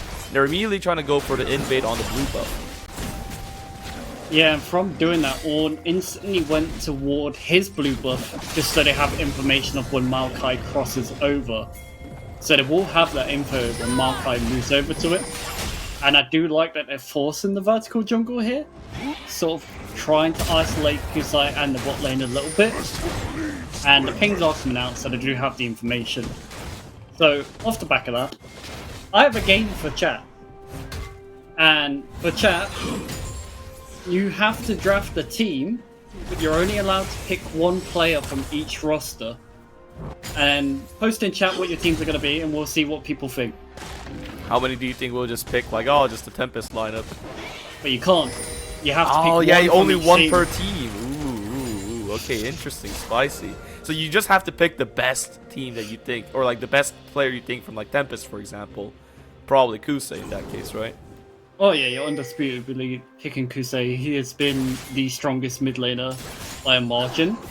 Ooh, but now we will see if that holds true for this gank. Bartholdi going into Kusei. A flash comes out. Wait, is Kusei trying to turn this around? But it's a bit too low. I'm not sure he has the damage to do this exactly yet. And nope, he will not have it. First blood for Bartholdi. It should be expected. It is so obvious just because how many times these two players have played against each other. This matchup has gone time and time again, and Kusei could get a little bit of a revenge, but Galul is fairly safe. He will get poked out. Probably just forced to TP back to lane. But this should be so expected. These two players have played against each other so many times. It has always been the go-to matchup for mid lane. They've always gone toe-to-toe. Well, I feel like Kusei's grown more as a player. He'll be able to come back, but this is a good start for Venom Crest, trying to isolate that mid lane. Yeah, for sure. I mean, and you know, honestly, considering how well Kusei plays, nice dodge by the way from Scream, but considering how well Kusei plays, it feels like for most teams, if you want to win against Tempest, maybe you start with mid lane, right? Maybe you try to get him as low as you can, as famished as you can, and they're going for another gank, this time 3 versus 1. Buzzy is there as well, and this one for sure should be towards Kusei. I said it the wrong way around. This time Tempest avenging, like you mentioned, into Galul, so Kusei now with a kill. It's just a revenge game. This could be the state of the game for the next 10-15 minutes. It could just be the game of, we're going to throw 3 people mid, and we're going to throw 3 people mid, and we're going to throw 4 people mid. It's going to be a game of trying to push each laner, but Kusei does come out massive from this because he is at 31 CS. Galul has a wave to catch, but it will not put him even. Yes, indeed. So far, kind of looking at the lane, Tempest Gaming with some nice advantages in terms of CS. We got mid and top about 10 CS ahead of piece. How do you feel about the Illaoi versus the Ornn matchup? How hard is it for Ornn to survive the early game? Horrible. It's absolutely horrible. As a top player myself, Illaoi's just so free into the matchup. You can kill her 1-3, but she can just be so patient with her E and just refuse to grab your soul. Oh wow, just look at KZ. He went down so quick, and in the same time, Kusei is about to get another kill, and they got LOL. You know he ain't gonna be in Rush Hour 3. My god, what a kill for Kusei. And you know that is about sending a message saying you can gank me first all you want. I will get you back. Wow, and just like we expected, Tempest Gaming with another stellar early game. Just individual performances coming out from the players. Buzzy, Scream, Kusei, playing so well in tangent, and for once, Dunlosky not really the hugest part of any of these kills. This game is only just getting started. That's the worst part about this. This game is going to be this hectic all the way through. Yeah, indeed. I mean, like, of course, we can't forget about Beartree just slowly but surely accumulating his advantage into Ino, and you know, Ino's been playing very well, like more recently. But I mean, into Beartree, and especially when you're going Ornn against Illaoi, like you mentioned, it's gonna be so tough for him. I just can't believe the bans. I'd rather play against GP than I would Illaoi as an Ornn. So I was kind of surprised to see them ignore the Illaoi and let them get it. Bartholdi, he thought he was going in 2v1, but instead it was an absolute ambush coming out from the side of Tempest. But then another ambush comes back from Fastlegged, but this time is more of a defensive one because they just need to back off, just trying to survive as much as they can. Kusei versus Galul. Not too much happening there. And that was a perfectly set trap waiting for Tempest. They knew that Bartholdi would be around here. And especially with how the game's already panned out, they knew all they have to do is just play the counter game. They don't need to be the ones engaging first, and almost got the kill. But they will get a dragon for their troubles. Yeah, look at Kusa. He plays with so much confidence. Look at all that damage coming out. I didn't know that Jace could deal this much damage so early in the game. Oh my gosh, that was so close. Galola almost dying, having to use the flash just to get away from that situation. And also Kusei having to demolish as well, so extra pressure on that mid tower working towards them plates. Already down 3 plates in 7 minutes. Kusei is massive. He's 2 kills up, 67 CS, and 3 plates. So if we take a look at gold, it's gonna be big. Oh my god. 1.5k gold in the early game. That is massive difference in terms of the mid lane. Jesus Christ, like Kusei is playing so well, and I mean, that's the first problem that Venomcrest has to figure out, but then you have to figure out everything else. You have to figure out Scream, you have to figure out Bear Tree. It's just such a tall task for them. I wonder if they can actually survive through all this. Yeah, the problems are building up for Venomcrest, especially with Bear Tree also working on that top tower. This whole team are so good at taking tower plates as well. That's the worst part. They can see so well. Even Alawi can group to some degree here and just pull a soul, and that will all she needs to do. She can go back top lane, she can go back bot lane, and her job is done. Okay, there is a fight starting.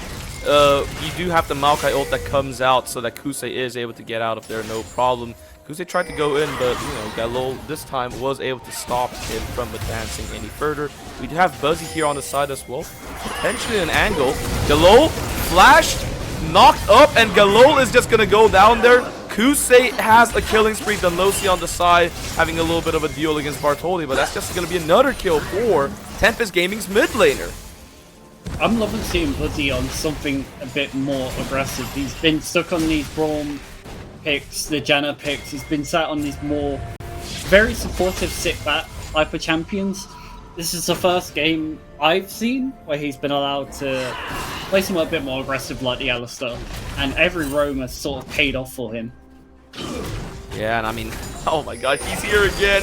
He's maybe trying to look for another angle. And just look how much damage Kusei deals into Galol. But Galol using the ultimate, not enough damage, however, a bit too weak at the moment. So Kusei is going to be able to walk out of that alive. Yeah, doesn't have enough to take down the Jace here. I'm not really a big fan of seeing the tier on Syndra. That is a bit of a sin. Usually you'd be going towards the Ludens into Shadowflame with also your Salt Boots. So I'm a bit unsure what Galol's heading towards with this. Obviously, a bit of a later build, but it's not really what you need here, especially with the tempo of this game. And talking of tempo, Alawi's just going to force Ornn to get out of lane as soon as possible. Yeah, I mean, it's been going on. Okay, Kusei is stunned, but Turret is taken down, and it's just not enough follow-up from the side of Venomcrest at the moment. They need more time, they need more money. Inno needs basically a new tower at this point. And just everything Venomcrest tries to do proactively, it is being answered back exquisitely from Tempest. Oh, man, here we go again. Yep, just another kill for Bear Tree.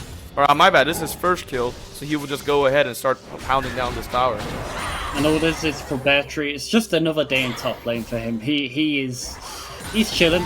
He's got 30 CS lead. He's got a kill lead now. It's getting even worse. And talking about being in the wrong place, Bartoli being forced away from this jungle. Man, they just can't catch a break, can they? They're in the wrong neighborhood. That's all I can say. They're messing with Tempest Gaming and they are not having a single bit of it.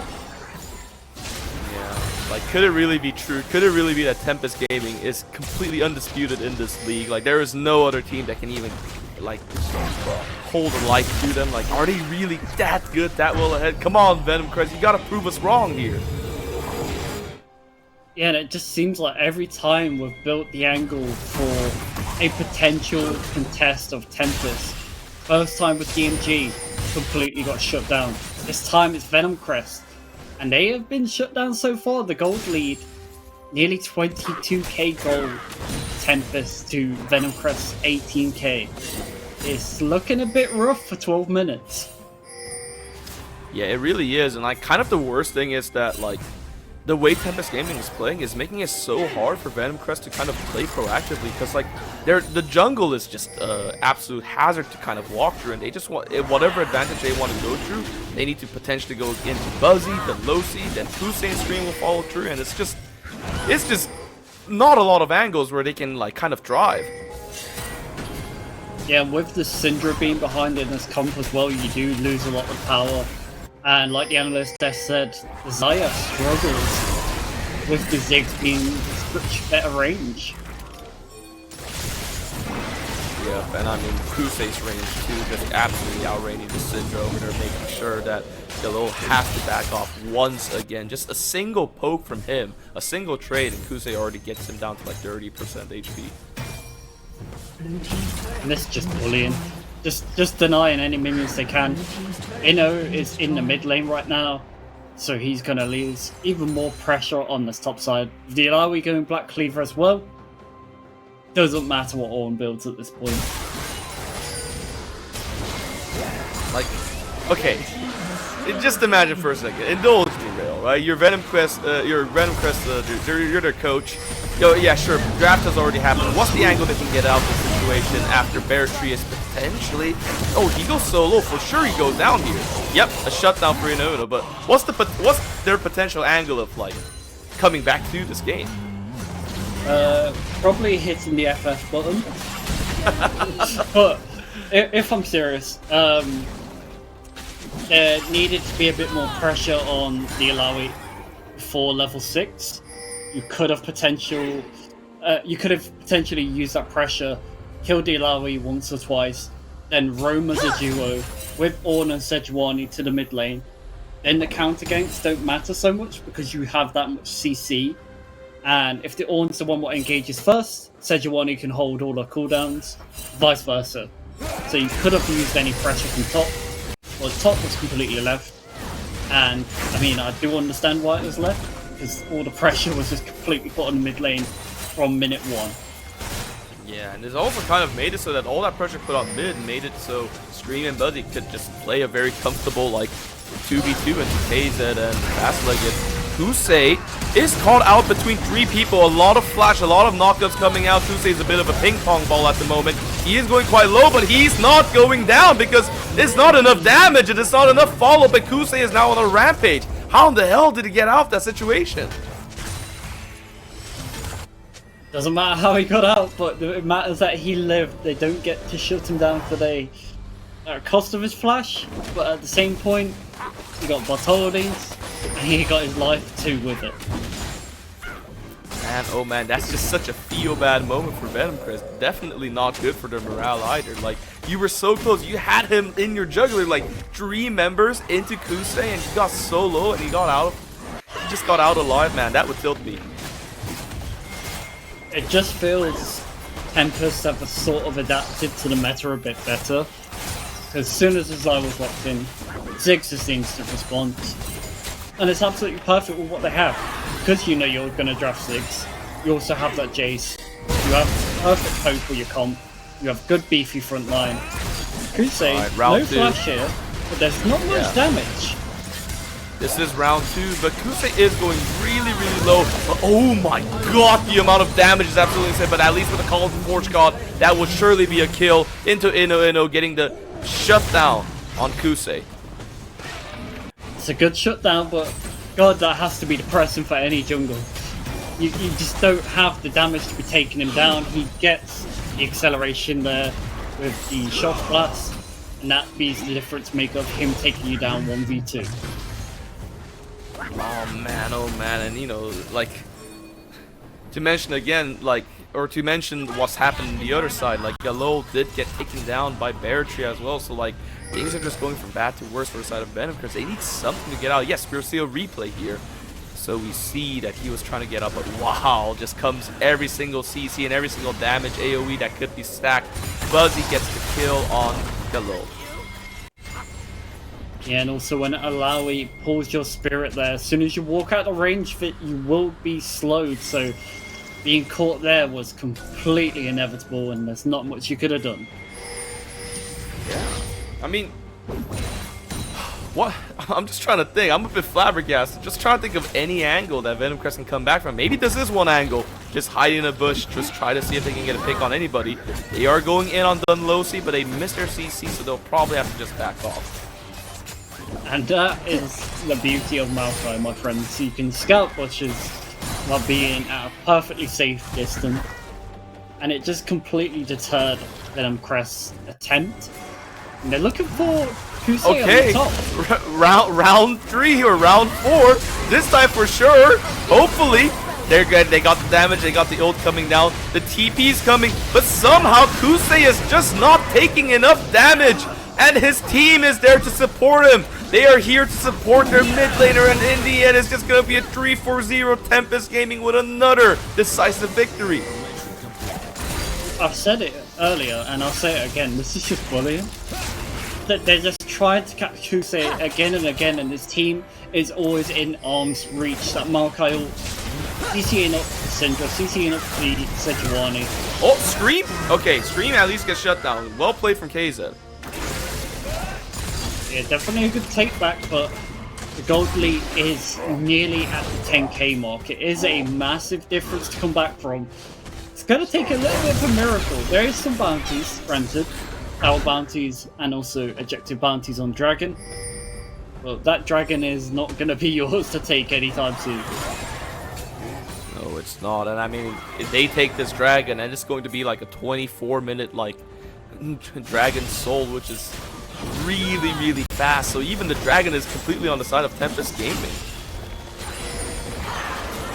Oh, Yeah, I'm looking for a chat. wow, Bear Tree flashing in and using the ultimate. Look at the amount of healing he's getting. You might think he's an Aatrox, but nope, he's an Ally. At least 5v1. For sure you can't win that. They get a kill, but Bartholdi almost goes down. Now, if they can get this Dragon, it'll be a good pickup for them to work their way back into the game, but at the same point, this is going to be at the cost of your towers. They're looking to push this pressure harder, having Herald and having Kusei top. Oh man, just kind of really well used on the distracted members. Trying to take down the Dragon, which is of course good, but they are going to lose their mid tower. So mid inhibitor is now exposed. Dunlosy is ulted, he is stunned, but he's just kind of walking out of this place. Once again, not too much damage at the moment still from the side of Venom Crest. So yeah, they get all the stun, they get all the CC, but Dunlosy's still alive. He is low, but he's still hanging on there with a bit of a threat. There is a potential turnaround coming out. Oh, wait. Kusei is very low. He's almost out of mana. Oh, he uses a flash. A little bit of a failed flash, so for sure this one goes down.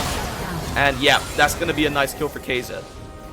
So in the end, despite losing the mid-tier 3, they get some good gold back in their pocket. They narrow down the lead a little bit to just short of a 7k gold lead.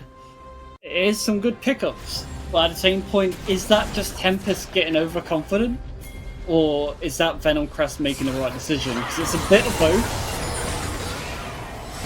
Yeah, I mean, we do see Bear Tree here completely alone without any support, so Venom Crest are trying to get something out of this, but he's just able to walk out. A bit too tanky, a bit too menacing. I mean, to answer your question, like, yeah, sure, like Tempest, you know, they shouldn't have done that. Like, they should have been a bit more careful, but I feel like they can do those kind of throws like at least 2 more times and they'd still be completely fine. Yeah, I'd probably say so. And all the Alawi is doing here is just trying to bring pressure to bot lane, which they have. And now they can look towards that Baron. Yep, we'll see how long it takes for Bear Tree to go down. It actually went down pretty quick, but now, can they walk all the way to Baron in time? I don't think so. The Baron is going down quite nicely. Of course, it's not as fast as if you would have an AD carry, but still, pretty quick enough. The Baron already at half HP. The members of Venom Crest trying to run as fast as they can, but it seems that in the end, they're going to give up on trying to contest on that. So, Tempest Gaming with the first Baron of the game. Yeah, you don't really need an ADC when you've got a Jason. Manamoon, he treads the Baron pretty quickly. Wait, was that a single Q? Oh my god. It was indeed. That was an accelerated shock blast, and he's half hitting anyone. He's half hitting Galul, he's half hitting AZ, and now he's got Seroldas. It's gonna be much, much more painful. I'm just looking at the items from the side of Tempest, and it's absolutely scary, right? 3 items for Kusei, 2 items for Scream, and of course 2 items for Bear Tree. This team is an absolute juggernaut menace at the moment, and if you want to go for any one of these members, it's like a little bit of a mini raid boss. You know what I mean? You need at least 2 members to go into them. For like Bear Tree, probably 3. Yeah, I'd say you're bang on, because right now these members are just so strong, and it's going to take pretty much, I feel like it's going to take 4 to take down most of them. Kusei, if he's in a 1v3, there's so many targets on this team, he can just one rotation. Yep, that is absolutely true. I mean, he even has the Yumu's Ghostblade for the extra bit of damage temporarily. Now we do see the 4-1 or 3-1-1. A nice bot lane siege happening. Oh my god, so much damage coming out from Kusei's accelerated shock blast. This man is absolutely showing no mercy to Venom Crest. Yeah, and the siege gets difficult for Venom Crest because they don't really have the range to clear these minions comfortably. And they have to turn their attention, but what's going to happen to their base from there? Yeah, no, we have to look at their base, of course, but in terms of Bear Tree, he's surviving for so long. Look how low everybody from the side of Venom Crest is. And meanwhile, their base are in complete shambles. You might have gotten Bear Tree, but you're losing your entire base for this exchange. 1 inhibitor down, 2 inhibitors are down. At least a fight could potentially begin here. KZ doing a nice bit of damage, maybe even potentially getting Buzzy out of here. But in the end, that's just going to be 2 kills and 2 inhibs lost. They're just turning it around. Tempest Gaming gets the kill on Bartoli, and they might not stop. They might just try to go for the end. Yeah, and they can get triple inhibitor here as well, which pretty much at this stage would steal the game. They will get Kusei as a return. Oh, okay, that was quick. That was very quick. It's does get the inhibitor, so that is like a triple inhibitor. They're looking to commit to the chase though. Oh wait, yeah, they are going in. They know that the main scary member, Kusei, is gone. So KZ now legendary, trying to go into Scream. Can Scream run away, or is he going to get caught off? He gets caught out. This is going to be a nice kill for KZ, and I think KZ in total got like 3 or 4 kills there. 9-1. Yeah, KZ is absolutely massive. If they can protect him, there is that angle. The gold lead is still massive, but KZ does have a lot of the gold for Venom Crest.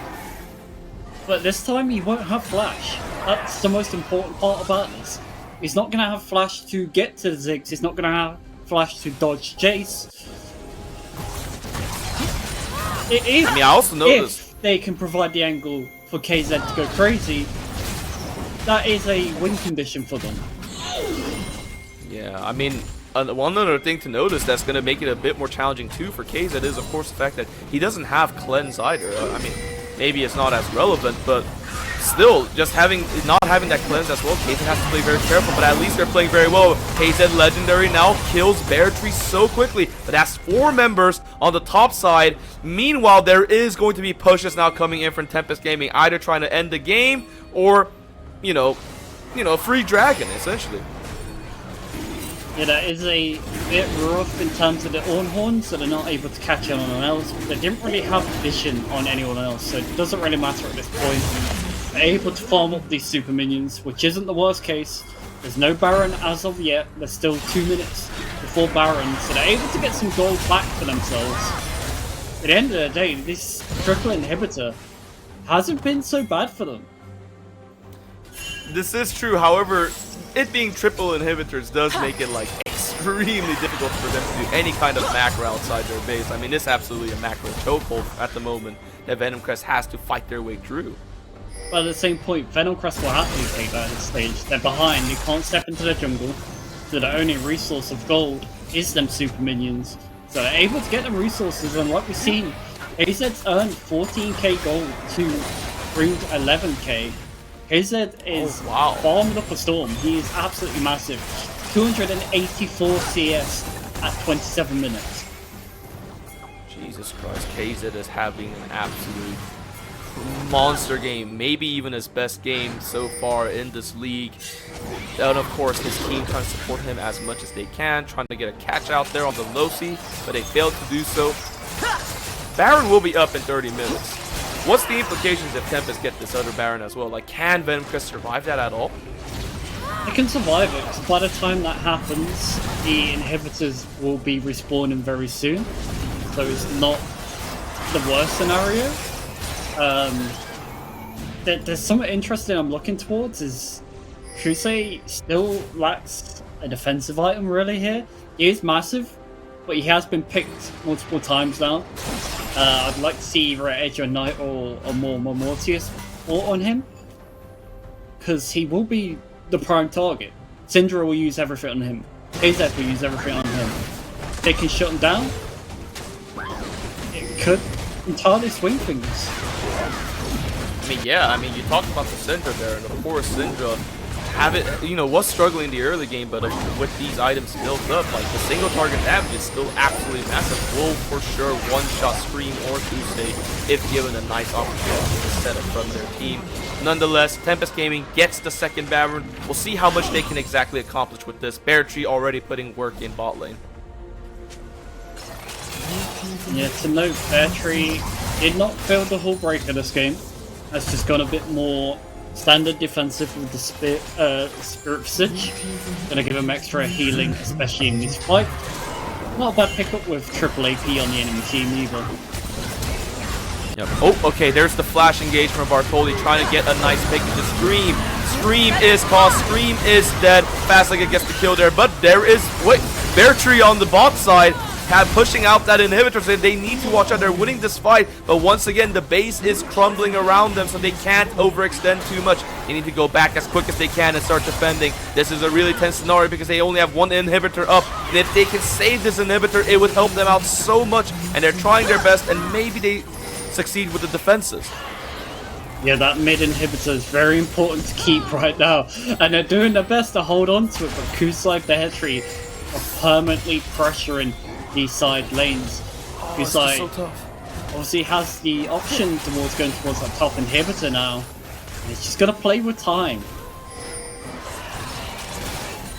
Man, it's just so tough of a situation, but somehow Venomcrest are like holding on to KZ and his massive biceps. Like, this man is so fed. He could be a bodybuilder at this point with the amount of calories he's like intaking. And Venomcrest now, the gold is just 4k. I mean, of course, the base is in shambles, but still. Yeah, the gold lead mainly been shortened by then super minions, like I mentioned earlier. They've been able to farm so much back into this game. It's just helped both Syndra and Xayah be more of a menace. Syndra does have 3 items now, which, considering where she was, this isn't too bad. No, I mean, for sure, it's... I mean, like, as the game goes later on, it will get a bit better for Venomcrest, and now, once again, a fight has started over here, trying to get another pick into Stream, but this time, Stream backed away enough that he can get out of the situation. Kusei trying to take the inhibitor here, has to flash out, but it seems like the... Oh no, and Bear Tree in bot lane too. The siege coming from so many directions. This is the kind of weakness we're talking about with this scenario where they lost so many inhibs. The flash engage into Kusei lands, and all the other CCs are trying to land as well, but Kusei will get out this fight as instead Buzzy that will go down. Can they hold on to the mid inhibitor? I think they will be able to hold on to it. So in the end, Venomcrest, another successful defense, kind of-ish. And Soul Point has spawned for Tempest, so they can turn their attention towards that. At the same point, Venomcrest want to deny it, but your jungler's low. Can you catch Kusei here? Oh no, Kusei, what are you doing? No! KZ is legendary. That means Kusei is dead. Who else can go for their bases? I think they can go for Dragon now. Ziggs is still alive. And you also have Alawi in 10 seconds. It is an angle where you can look for this back door. There's only 2 members, but they are 2 strong members, so I'm not sure if Ziggs can compete against them. This will be Dragon taking. This game has become so much more closer than we originally anticipated. Rail, wow. Yeah, Venomcrest have fought valiantly to get back into this game. They've got some massive picks, which have just slowly clawed their way back in. And the member we didn't realize was always in the game was KZ. KZ was just perma-farming, even though the lane wasn't the nicest of lanes for him, being a Ziggs lane, he still stayed relevant. and it shows from just how much resources they've put into him. Yeah, I mean, now KZ is full build. This is absolute prime Xayah time, where the Xayah can absolutely delete anything in the map, like the best eraser in the world, basically. And Well, just you already know Tempest have called Agent 47 and just put a Hitman contract out on KZ right now, because as soon as he dies, that's it. The game is done. If they catch that's so KZ, true. it's completely over. But instead, it's going to be Venomcrest trying to do the catching themselves, because they have caught out Scream once again. Both carries from the side. Wait, we do have Kusei pushing from the top side. We do have Beartree once again pushing from the bot side. But without Scream, can this push succeed? It seems like no, they're going to have to back off once again. Another massive pick. They seem to keep finding Scream at these time moments. And Scream must just be feeling sad that he's not playing an AD carry right now. Been forced onto this 6 meta. At first, it's been going so well, but just the later this game's gone on, he has just been that prime target which they've been able to catch out of position. Yeah, and we do get to our next difficult task that Venomcrest has to clear. Baron in 30-something seconds. Can they get out of the situation? This is probably the first step to a correct answer, because if they take out Beartree, that's no more push. KZ gets another kill. It is a trade-off for the support. They're trying to push up elsewhere, but does this mean that maybe they can even potentially contest the Baron as well? With Alawi off the table, yeah, of course you can. All won't be too long in terms of the cooldown. It's already halfway. Sejuani ultimate is nearly back up as well. You can look for this, but the thing you have to be scared of is Scream has TP.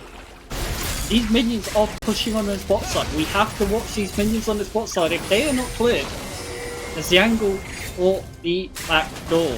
20 seconds on Alawi as well. We see Kusei like aggressively posturing towards, trying to see if he can get that bot lane. Yes, he's going straight in. He's trying to go for the base race. We do have immediately got a little backing off as well, recognizing that their team needs defense. They got the Baron. They need to get out, or they need to win a fight. What can they do? Kusei running away, not even getting the mid inhibitor. They got the inhibitors, or like they got everything they wanted. They got the Baron as well, and they're able to get out of this situation. Wow! And it was at a cost of Sejuani's life. Sejuani used her own life to make sure everyone else could get a base off. Death timers are starting to get long. It is 40 seconds on Sejuani now. Oh, this is true. Tempest Gaming, I think they're going to try to win off of 5v4. This is their best chance so far to finally end this game. But the engage comes out and Call the Force God gets so many people. These CCs, the layering. KZ is not touched at all yet, so KZ is just doing fine. And they might have to back off from another push, which gives time for Bartholdi to come back alive. Okay, so far, I mean, this game is just crazy. I'm sorry, Rail. Oh my god. Flash is available on Kusai. That's the target I'm watching right now. KZ is half health. They might be forced to back away, like you said, because of the Baron of Venomcrest. Yeah, Bartholdi's alive now. They can hold these waves quite well. This much game, which is decided on Elder Dragon at this point, still has some faith. Another thing I noticed, I mean, Rail, another crazy thing I noticed is like the fact that for once they have all 3 inhibitors alive. They can finally start walking out. Bartholdi flash engaging the Kusei, dodges the ult very well. Oh no, in a tragic mistake over there, making it so that he uses the flash, not able to get Kusei. So that's a bit of resource used trying to get Kusei, and they failed on that. Yeah, and to note, Syndra has no Omnivamp, no lifesteal, so won't be able to heal up from any of that damage. They are looking for Alawi. They see Alawi. They should be able to get a pick. Tempest Gaming are trying to push as hard as they can in the meantime, noticing that their team, once again, their base needs as much defense as possible.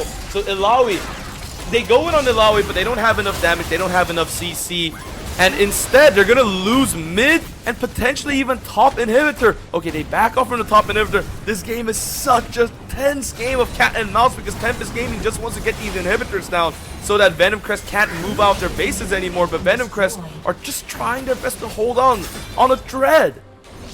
Yeah, and they know if they committed everyone to Alawi on the first push, they can do it now. Okay, here we go now. Boom, the stun, the CC, the ultimate comes out. Bear Tree has been CC'd for 5 years, but can he survive for 5 more seconds? He cannot. KZ is legendary, but that means that, of course, Dragon is left up, and Tempest Gaming will be able to pick this one up and get the soul point. Or not the soul point, the Dragon Soul. And this soul is pretty damn big for Alawi. Overall, it's one of the weakest souls in the game, but for Alawi, it's one of her favorites. Oh yeah, I mean for sure, like once you're 50% or lower, just getting that damage reduction and that damage increase is like, that's exactly where you want to be anyways at Alawi, your HP percentage with everybody diving on you, so it, like you mentioned, just absolutely perfect. Yeah, and Alawi is building towards Gargoyles, I believe, which is going to be a very good pick-up here. I'm still surprised the Hullbreaker hasn't been picked, but I get the idea. Sterex did make Alawi live for another 5 seconds. Just gave him more time to work things around. The game what Tempest was trying to play there, they was trying to bait, if you spend 5 members to Alawi, we will crack that last tower. As soon as we crack that last tower, we can end the game pretty easily from there. Yep. Oh man, this game became so close. Venom Crest really making Tempest Gaming work for this victory, and Tempest Gaming, like they get so close to like ending the game, but they're not really able to end it. They're not really able to like do the decisive blow, and it's just so interesting to watch the current game state. We're at the end game now. We are at the end game. Ornaments have came out for all members of Venom Crest, which obviously is a big boost in terms of stats. And right now this game is extremely tense. One mistake from either side could end this game. Death timers will be massive at this stage. Yeah, okay, Dunlosi trying to go on an engage, trying to get KZ out, but on the side, Bartholdi getting an engage into Kusei. Kusei and Scream are so close together, and they're both quite a bit exposed. Shut down into Kusei. Oh my god, Dunlosi is killed as well. Scream gets out with a sliver of HP, but there is a bot push, but in the end, I think Beartree's just gonna have to back off once again from the bot push. Rail, what's going on in this game? They got a massive pick from Inno. Inno got a nice flank, had the Ornal coming directly behind him, and the Nautilus also was on Kusai. He's got the shutdown on him. It's just becoming so difficult for Tempest to get close to this base in time. Oh my god, Rail, you know, when I signed up for UKO, they should have told me that it's not good for my health because games, these bangers, is absolutely shortening my lifespan as a human being. Like, I feel like I've aged a year just commentating this game over how exciting and how banger it is. Oh, this used to be the staple classic. The teams what Kusai and Galul used to have back in the day. Games were always like this. It would go neck and neck no matter who won lanes. Oh, Alawi working on that bot tower. Syndrome might not be enough to stop Alawi on her own, but Beartree is going to play it safe.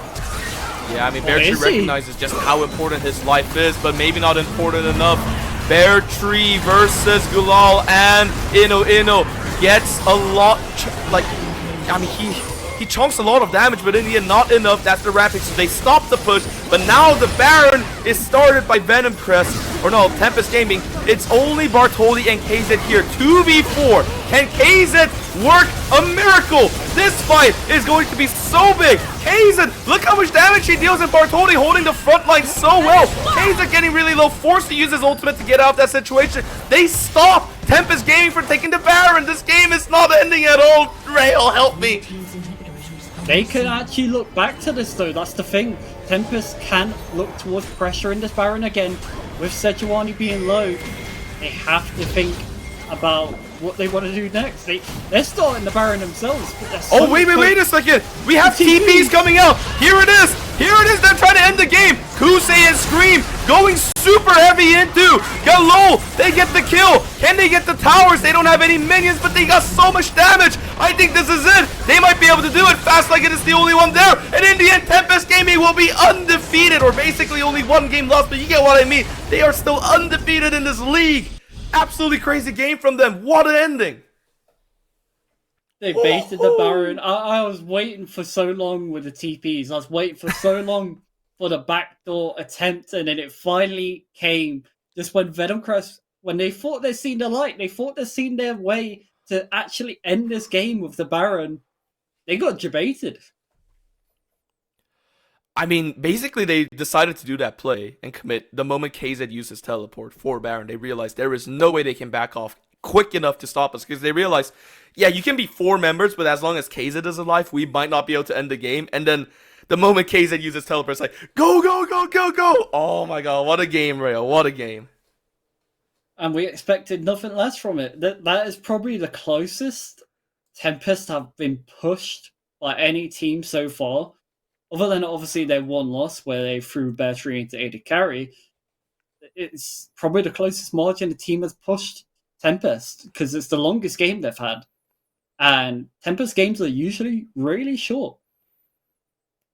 No, usually they're so decisive. So, of course, I don't think this is a loss that Venomcrest has to feel bad about at all. And that will be the end in terms of games tonight. But we still have post-game analysis after a bit of a short break. So, everybody, don't go anywhere. You know, it was a good one.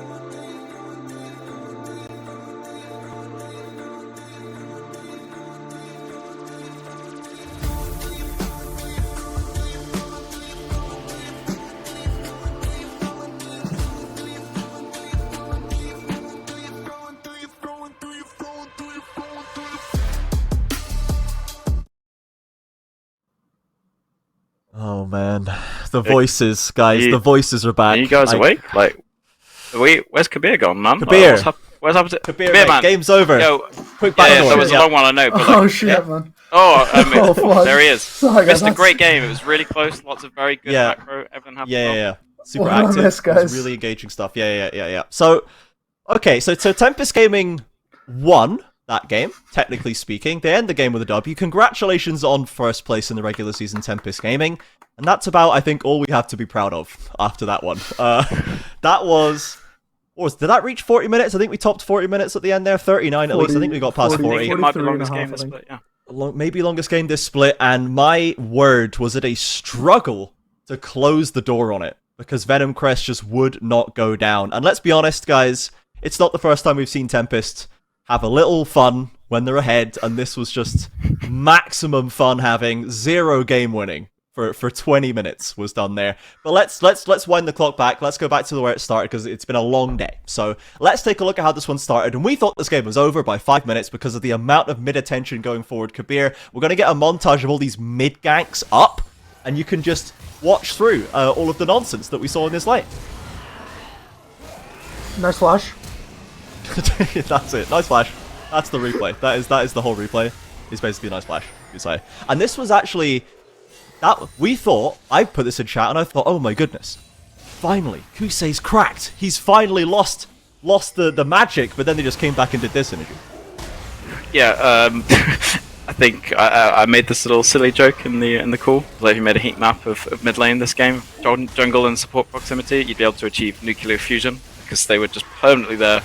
It was like, okay, you're gonna focus mid lane, try and put put the pressure on Kusai, and Tempest would just like, well, you know what?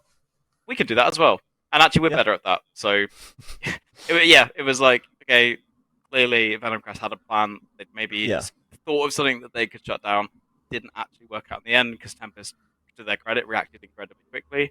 And then there was some what you almost might call negative gaming after that point.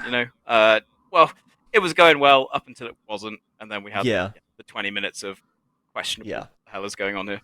Yeah, so they managed to reclaim the lane fairly quickly in mid lane. We have another replay of just showing how the mid game kind of unfolded when Tempest was just in full swing, they were in full control, and we just see them attempt to kill Kusei here. 3 members on this chase. He hasn't touched the ground in about 3 seconds, and the man just walks away. Kabir, like, when you see this like on your screens, when you just see like that amount of energy going into the Jace to try and take him down, you still get away. I don't know how one's mental has to recover from this, right? Like, you see that, like, how can we win, surely, at that point in the game? Yeah, I mean, when you put someone in the bounce house and he still walks away, like he wants to come back, like, the game doesn't... He kills you on the way out, like... Yeah, it's like, he came out, he took the candy floss, didn't even pay, and just refused to elaborate. Like, this guy, Kusei was having fun. Bit too much fun, some might say, because right after this event, and they try and kill him again top, we just go into the washing machine of, we're just going to push all the lanes, there's going to be no fighting, and then we're just going to die a bunch. The most interesting stat from the 20 minutes, actually, and production quickly told us about it. Venom Crest Serpents didn't do more than a plate's worth of damage to the outer tier towers collectively. So they didn't get a single plate. They didn't get a single plate, but not only in a 43-minute game did they even go back and revisit the towers. No. They spent so much of it locked in their base, cuddling their broken inhibs, and just they would dream of the enemy towers half the rift away, you know? They never got out of it. That is crazy, 1 plate of damage over that game. Considering they ended multiple K ahead, considering they had so many fights where they actually executed them pretty well and they're all full build or whatever by the end of it, that is nuts. But we will now fast forward a little bit through about 25 minutes of, as you say, Kabir, wave pushes in by Tempest. They overpush, they die. Maybe they get an inhib, we reset. We do the same thing about 7 or 8 times. Then we finally got out of the base for Venom Crest Serpents. They get to the Baron. They take the Baron. It's looking great, but what's going on in the base synergy? There's a little bit of an issue. The solo laners have arrived. Yeah, and this was just like, with, to use the washing machine analogy that Kabir just made, like, this is exactly what it felt like, right? Is that Venom Crest would find something and then this would happen. Yeah. And it was like, okay, cool, we've done something. And then, oh, okay, now we've got to deal with side lanes. And, you know, Ziggs, Jace, thank God.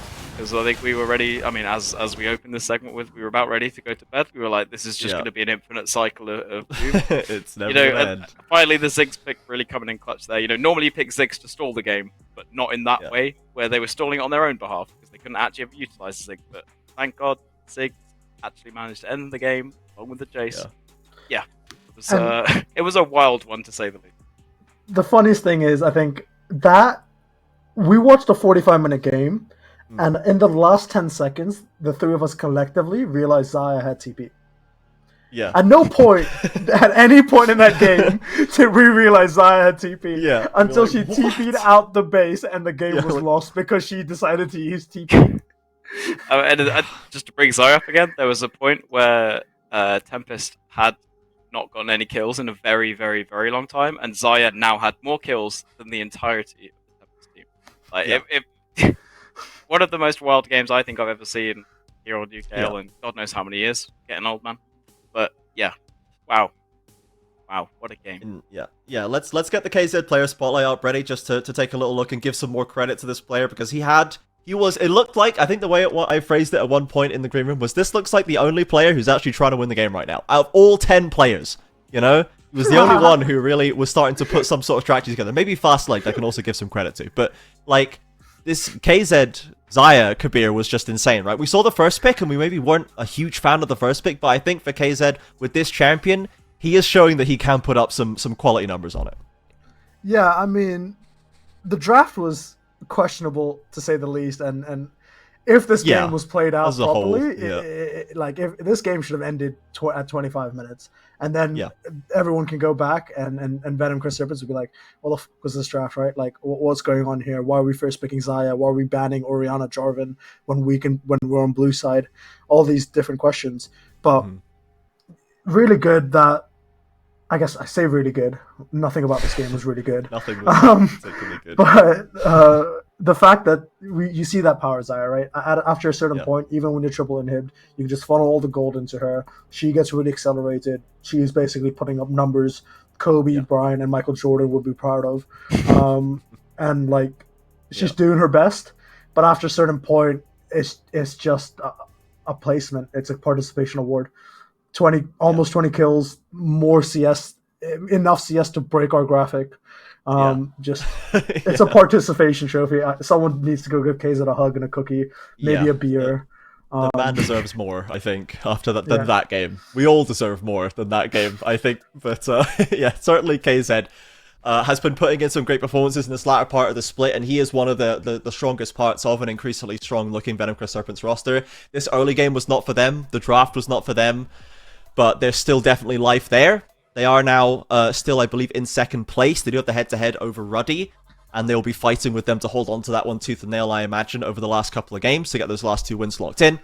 But with that, we are going to call it on the day. Tempest Gaming securing first. The rest starting to get a little bit of definition down there. I believe we do have the standings to go over, just to check where everyone's landed at the end of this day. Because we had this big soup in the middle before today, but now we do have Ruddy and Venom Crest up at 7-5, and I believe Venom Crest does have the head-to-head there. Then Belfast and DMG, with DMG having the head-to-head. Verzik, Arcadia, and Lions Creed Academy rolling out that bottom side. So looking for the top 4, still hotly contested. A lot of 6 and 7 win teams there, with Verzik close behind, and then Arcadia sadly not able to make it, I believe, at this point, and Lions Creed Academy also making up the relegation. So we do at least know who our bottom 2 are. And our playoffs will be going down to those last couple of games tomorrow. Not tomorrow, I'll say next week. Just one slight. Arcadia can still make it. They can. They can? Ooh, they can make it 6th, yeah. I mean, they're only 1 point behind Verzik at the moment, so they can still make it. Oh, and having beaten them today, they do have the tie there. It's a 1-1, so they may need a tiebreaker. But Arcadia still in it. Lions Creed, definitely not at this point, unfortunately. Yeah, of course, it is just a full top 6 for the playoffs. Thanks for reminding me, Synergy. So yeah, Arcadia's still in it, and we'll have to go to that final week to find out who locks in those last spots to fight out for the UKL 4 Nations Championship here in the summer. But for now, we are going to call it. As we say, it's been a long day. We're already got 1 foot in bed right now, so we'll bid you all adieu. Have a wonderful night, everybody. Please, as always, Check us out on Twitter at the UKL, the website ukl.gg, discord.gg/the UKL, and on Instagram, _.ukel. Thank you so much, production. As always, Project Gap for putting it on. Thank you, Synergy and Kabir for being my analyst today. Rail and Ejun for the casting. Brackish Brit earlier as well, and Kabir as well for your own casting. And everyone else, I believe I've forgotten at least one analyst. Doctor, that was the last one. Doctor for the analysis and the rant as well. We all enjoyed it. So thanks, everybody. Have a wonderful rest of your night, and we'll see you next Monday.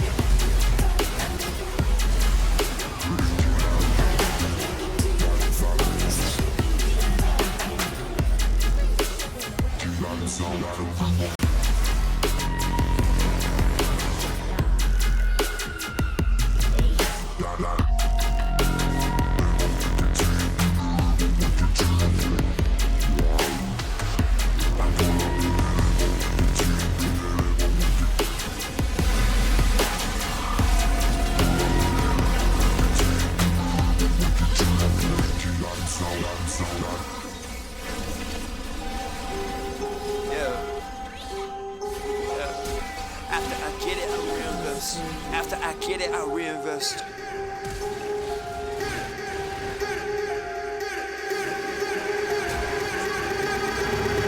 People wanna talk that talk in reality. You have not seen me in action. You think the come up comes overnight. You ain't behind the scenes. Trust me, these things don't just happen. No shade to Gerald, but G's don't come easy when you tryna eat out producing and rapping. I read that contract you sent me to sign, but excuse me, I can't help myself. I'm just laughing. Hey, you tryna cut out a piece of my pie, and I ask you politely, what's it that you offer me? Yeah, I produce all my own beats, and I have no intention of losing my publisher. Yeah, independent individual, boy, I've been eating our passive residuals. Yeah, let's be professional. Thanks for your time, but I had to decline at that principle. I've been scheming up a plan. Hey, I've been saving all I can. Hey, you can call me David Ramsey. The way I handle these bands. Hey, we ain't messing with the old model. New era, new kid, we full throttle. Just know that the come up is not a flaw. My amigos, they focus, know what to do. After I get it, I reinvest. After I get it, I reinvest. After I get it, I reinvest. Stack and put it back in it. After I get it, I reinvest. After I get it, I reinvest. After I get it, I reinvest. Stack and put it back in it.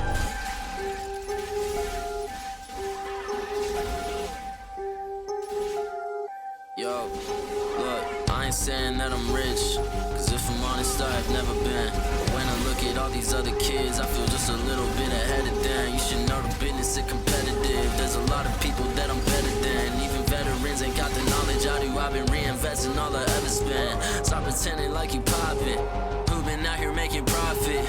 Told my mama that I got this. I wonder if she noticed what my job is. I don't know how I'ma make it, but I know no matter what, I'm finna find a way. All my homies finna eat and I ain't letting no one on my team look at an empty plate. Yeah. Went from a boy to a man. Ay, every day been making plans. Ay, they don't really understand. Ay, gotta look out for the family. I won't fall for any scam.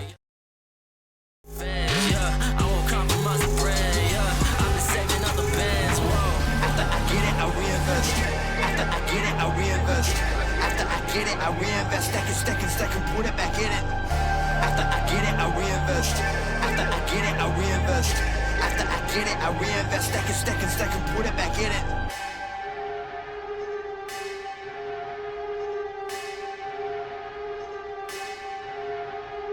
Rappers spending money in some really funny ways, man. I promise you ain't really getting paid. Yeah, show a couple bands flexing on the Instagram, and nobody getting fans that way. Yeah, well, you really dumb if you spending all your funds on some clothes and your tape need work. Yeah, you ain't gonna stand if you ain't a businessman, man. I promise you the plan ain't gonna work. Yeah, rappers spending money in some really funny ways, man. I promise you ain't really getting paid. Yeah, show a couple bands flexing on the Instagram, and nobody getting fans that way. Yeah, when you're really dumb if you're spending all your funds on some clothes and your tape need work. Yeah, you ain't gonna stand if you ain't a businessman, man. I promise you the plan ain't gonna work. Yeah.